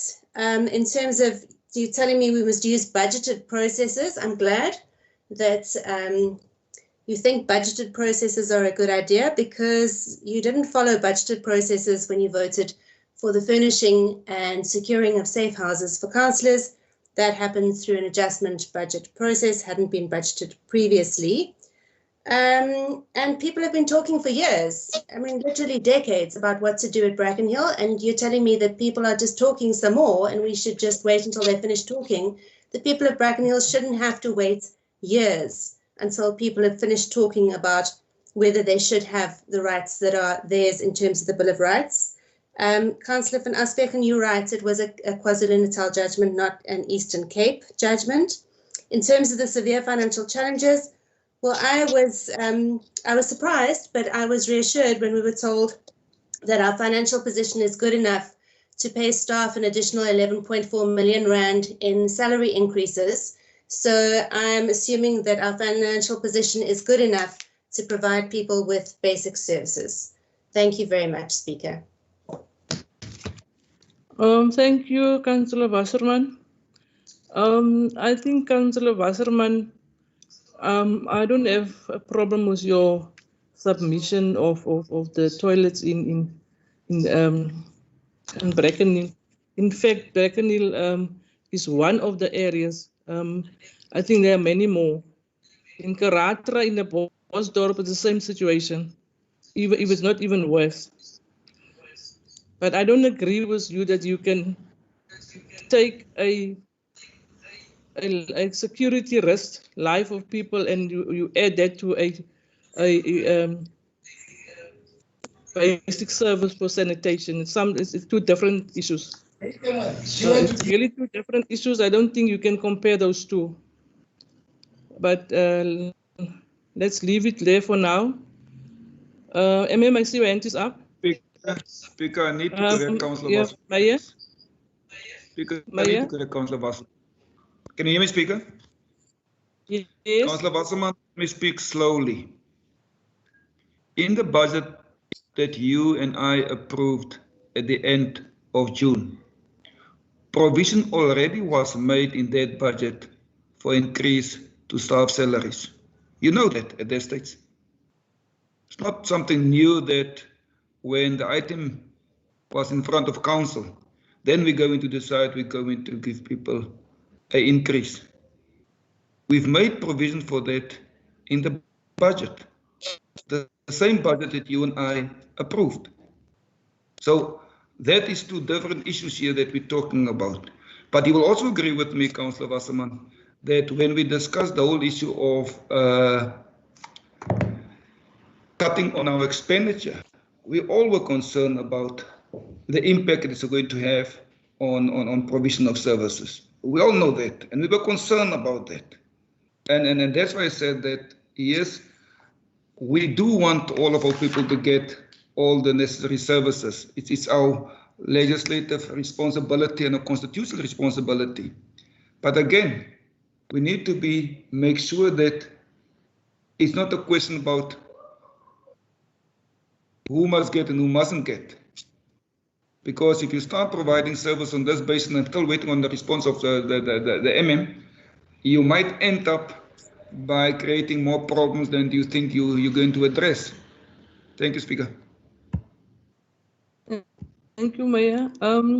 Councillor, I don't know if it's Councillor Kraut or it's the Deputy Mayor that wanted to say something. It's the Deputy Mayor. Speaker. I give to the MM. Councillor Strubel. Oh, my apologies, Councillor Strubel. Speaker, thank you very much. Seker maar ek nou so ver van die dorp af is dat u nie my hand sien nie. Maar in elk geval baie dankie. Good afternoon, everybody. Speaker, now what Councillor Wasserman have said, and I'm just listening now to what Councillor Matika have said. And for me, I think I'm in a fortunate position to have a forestry village. I think which now since last year, it was September or November. That in Goutveld, for example, that you now have MTO forestry, which is not in a position where they now actually giving basic services to the community. So now for me going there on a regular basis, at least once a month, I think what Councillor Wasserman has said, it really captured that very well. And I think the history of Bracken Hill, that the municipality, we knew a long ago about Bracken Hill, but now the problem is becoming bigger because now you sit with a Goutveld, for example, where people do have toilets, but they have like a kind of a chemical thing where obviously now if they go to the toilet, then things get dissolved, etc. But or it just disappeared. But now you have this ventilators, which was initially put in by MTO Forestry. But remember now, MTO Forestry is not there anymore. However, these things don't get serviced, and now it is blocked and people can't use it. So people are really sitting in a dire situation. So to come back to the fact where the Councillor Wasserman is going to, I think we know that there is talks, and I agree with Councillor Matika because I'm well aware that there is talks with Salga, that there is talks with DAF, and there is talks with Public Works, or etc.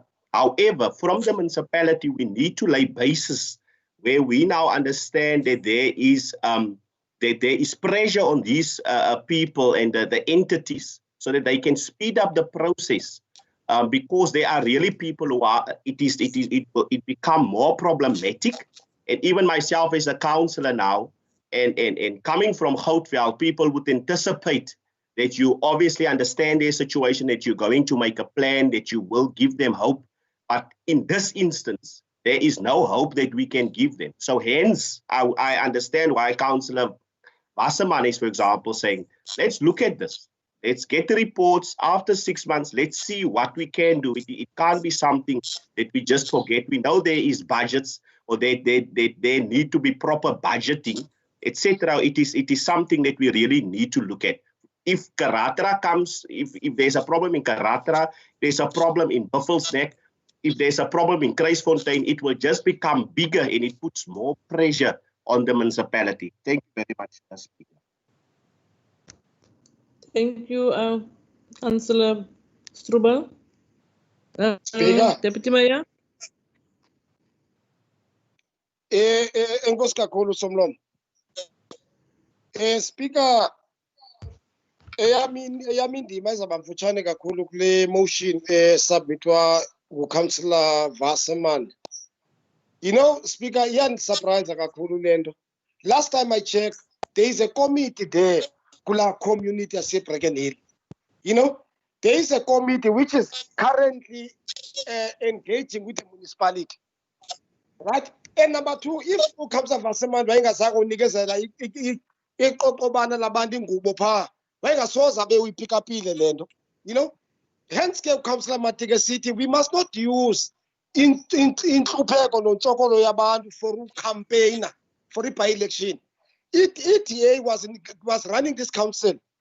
Mark Willemse, Councillor Willemse, it was a current councillor into that area, a mayor of the town. He was well aware of the situation of that particular area. Councillor Wasserman was also well aware of the very same situation of those people. You know, now because there is a by-election now, we must change Amache Bezizonga. I don't think that's the correct way of doing it, Speaker. And secondly, that particular area belongs to Pitch Bison, if I'm not mistaken.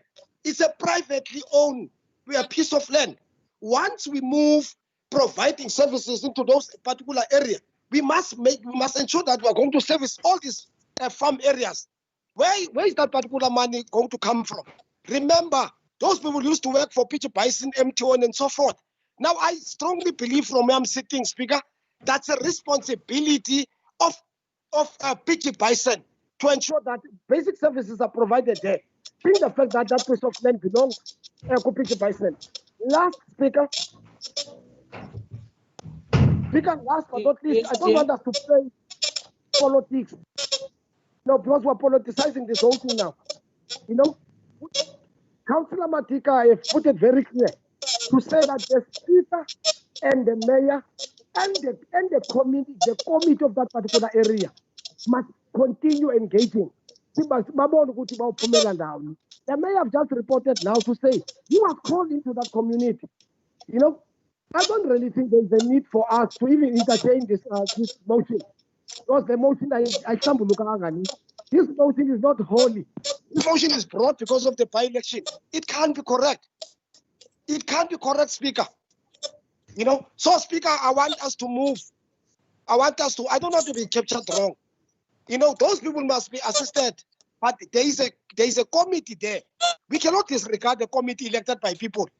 We cannot disregard a committee elected by residents of Brecken Hill. You know, and listen to certain individuals who have their particular interest here. Speaker, in sitting down, I think we need to rule on this thing. If we need to vote on this thing, let's continue voting. Those people, Mayor and yourself, must meet and deal with those people. But this motion must be set aside, Speaker. Thank you very much. And we can vote on it now, not tomorrow. Thank you. Thank you, Deputy Mayor. Councillor Luzuko, and then we're going to give to the MM. Speaker, ndiphakamisile nami. Oh, sorry, Councillor Skosana, my apologies. Councillor Luzuko. Speaker, thank you very much. No, look, Speaker, can you hear me? Yes, Councillor Luzuko. Okay, thanks. No, Speaker, look, let me tell you, I'm not surprised by the behavior of the Deputy Mayor and Councillor Matika thinking about electioneering. It's because of the ANC. They always, when they deliver services for them, it's about electioneering, it's about getting votes. I think Councillor Wasserman has demonstrated here that this thing has been coming from 2017. If you read, but unfortunately, I know they don't read. If you read the motion, it states very clearly, there's evidence that this started in 2017. But I'm not surprised, Speaker. I just wanted to say that. I'm not surprised at all. Councillor Skosana. Speaker, can I be asked Greeting, Speaker, again. Greeting, Speaker, again. Speaker, on the motion, Sorman, I went out. One, Speaker, I want us to look at page 471, where it's saying that the residents have for years repeatedly requested 2 IDP processes. In short, Speaker, I think I'm sitting with the IDP book in front of me of what? 9. The first priority there, it speaks to the town, redesigning of George Rex. Priority number 2 talks to water. 3 speak to air quality management. Speaker 4 speak to residential safety. 5 speak to investment promotion. It tells you clearly, Speaker, there is priorities there in terms of housing, but they were skipped because you could see the DA have their own interest in terms of looking to the town. Now elections are close. They want to change priorities have been changed in the IDP. That's what I said that earlier when we talk about IDP, that we need to take all our constituencies into consideration how we prioritize our budget. We prioritize our budget through an IDP process. And now their priorities in Brecken Hill are squared. I think we need to be visited with the award committee. And if these are their first priorities in terms of toilets, then it must be number 1 through the IDP process. On top, Speaker, people are saying in number 4, in May 2017, people must go and dig deeper. The 10th of August 2013, here in this municipality, there was submission from the Brecken Hill community complaining about services. Who was governing that time? No one responded back to them because the DA was responsible for this municipality then. Why today, in 2020, now we must sleep and tomorrow morning we must wake up their toilets in Brecken Hill? We feel the pain of Brecken Hill. We're one of the leaders who fought for them that the school must not be closed by this provincial government of the DA. We will always fight for them in a right manner. Thank you, Speaker. Thank you. Councillor Kraut. Councillor Kraut. I don't know who phone you are. own phone? Now I'm on my laptop, Speaker. Okay. And it doesn't have a hand. Speaker, I concur with what the ANC councillors are saying. Unfortunately, the competent councillor of the DA, whenever the ANC is telling the truth or speaking the truth, you tell us we are making noise. I know we are a little bit loud, but when we are telling the truth, you say we are making noise. So I just need to let the competent councillor of the DA know that they mustn't campaign, use people's lives and vulnerability as a campaigning tool. Thank you, Councillor Kraus. You can go now.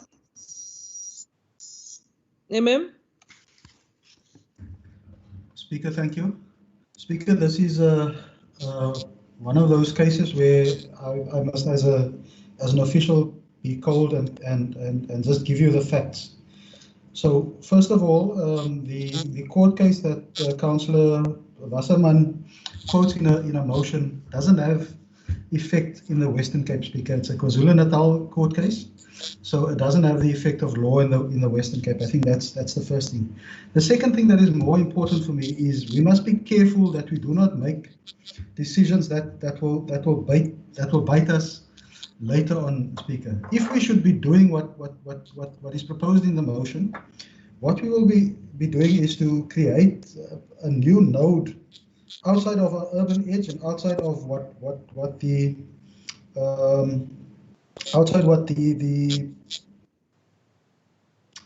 spatial development framework of the municipality requires us or determines we should do.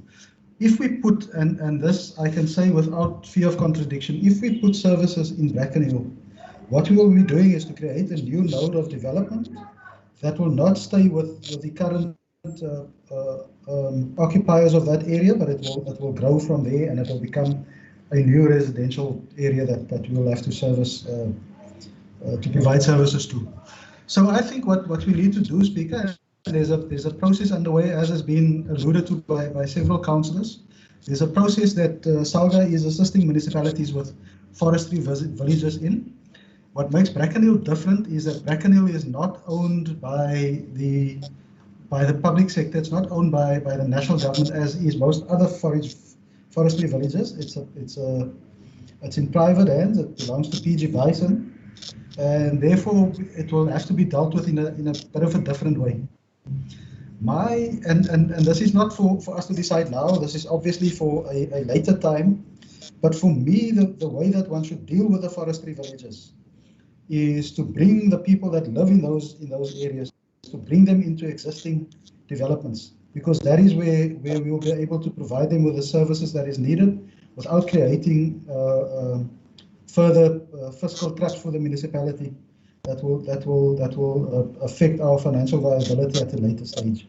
So for those reasons, I think council must be very careful when it makes this decision. We are not, and by law, required to provide services on private land, and if we do it for this community, we will be required to do it in all communities. And I don't think that we have the financial resources to do that. So I would much rather propose that we bring people that live in those forestry villages, that we make provision for them in the housing projects that we already have underway. I must just also say that finally, as a last input into this, that Brackenhill is not part of our housing development pipeline, and therefore we've not, there is no chance that they will be able to be serviced in terms of housing delivery in the foreseeable future. Thank you, Speaker. Thank you, I think we need to move, but I see Councillor Kraus' hand is up, the Mayor and Councillor Matika. Speaker, thank you. I think, Speaker, we just need to vote. We can move. So we can move on this item, Speaker. Mayor, so your hand is still up? Speaker, thank you very much. Speaker, I'm not that quick to vote as Councillor Krauts on this issue. I think it's important, Speaker, that we continue engaging with that community so that we can listen to the community, assist the community, and if necessary, Speaker, provide the services that we can do in this instance. We must accept that Bracken is part of the greater Knysna, and we do have a responsibility towards them. And it's a fact that we're not going to be able to move them very quickly into a housing project. And for that reason, we need to look at that community and find out what we can do to assist them in and deal with certain needs which this municipality can provide to those people. So I'm quite clear. I had already discussed it with the committee. There's going to be a follow-up meeting between myself and the portfolio chairperson and yourself, being the custodian of Ward 9 currently without a ward councillor, to engage with that community and to make sure that we listen to them and assist and help them wherever we can. Thank you. Thank you, Mayor. Councillor Kraut, your hand is still up.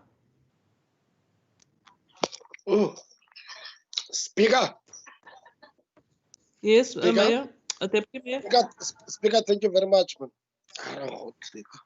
Speaker, listen, man. I think that the mayor have captured. His summary. His conclusion was great. That's what we've agreed upon here. Yourself, Speaker, and the mayor, and the chair, and the both of you. You must deal with that community. We are not opposing. So if there's any way which you can assist them, but it must be understood that they are not supposed to be, because that's a privately owned land. That's basically what we agreeing upon. But Speaker, I think let's move on this thing. We don't even have to vote on this thing. Thank you. Sanitation versus safe houses. Speaker. Did I give you? Councillor Wasserman? Speaker, unfortunately, we do have to vote because there is a motion before council and we don't all agree clearly on what needs to go ahead. I just think I can see the way the vote is going to go. And I think it's a very sad day that we as a council are saying that we won't provide basic sanitation when the Constitution makes it clear that that is our obligation. So I would like you to put it to a vote, Speaker. I don't know. I don't know who said that, Councillor Wasserman, because I didn't hear that one. I heard that there was a proposal now put the way we must deal with. I didn't hear anyone saying that we are not going to. Okay, well, can Maybe we vote? Said who said so? No, well, we it's must clear. not mislead. It's clear from the ANC side that they don't support this motion, Speaker. So if you can put it to a vote and then we will know. Councillor Kraus, or is it the Deputy Mayor? No, Speaker, thank you very much. Speaker, you must correct Councillor Wasserman. Nobody said those people must not be assisted. She must never misinterpret what we're saying. I think we must correct her. She must never listen the other way here. We are very clearly here. The mayor and yourself must deal with those people. And there's a committee there. And if, for that matter, the case law, which is, putting here before this meeting, that thing is not applying the Western Cape. It does not apply in the Western Cape. I believe that as a lawyer by profession, she's supposed to understand that. Speaker, let's move on this thing. Let's vote on this matter. Thank you. Thank you, Deputy Mayor. So we will go. Those that are not in favor of the motion of Councillor Mayor. Speaker, no, there's other hands also there. I want to amend the motion, Speaker. Okay, Mayor, then you can go. Speaker, I'm not quite sure. As I said, my our hands hands has been already. up for quite a long. I want to make an amendment to the motion if possible. Yes, Mayor. Speaker, yes, my amendment would be that that council mandated the mayor, the portfolio councillor for infrastructure, the speaker as the custodian of that specific ward to engage with the community in order for us to find out means we can assist the community when it comes to services. I think there's already far discussions on this issue, and this is now the opportunity for us to engage with them and know how we can assist them. So that will be amendment that the three of us engage with the community on that issue. Thank you, Mayor. Councillor Davis, and then I see the MM's hands. Councillor you, Kraus, for the amendment of the mayor. Okay. Councillor Davis. Yeah, Madam Speaker, you know, I think we're avoiding the reality here.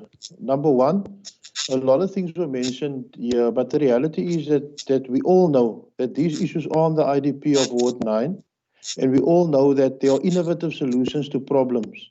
And I was just hoping that we would have an open mind to look at that. And Mayor, with your recommendation that you've made to look at innovative solutions for the problems, the sanitation problems, to just say that it's private property and all that, and the laws don't apply here, is not going to help us deal with the human factor. So I want to suggest that we come up with innovative, different types of solution, even if it's off the grid, even if it's very effective, other systems that could be used to assist the community there. Thank you for that. Councillor Kraus. Councillor Kraus, we can hear you. I'm sorry, Speaker. Councillor Kraus, calm down. Calm down. Thank you, Speaker. That's all I wanted to say. Councillors, can I assist you? I think there's a motion in front of us. The mayor made a proposal to amend the motion, to put an amendment on it. Councillor Kraus, I think you have seconded that, if I'm correct. Councillor Kraus. Speaker, Councillor Kraus. Order. If I Second. listen to you correct. I second, Matika, second. Councillor Luzuko. Speaker, just on a point of order, Rule 31, Speaker, amendment of motions, number 2, an amendment shall be in writing. So I haven't heard you ruling that you're taking it or not, but it should be in writing, Speaker. Speaker? Get advice on that one, MM. Speaker, no, my hand was up precisely for this. I wanted to point you to that, but it reads, an amendment shall, if required by the speaker, be in writing, signed by the mover and handed to the speaker. And then you need to get a seconder to the motion, to the amendment, which you've already got, so you can waive the requirement for it having to be in writing if you so wish, Speaker. Okay, Melanie, I also saw your hand up. Same point I wanted to make, Speaker.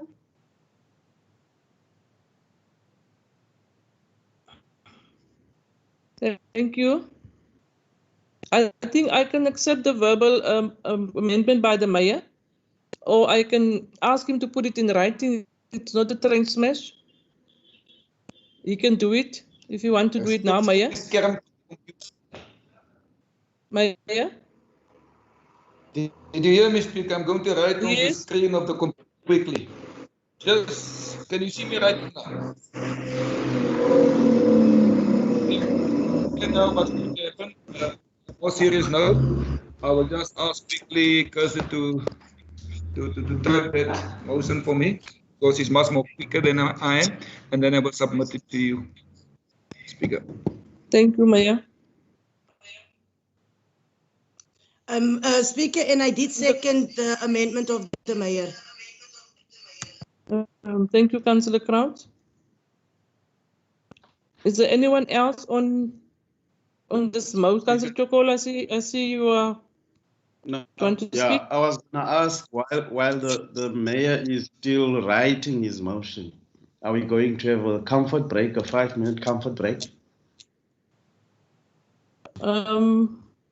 We can have a 5-minute comfort break. Can't we just move? Or we can move on to the next one and come back. I think let's move on to the next one of Councillor Davis, and then we can come back to this one. Speaker. Yes. Yes, Speaker. Councillor. Yes, Can you Councillor please Wolmara. can you please ask Councillor Crouch to put herself on mute? We are hearing everything that she is saying there.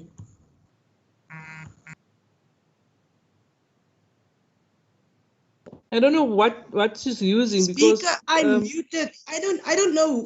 Maybe they hear someone else. It's not me. Yeah, because I think It's from you. Councillor Wolmara's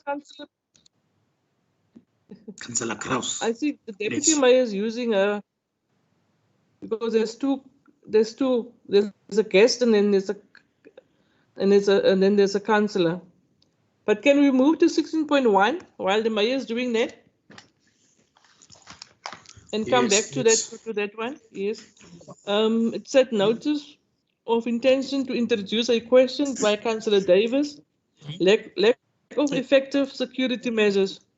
Councillor Davis, over to you. Thank you, Madam Speaker.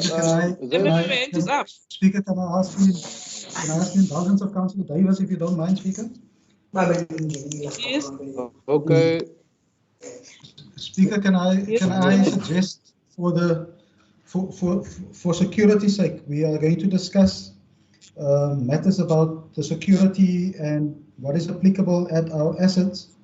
I want to ask you that we move this to the in-committee item so that we do not discuss matters that might be that might put our assets at risk in the open meeting. So if you don't mind, I'd like to ask that we do that, Speaker. Speaker.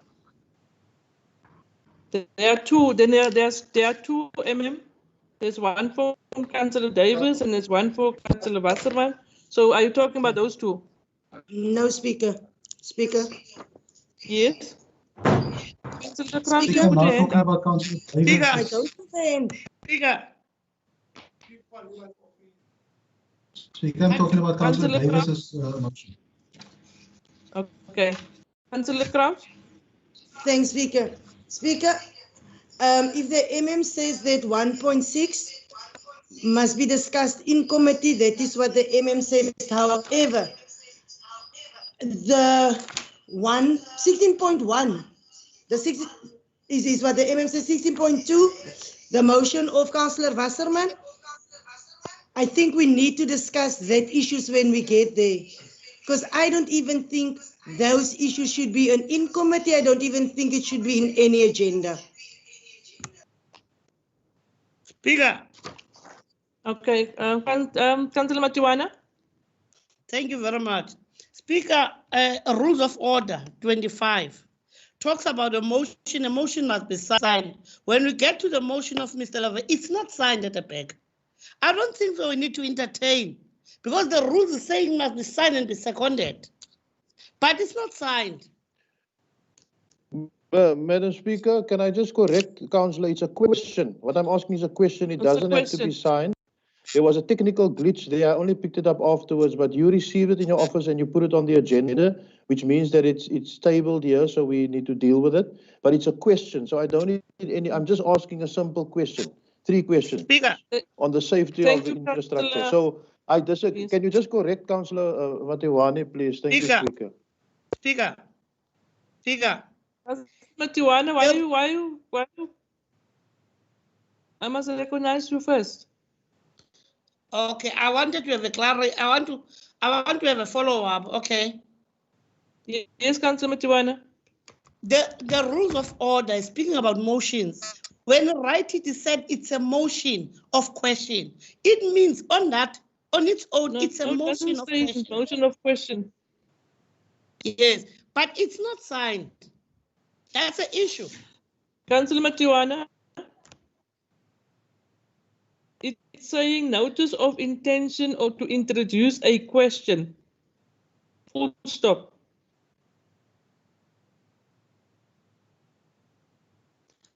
May I see your hand is up?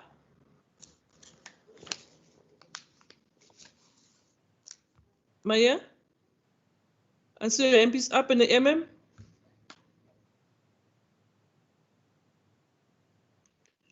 Madam Speaker, I don't have a problem with the question being in committee. It really doesn't, it's not with me a problem, as long as we can just ask the question. I just want to find out what's happening in terms of our infrastructure and you know that last week in Hornby, we also had vandalism of our infrastructure. So I just want to, if we can just deal with these questions, please. Thank you, Speaker.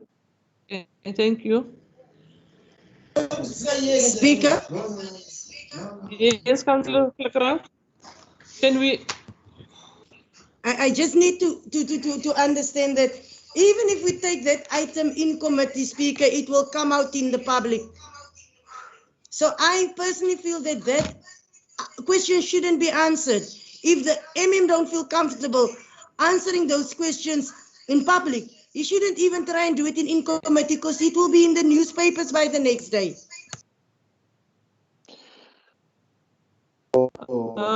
Speaker, Maya, please help. Maya, are you ready with your letter? Can we move to 16.2?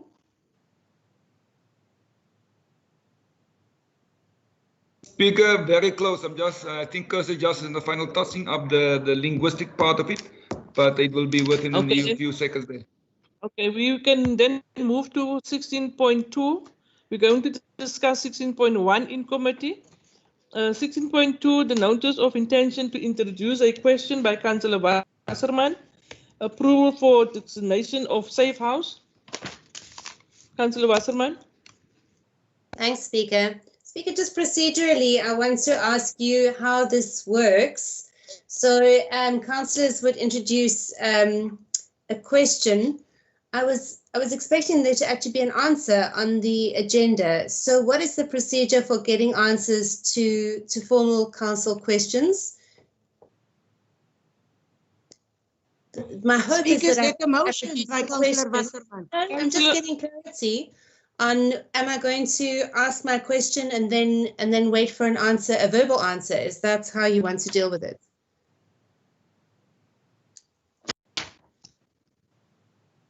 Yeah, if the administration can give you the answers, Councillor Wasserman.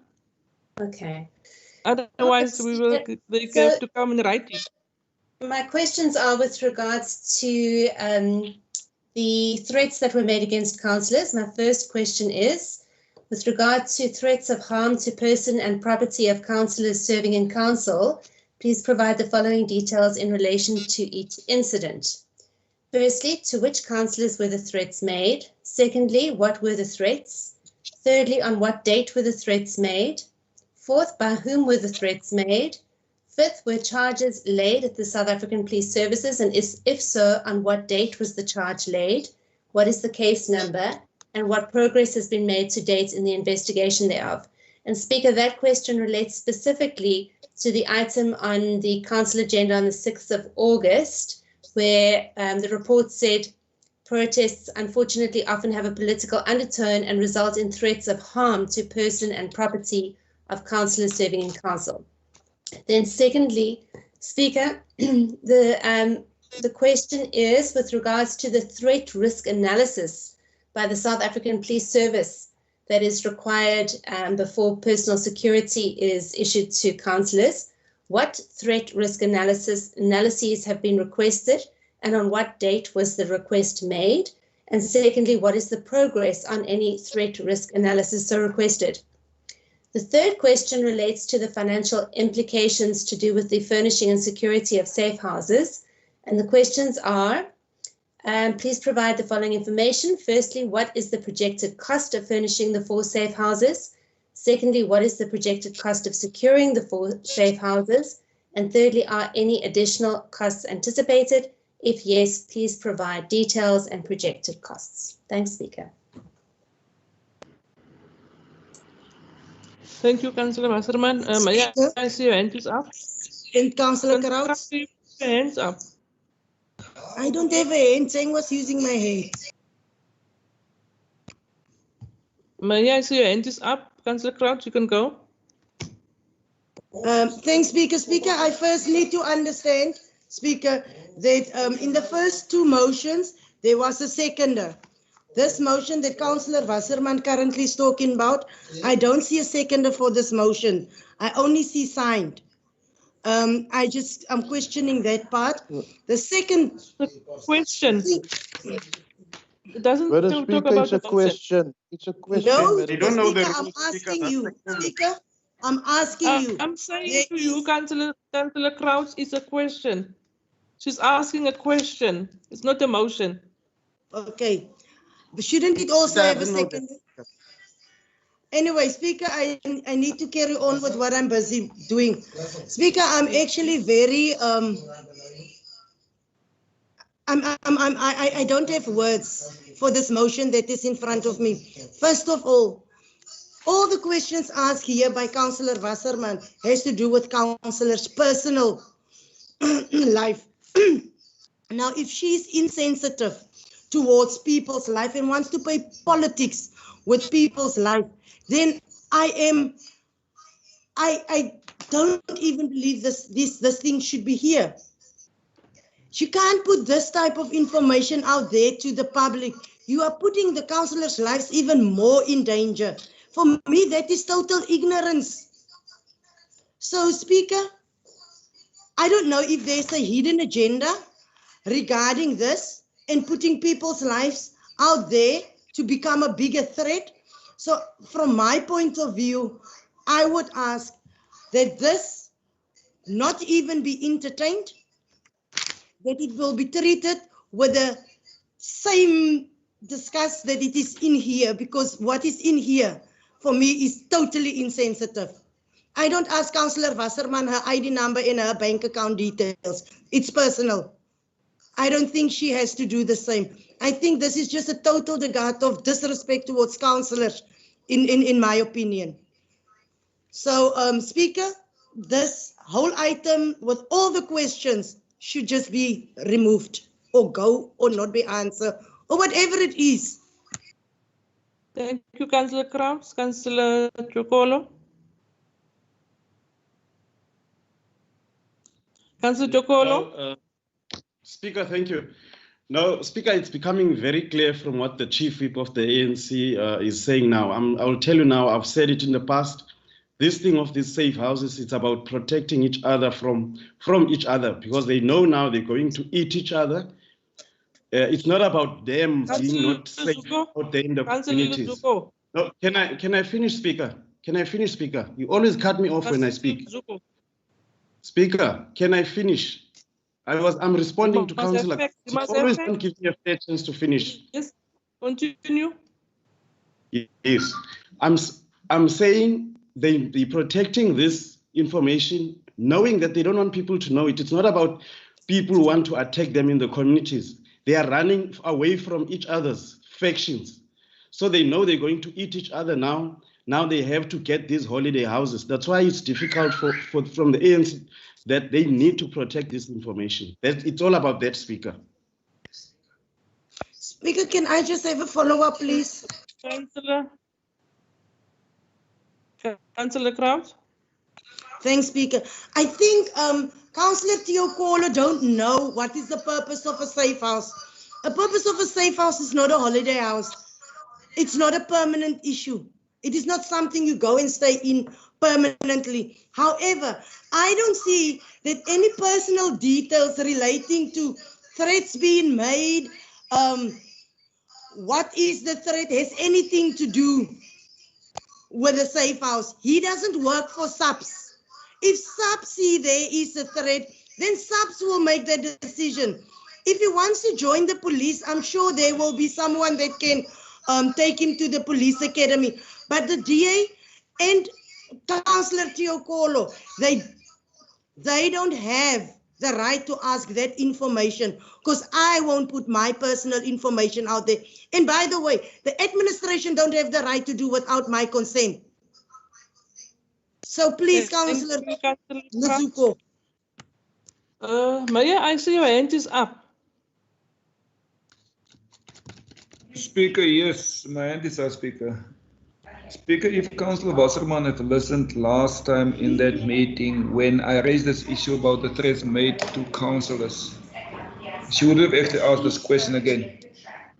I think it's unfair to just accept that you should give names of councillors that were threatened. I went to a meeting, and I'm not saying Councillor Weideman has been threatened. I went with Councillor Weideman on a site visit in Karatra. There was a gentleman over there, and he spoke very aggressively towards Councillor Weideman. And I was just thinking to myself, if myself, the speaker, and probably husband weren't there, what the gentleman was probably going to do. Now, that is not the threats I'm talking about. I'm just giving people an idea under which and under what type of pressure councillors sometimes experience the work they are doing as a councillor. But there are clear evidence also, which I related last time to the council on this issue. There are pictures in this regard, which we're not supposed to give to councillors and put in public out there, where people surrounding other councils' house with knopkieries and pangas and those things. And now a councillor wants me to tell the councillor in open public who that councillor is. There were councillors that told me early in the morning and late in the night that they feel that their life and of the loved ones have been threatened. This is not an issue that people just want to protect one against the other, Councillor Theokola. It is an issue where certain people's life and that of their family were physically threatened by the actions of the community. And I think that we should have learned in what had happened previously in this municipality. And the intention was quite clearly to be proactive in these instances. I want you to go and read in the Niceness Pet Herald today. Go and read. There's an article that in itself, I'm telling you, is going to create further problems in this municipality on the issue of threats to councillors and the situation of councillors in this town. So, Speaker, I want to be quite clear in this regard. Probably Councillor Wasserman have the right to raise these questions. But the impression going out there, created by certain DA councillors and the public out there, that this council is irresponsible. Speaker, I can be accused of being irresponsible every time, as long as I can live with it, knowing if there's going to happen something tonight with a councillor, we did take the necessary step to make sure that we don't end up what happened previous to a councillor of this municipality.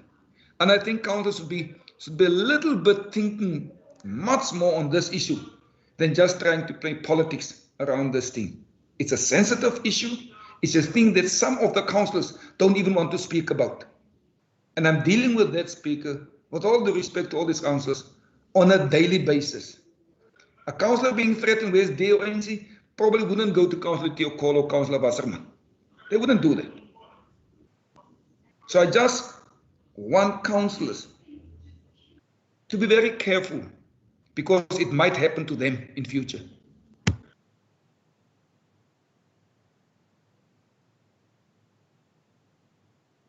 Thank you, Speaker. Whatever.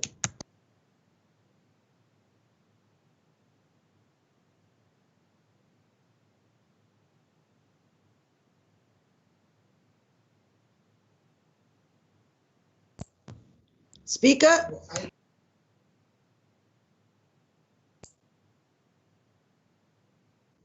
Thank you, Councillor Wasserman. I see your hand is up. Thanks, Speaker.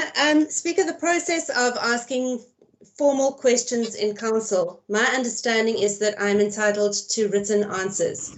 Either I must be given comprehensive answers in the council meeting to every question that I have raised, and if something is not going to be answered, the reason why it won't be answered. But I'm expecting written responses on this agenda to the questions that I have formally produced my 6 working days beforehand. So, Speaker, I must ask you, why is there not written responses to these questions? These are questions that are being raised by members of the community, by residents It is their public funds that are going to be used to fund the safe houses and the furnishing and securing thereof. So they have a right to know. They have a right to the answers that I have asked for. So, Speaker, what is the problem with providing written responses to these questions?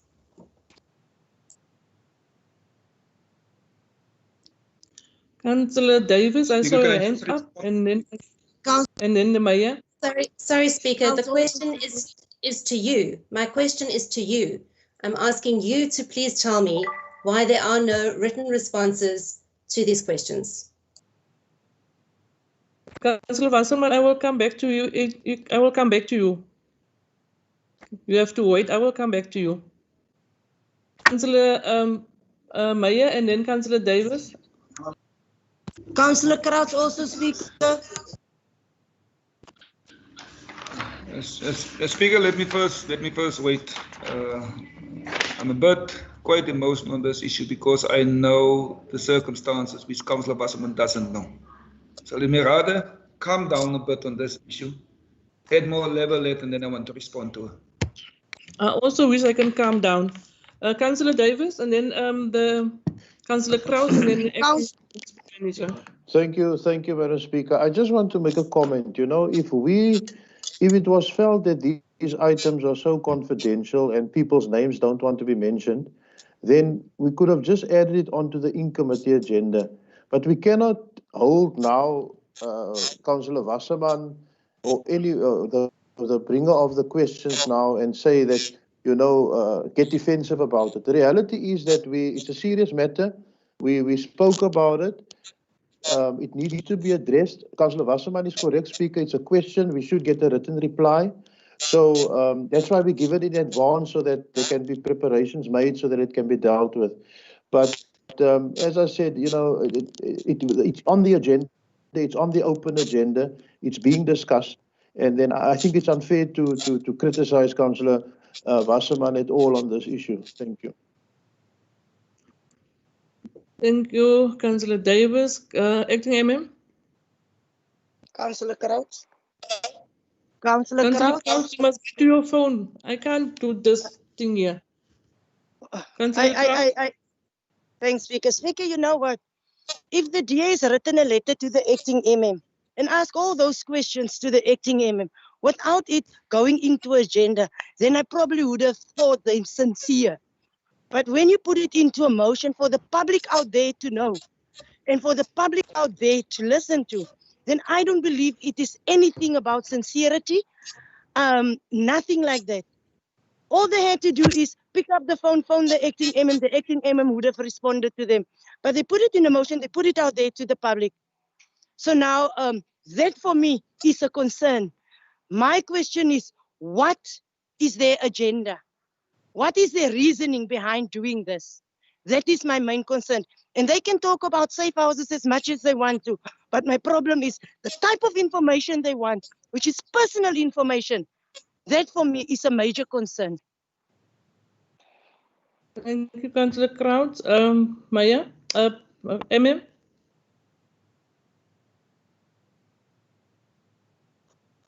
MM, I see your hand is up. Speaker, yeah, I just wanted to respond to the question as to why the questions were not answered in written format. I asked what the practice is in the municipality when questions like this get submitted to council, and I was informed that it is answered verbally, Speaker, and that is why I did not provide written answers to the questions. But if that information that I obtained was not correct, then in future I'll provide written answers to the questions that I asked the Speaker. But I was told that the practice is to provide verbal answers in the meeting itself. Maya?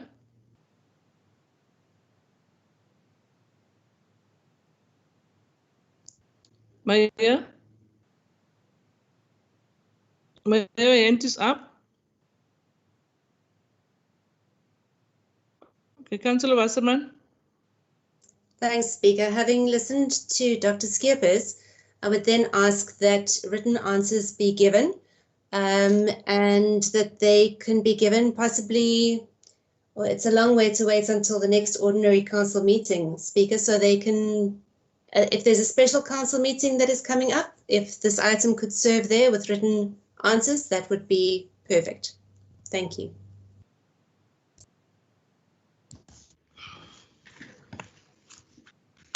Thank you, Councillor Wasserman. Is there anyone seconding that proposal?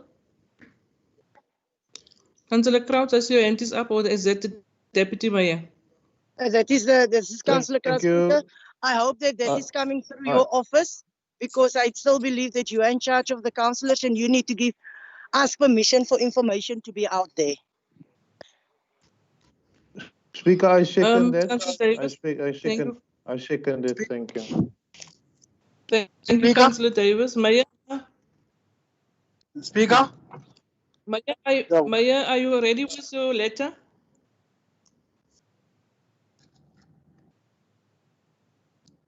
Speaker, sorry that adjusting that Kirsty is busy with it. He just sent it to Joe, and it will be on the screen within the next minute. Okay. Speaker. Can we, Deputy Mayor? I'm the Speaker. Deputy Mayor? Yes. Matika, not Deputy Mayor. Oh, sorry, Matika. Yes. Speaker, still I'm not convinced that there must be written answers regarding this classic. These are classified information that have been asked here. Whose life has been threatened. You're saying that it must be written. The written answers could also leak. So, which means that we're gonna put those people's lives at risk. I don't even know who are the councillors that has been threatened. But if a councillor says that they feel like their life has been threatened, so why should we make a fuss of it? So why does he want the names and all other stuff? He could have asked other questions, not ask the names. Who are the person who has been threatened by who? Are they case that has been opened? These are serious matters. We must not treat them as a joke. We must not treat this issue as a joke. We understand that the issue of the mind of the council is involved. But the life of these people is more than the money. We must always remember. We must always remember that. Councillor Matika, thank you. I think we've got a legal department here. We will be advised correctly. We have now received the letter from the mayor to amend the motion, which I'm now going to accept. I think it's going to be put on the screen for you, councillors, to see.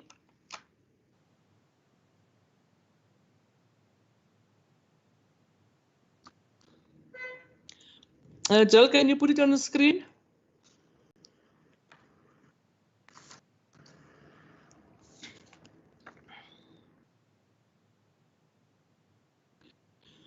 Councillors, that is the amended motion of the mayor. That council mandate the executive mayor, the portfolio chair of infrastructure service, and the speaker to liaise with the community in Brackenhill in order to provide them with some assistance with basic services. Signed by the executive mayor, Councillor Elric van Aswegen.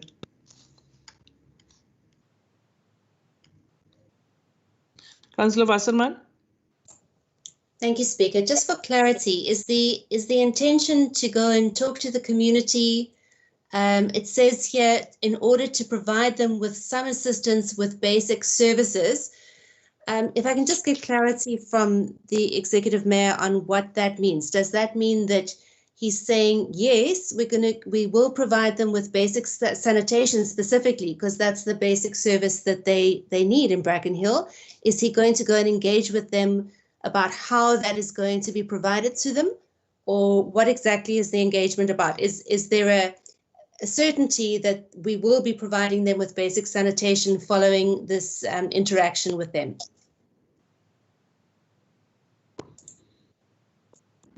Speaker. Thank you, Councillor Wasserman. Mayor?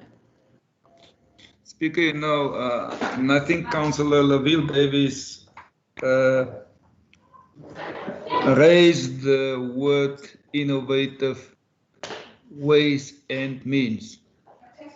And I think in this amendment is the fact that we do accept our responsibility towards all citizens of the Greater Knysna.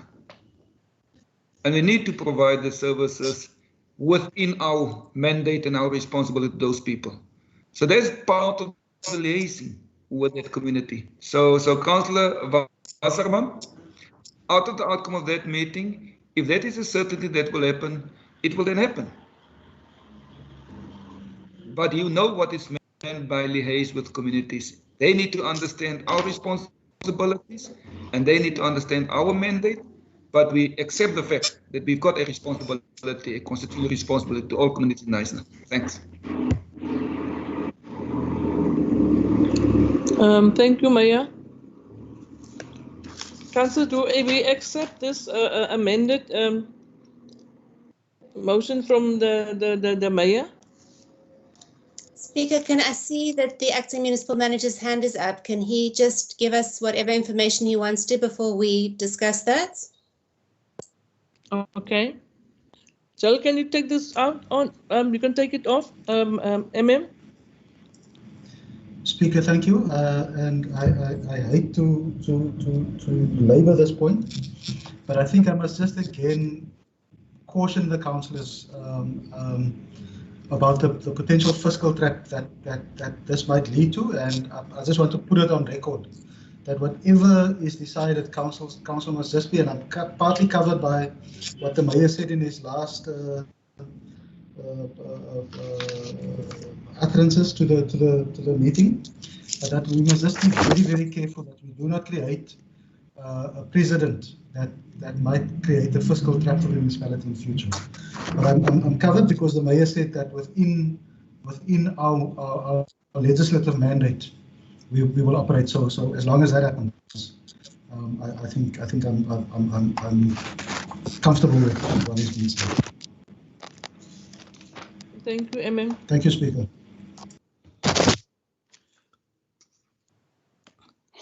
Thank you, Madam Speaker. Madam Speaker, can we just ask for a caucus quickly, please? Can you hear me? Yes, I can hear you, Councillor Davis. It's now almost 4:30. Just for say 10 to 15 minutes. Okay, can we be back at 25 to? Or Okay, 25 to. Okay. Speaker, 25 to is in 5 minutes. 22. Is it 22? 22. So fast 22. now, Speaker. Speaker. Speaker. I said 22. Okay. Speaker. Okay, thank you. Yes, Deputy Mayor. Speaker, are we breaking again? Speaker. Did they ask for a 10-minute caucus? Oh, a caucus. Okay, Speaker. Granted, okay, Speaker. Yes.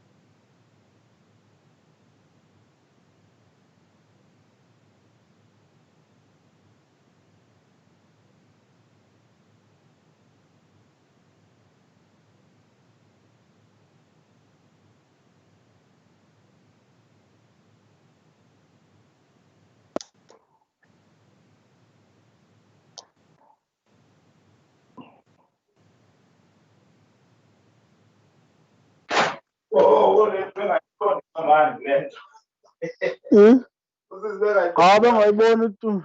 Zamqhayiza ngosho. Hayi bengayiboni tu. Speaker, we are busy arriving now within the next few minutes or so. Kakhulu.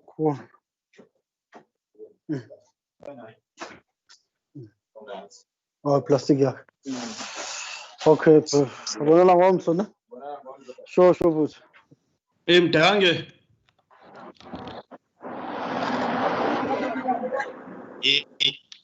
Imandi le phawu nitshaye taste sayona Mdange.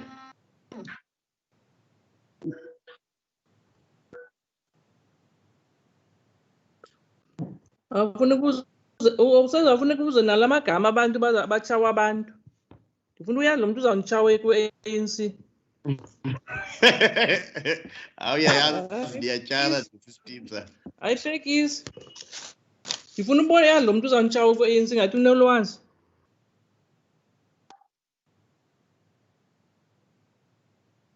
Iyitheni engavuleki.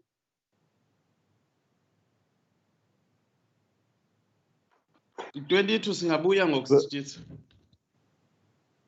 Madam Speaker, I think we are back.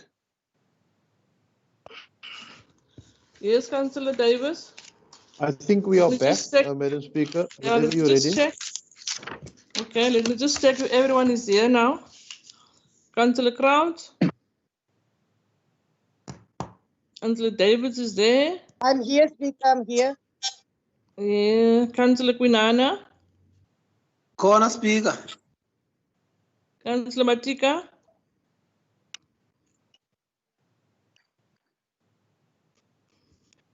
Councillor Matika. Councillor Matiwana. Councillor Naki. Ewe Speaker. Councillor Ngezu.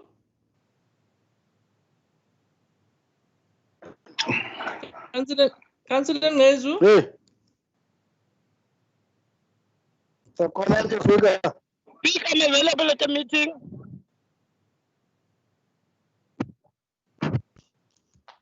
Speaker.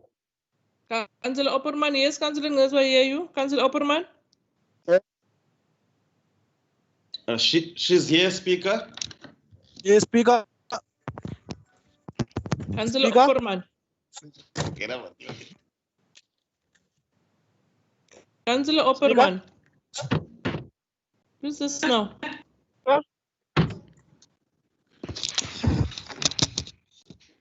Speaker. Councillor Opperman, I can see you. Councillor Selassie has apologized. Is he back?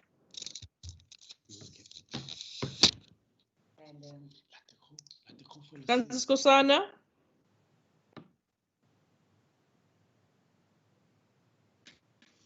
Councillor Skosana. Councillor Strubel. Connecta umbani apha kule nto. Speaker, ek is teenwoordig. Ezintambo. So abantu masiba zonke izi-digital connection. Councillor Matika. Connecta please. Yeah. Councillor Matika. Councillor Tsengwa. Councillor Tsengwa. Yes. Iyacima because Speaker, I'm present. Councillor Chokolo. I can Yes, see you. Speaker. Councillor Ace. Present. Thank you. Thank you. Councillor Van Speaker, Aartsen, Mayor. Mayor. Mayor. But indaba endiyaziyo phaa kamdala iyawuthenga imibane iyapha. Councillor Matiwana. I'm available. Matiwana is in the meeting. Councillor Wasserman. Yayichitha izindlu. I'm here, Councillor Speaker. Wasserman. I'm here. Councillor Weideman. Ek is hier, dankie Speaker. En Councillor Wolmerans. Teenwoordig, Speaker.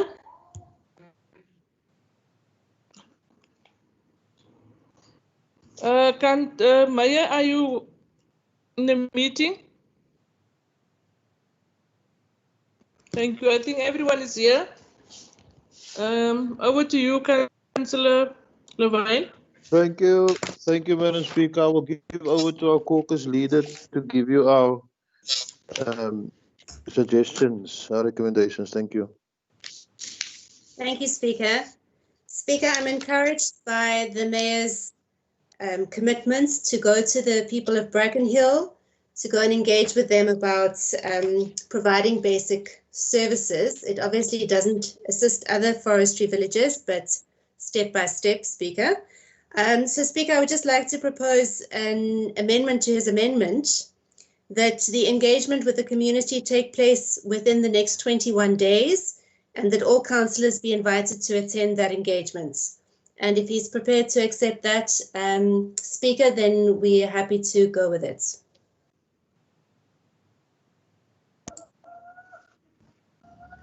Speaker? Maya? Yes, Maya. And then Councillor Kraus. No. Maybe Councillor Kraus must go first, Maya. Let's go first, yeah. Speaker, I think in the recommendation that was made, and when, see, Speaker, I'm very calm now. The proposal was the Mayor, the Speaker, and the relevant portfolio councillor. I don't think all councillors need to be there because we are not busy with the DA rally campaign. Maya, over to you. Your attitude, crowd. Speaker, thank you very much. I think sometimes, and thank you very much, Councillor Wasserman, the way that that you looked at it. Sometimes, Councillor Wasserman, the more the merrier doesn't work, because it creates sometimes a bit of confusion within communities. Add on to that, we were earlier told about this whole regulations on COVID-19. So I'm a bit concerned that if we have too many people on this thing, that it might. I don't have any problem, Speaker, if the DA wants to add a council to be part of this delegation. I don't have a problem with that because there's no politics behind it. It's purely a fact that we need to engage with the community. In fact, Speaker, I've already made another commitment on my last meeting, which took place on Tuesday, that early next week, I will ask the MM and other directors responsible for these things to go with me to that community again to engage with them. I gave them that commitment. But I don't have a problem if the DA believes that a councillor should be part of that, of the DA. I don't have a problem, but I will be difficult if we have all councillors, some of them not available that day and that day to do that. I don't think I will agree to that. Thanks, Speaker. Thank you, Maya. Councillor Wasserman.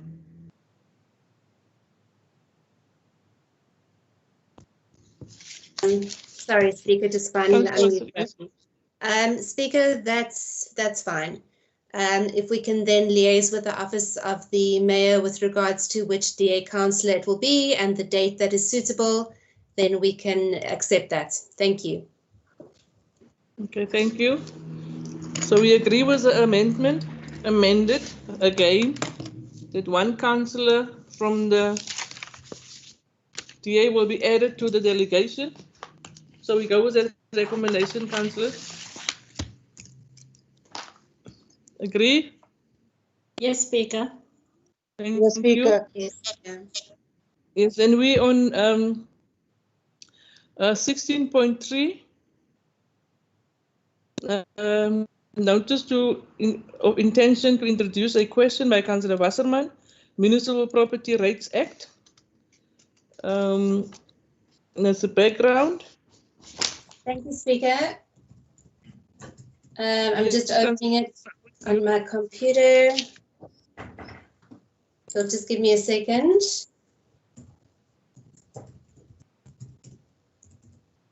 My computer turns itself off. Okay, Speaker, this question is with regards to, there's a background, which is that The Municipal Property Rates Act says that rates on a property based on the valuation of that property in a supplementary valuation become payable with effect from the date on which the change of category occurs, right? So what has been happening, residents have told me that they have, for instance, bought a vacant stand in Knysna and built a home. They get an occupation certificate. In certain cases, it was in 2017 when their house was built. The municipality gives them that certificate.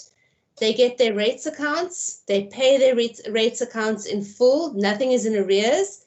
And then suddenly earlier this year, they receive an account that shows that they are now 9,000 Rand in arrears. And what the explanation is that the planning department, which issues the occupation certificate, doesn't tell the finance department that a house has been built. And then the finance department goes and has a look at what the date of the occupation certificate is, and they backdate rates to that date. So the finance department uses that occupation certificate as the date on which the change of category happens. So I have certain questions about that. I think it's important that we don't work in silos in the municipality, because residents out there expect the municipality to be one thing. They don't see it as the planning department and the finance department. They don't understand why, when the municipality has told them they can move into a house, that same municipality doesn't know that it should be charging them different rates. So my questions, Speaker, are firstly, does the planning department currently have a responsibility to inform the finance department that an occupation certificate has been issued? And if yes, what is the period of time in which this information must be provided to the finance department? And secondly, who is responsible for ensuring that this is done? My second question is also just looking at the occupation certificate being used as a basis for the change in category. And I'm asking, is there legislation that says that the dates of occupation certificates is the date on which the change of category occurs for the purposes of the Rates Property Rates Act? If it is, then what is that legislation? And if not, why then do we use the date? Why should the dates of the supplementary valuation take effect not be that date rather than the date of occupation certificate? Thanks, Speaker. That's my question. Those are my questions. Thank you, Councillor Wasserman. Maya, I see your hand is up. Speaker, thanks. Speaker, yeah, there's probably nothing wrong with the question Councillor Wasserman raised. I'm a bit disappointed that he didn't raise it in the Finance Committee meeting, but there's nothing wrong with raising these questions. I didn't totally follow previous arguments about responses in writing, and that if that is still her requirements, submitting timelessly all these questions that she need in writing responses. If not, Speaker, and she still wants that, I think we should give it to her. Council should give it to her. The officials should give the answers towards the questions. Whether she wants it here and for what purposes, it can be done orally, but it can in itself becomes a debate which I don't want to entertain now, or get involved with now. It will probably more suitable to have this debate and discussion within a council meeting where there's a proper proposal, where they either to review and rescind a decision by council. But there's nothing wrong with providing answers to Councillor Wasserman at this specific moment. Whether she's going to accept it or not, that's something else, and the fashion is going to be given to her. Thanks. Thank you, Maya. Don't see the MM. Speaker, thank you. I am going to, with the indulgence of Councillor Wasserman, answer questions as far as I can orally. And in terms of the legal question, I would much rather give a written response in terms of the reference to the MPRA and what it requires. So if Councillor Wasserman is happy with that, I'll proceed in that fashion. So, Councillor Wasserman, there are two elements to the questions that you Speaker, asked. just a point of The one clarity element. Maya, so my apologies, MM. I'm sitting down. I'm sitting down, Speaker. No, I don't have a choice if the MM is going to provide those answers, as long as we agree that it should then become a debate, because then it's going to be a real debate, because I have a total different view on some of these issues.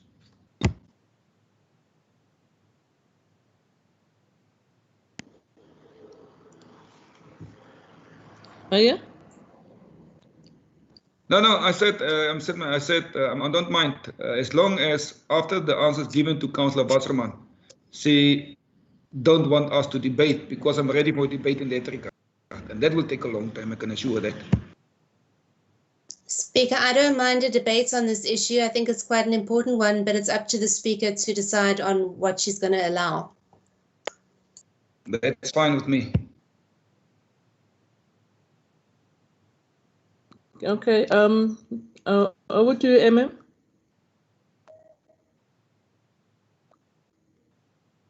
Speaker, I'm a bit confused now. Do you want me to answer? Do you want me to answer, Speaker? Yes, I think you can answer, MM. Okay. Yes, Speaker. So as I said, there are two elements to this matter. The question about what the MPRA determines and why we're using that, I will answer in writing. I'll provide a written response to that. But on the one side, we have in the revenue enhancement project that was reported to council in the last council meeting.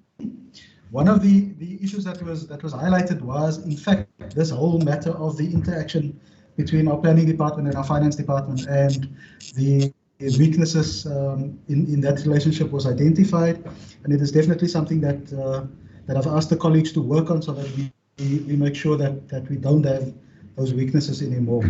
I think it's important that especially the planning department understand the important role that they play in terms of our revenue value chain, because the basis of our rates revenue is the value of property. And whenever the planning department, whether it's through the approval of building plans and subsequent issuing of occupation certificates, or whether it's through the approval of town planning applications, whenever there is an application approved by the town planning or by the planning department, and it impacts on the value of property, it should flow through to the revenue section, so that the municipality gets the revenue that is due to it. So there is a definite responsibility on the municipality. We need to make sure that our systems work, and that we pick it up, that there is that integration between planning and finance. At the same time, Speaker, there is also a responsibility on the part of the residents and the owners of property in the municipality. So if you have a property and you've improved that property, you cannot expect to continue paying rates as if it's a vacant stand. And there's also, if the rates account is wrong, there's also a responsibility on the owner of the property to inform the municipality of that. It is for this reason, Speaker, that the legislation as it stands at the moment makes provision for a municipality to go 2 years back in terms of correcting rates and service charges accounts if there are mistakes on it. So even though there is a responsibility on the municipality, and we must never run away from that responsibility, there's equally a responsibility on the owner of the property. If that owner can see a real issue with the rates account that they receive. So the responsibility goes both ways, and we as the administration need to make sure that we get our side of it correct, Speaker. I'm going to stop there for now, and like I said, I will provide written comments on the legal matter.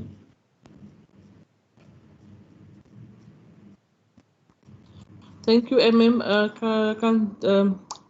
Maya, and then Councillor Wasserman.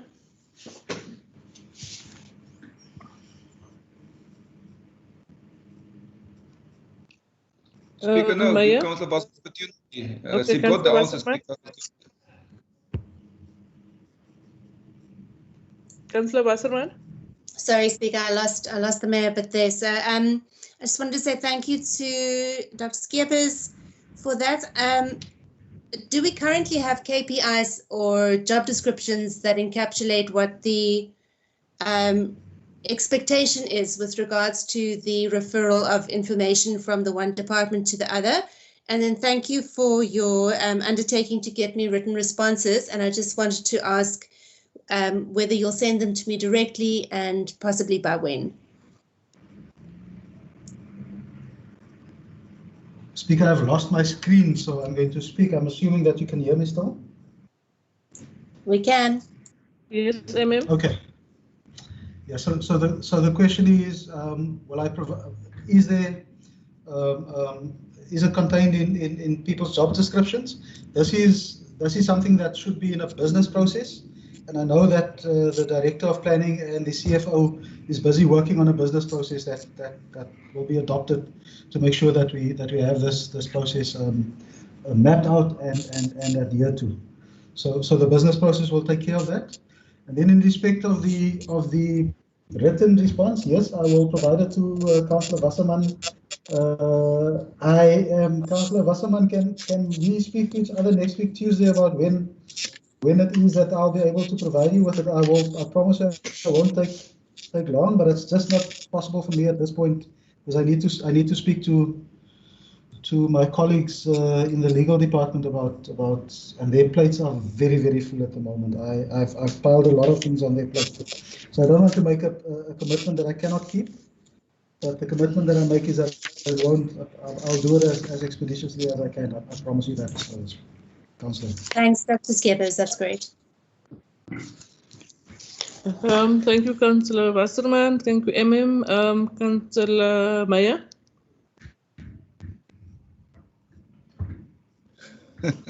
Speaker, no, yes, there's no debate.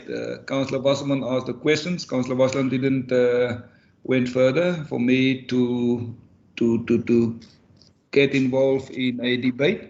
So I'm quite happy that the MM respond to the question raised by Councillor Wasserman and that he will also provide with the necessary written responses. So I'm rest my case in that regard. Thanks. Thank you. The CFO's hand is up. MM, CFO. Thank you, Speaker. I just want to confirm that this process has been done, is completed. It was completed, it's been done. Thank you, CFO. So we agreed that the MM is going to give a written response to Councillor Wasserman.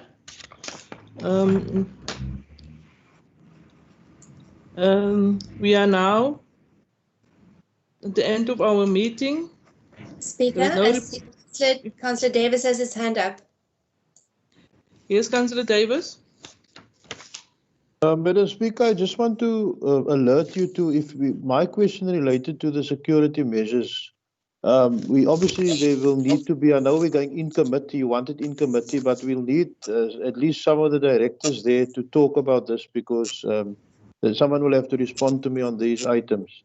That's why I'm not sure because obviously when we go into committee, if we're going to be able to have anyone. The MM will decide about it. Well, okay. No, that's fine. That's fine. No, then it's all right. Thank you. Yes. Okay, that's fine. Thanks. Thank you. Thank you, councillors. CFO, the hands up, my old hand, and Councillor Davis. Maya, do you want to say something? Maya? Speaker, no, I saw the hand of the legal manager. She's probably going to speak about the same thing that is in my mind. I will wait for her. If not, then I will raise it. Wait. Okay, Councillor Wolmerans, your hand is up. No, Chair, I've been covered by the mayor. I just wanted to ask you if you have seen in the chats that Melanie have asked for you to give an opportunity before we go into in committee. Okay. I will do through MM. MM. I'm happy, Speaker. I'm happy that you allow. Okay, thank you. You can go. Ms. Paulson. Speaker, thank you very much. And councillors, let me at the outset apologize. That was the time when I indicated I urgently needed to go to the bathroom. When I came back, the matter was finished. But on Melanie, your the sound is not so good. Can you hear me now, Speaker? Okay. I said, let me apologize to yourself and the councillors at the acting MM. I quickly ran out to the bathroom, and when I came back, the matter was finalized. But on the auction item, and I have discussed this with the acting MM, there was only a resolution to note the report. There, however, needs to be a second resolution for council to condone the sale of the property below the reserve price. Ordinarily, councillors would go back and rescind the original resolution, but that cannot be undone at this stage.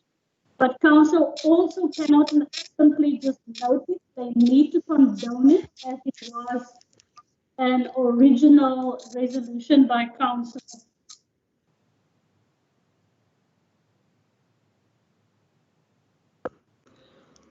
I must say, your sound is not that good, but I think maybe the mayor can assist.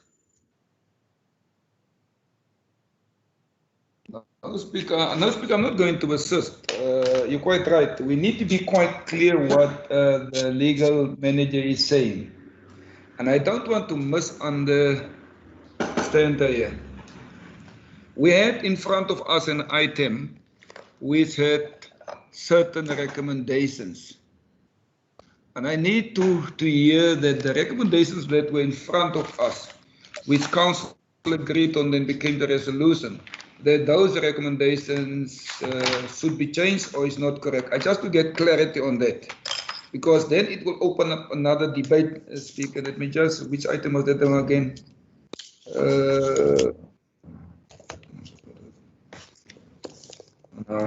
I can't even get that item, but okay.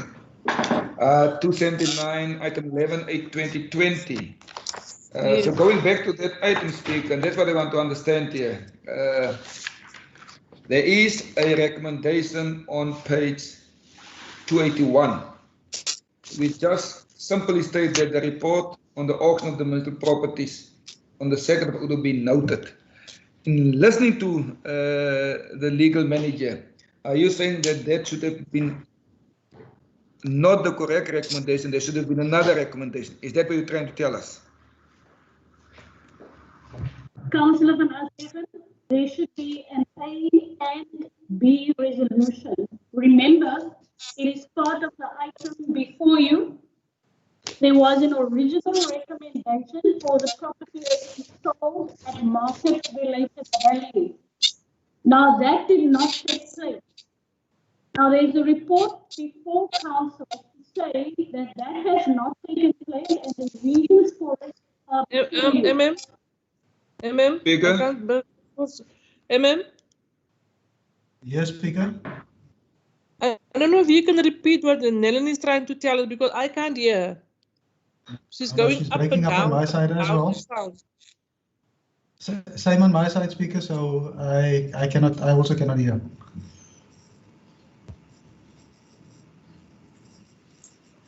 Speaker, I can help. I can hear her. Yes. So I think Melanie is saying that the item on the auctioning of the houses, the council resolved to note it, but she says that what we have to do is she wants council to condone the decision that was taken, to condone the fact that a decision that was taken that was contrary to the original council resolution. And I think if Melanie just say if that is the correct interpretation, and if it is, then Speaker, I would ask that the Acting Municipal Manager bring us an item that justifies that resolution that we're requested to take, because there's nothing in the item itself that would explain why we'd have to do that. And I think it's something that we must consider afresh.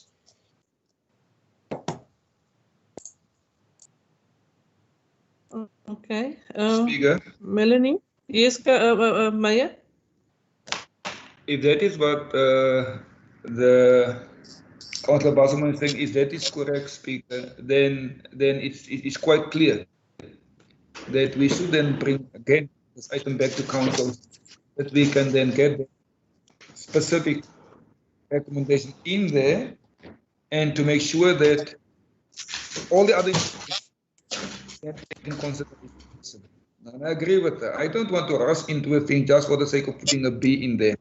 I just believe that all councillors should have now the opportunity to understand, because Councillor Basselman again made this comment about condoning a decision that council did not take. Making such a statement, dear Chair, in public, that is a concerning statement to make. I need to understand that, number one, she's correct in making that statement, because otherwise I have a problem with that.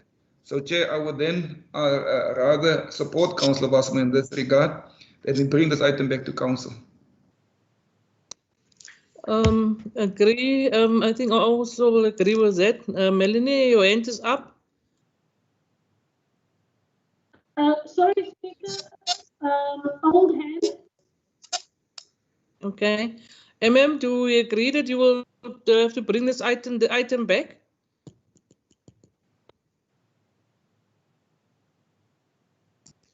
Speaker, if that is what's required, I will do so.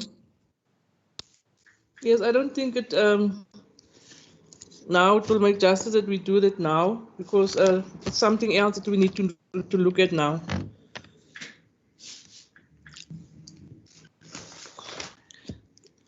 Councillors, if that is the we were on our last item. This meeting is now adjourned. We will go into our in-committee item. Let me take this opportunity to thank members of the public. Mr. Matthias, your hand is up.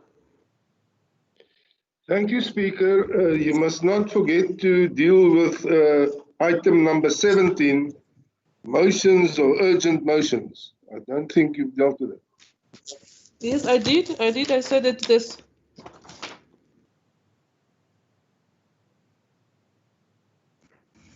Okay. Is there any on page on number 17? Mr. Matthias, your hand is still up. Thank you. The meeting is now adjourned. Mr. Matthias? Sorry, I've got problems removing my hand. Okay. Thank you, Speaker. That's fine. We will note that under 17, there's no submission. Yes. Thank you. Yes. Thank you for the members of the public who would be able to connect to this meeting. Thank you to everyone that was part of our meeting. Thank you to the officials. The councillors will now go into the in-committee items, and I think then there's a link that you need to use. So this meeting is now adjourned.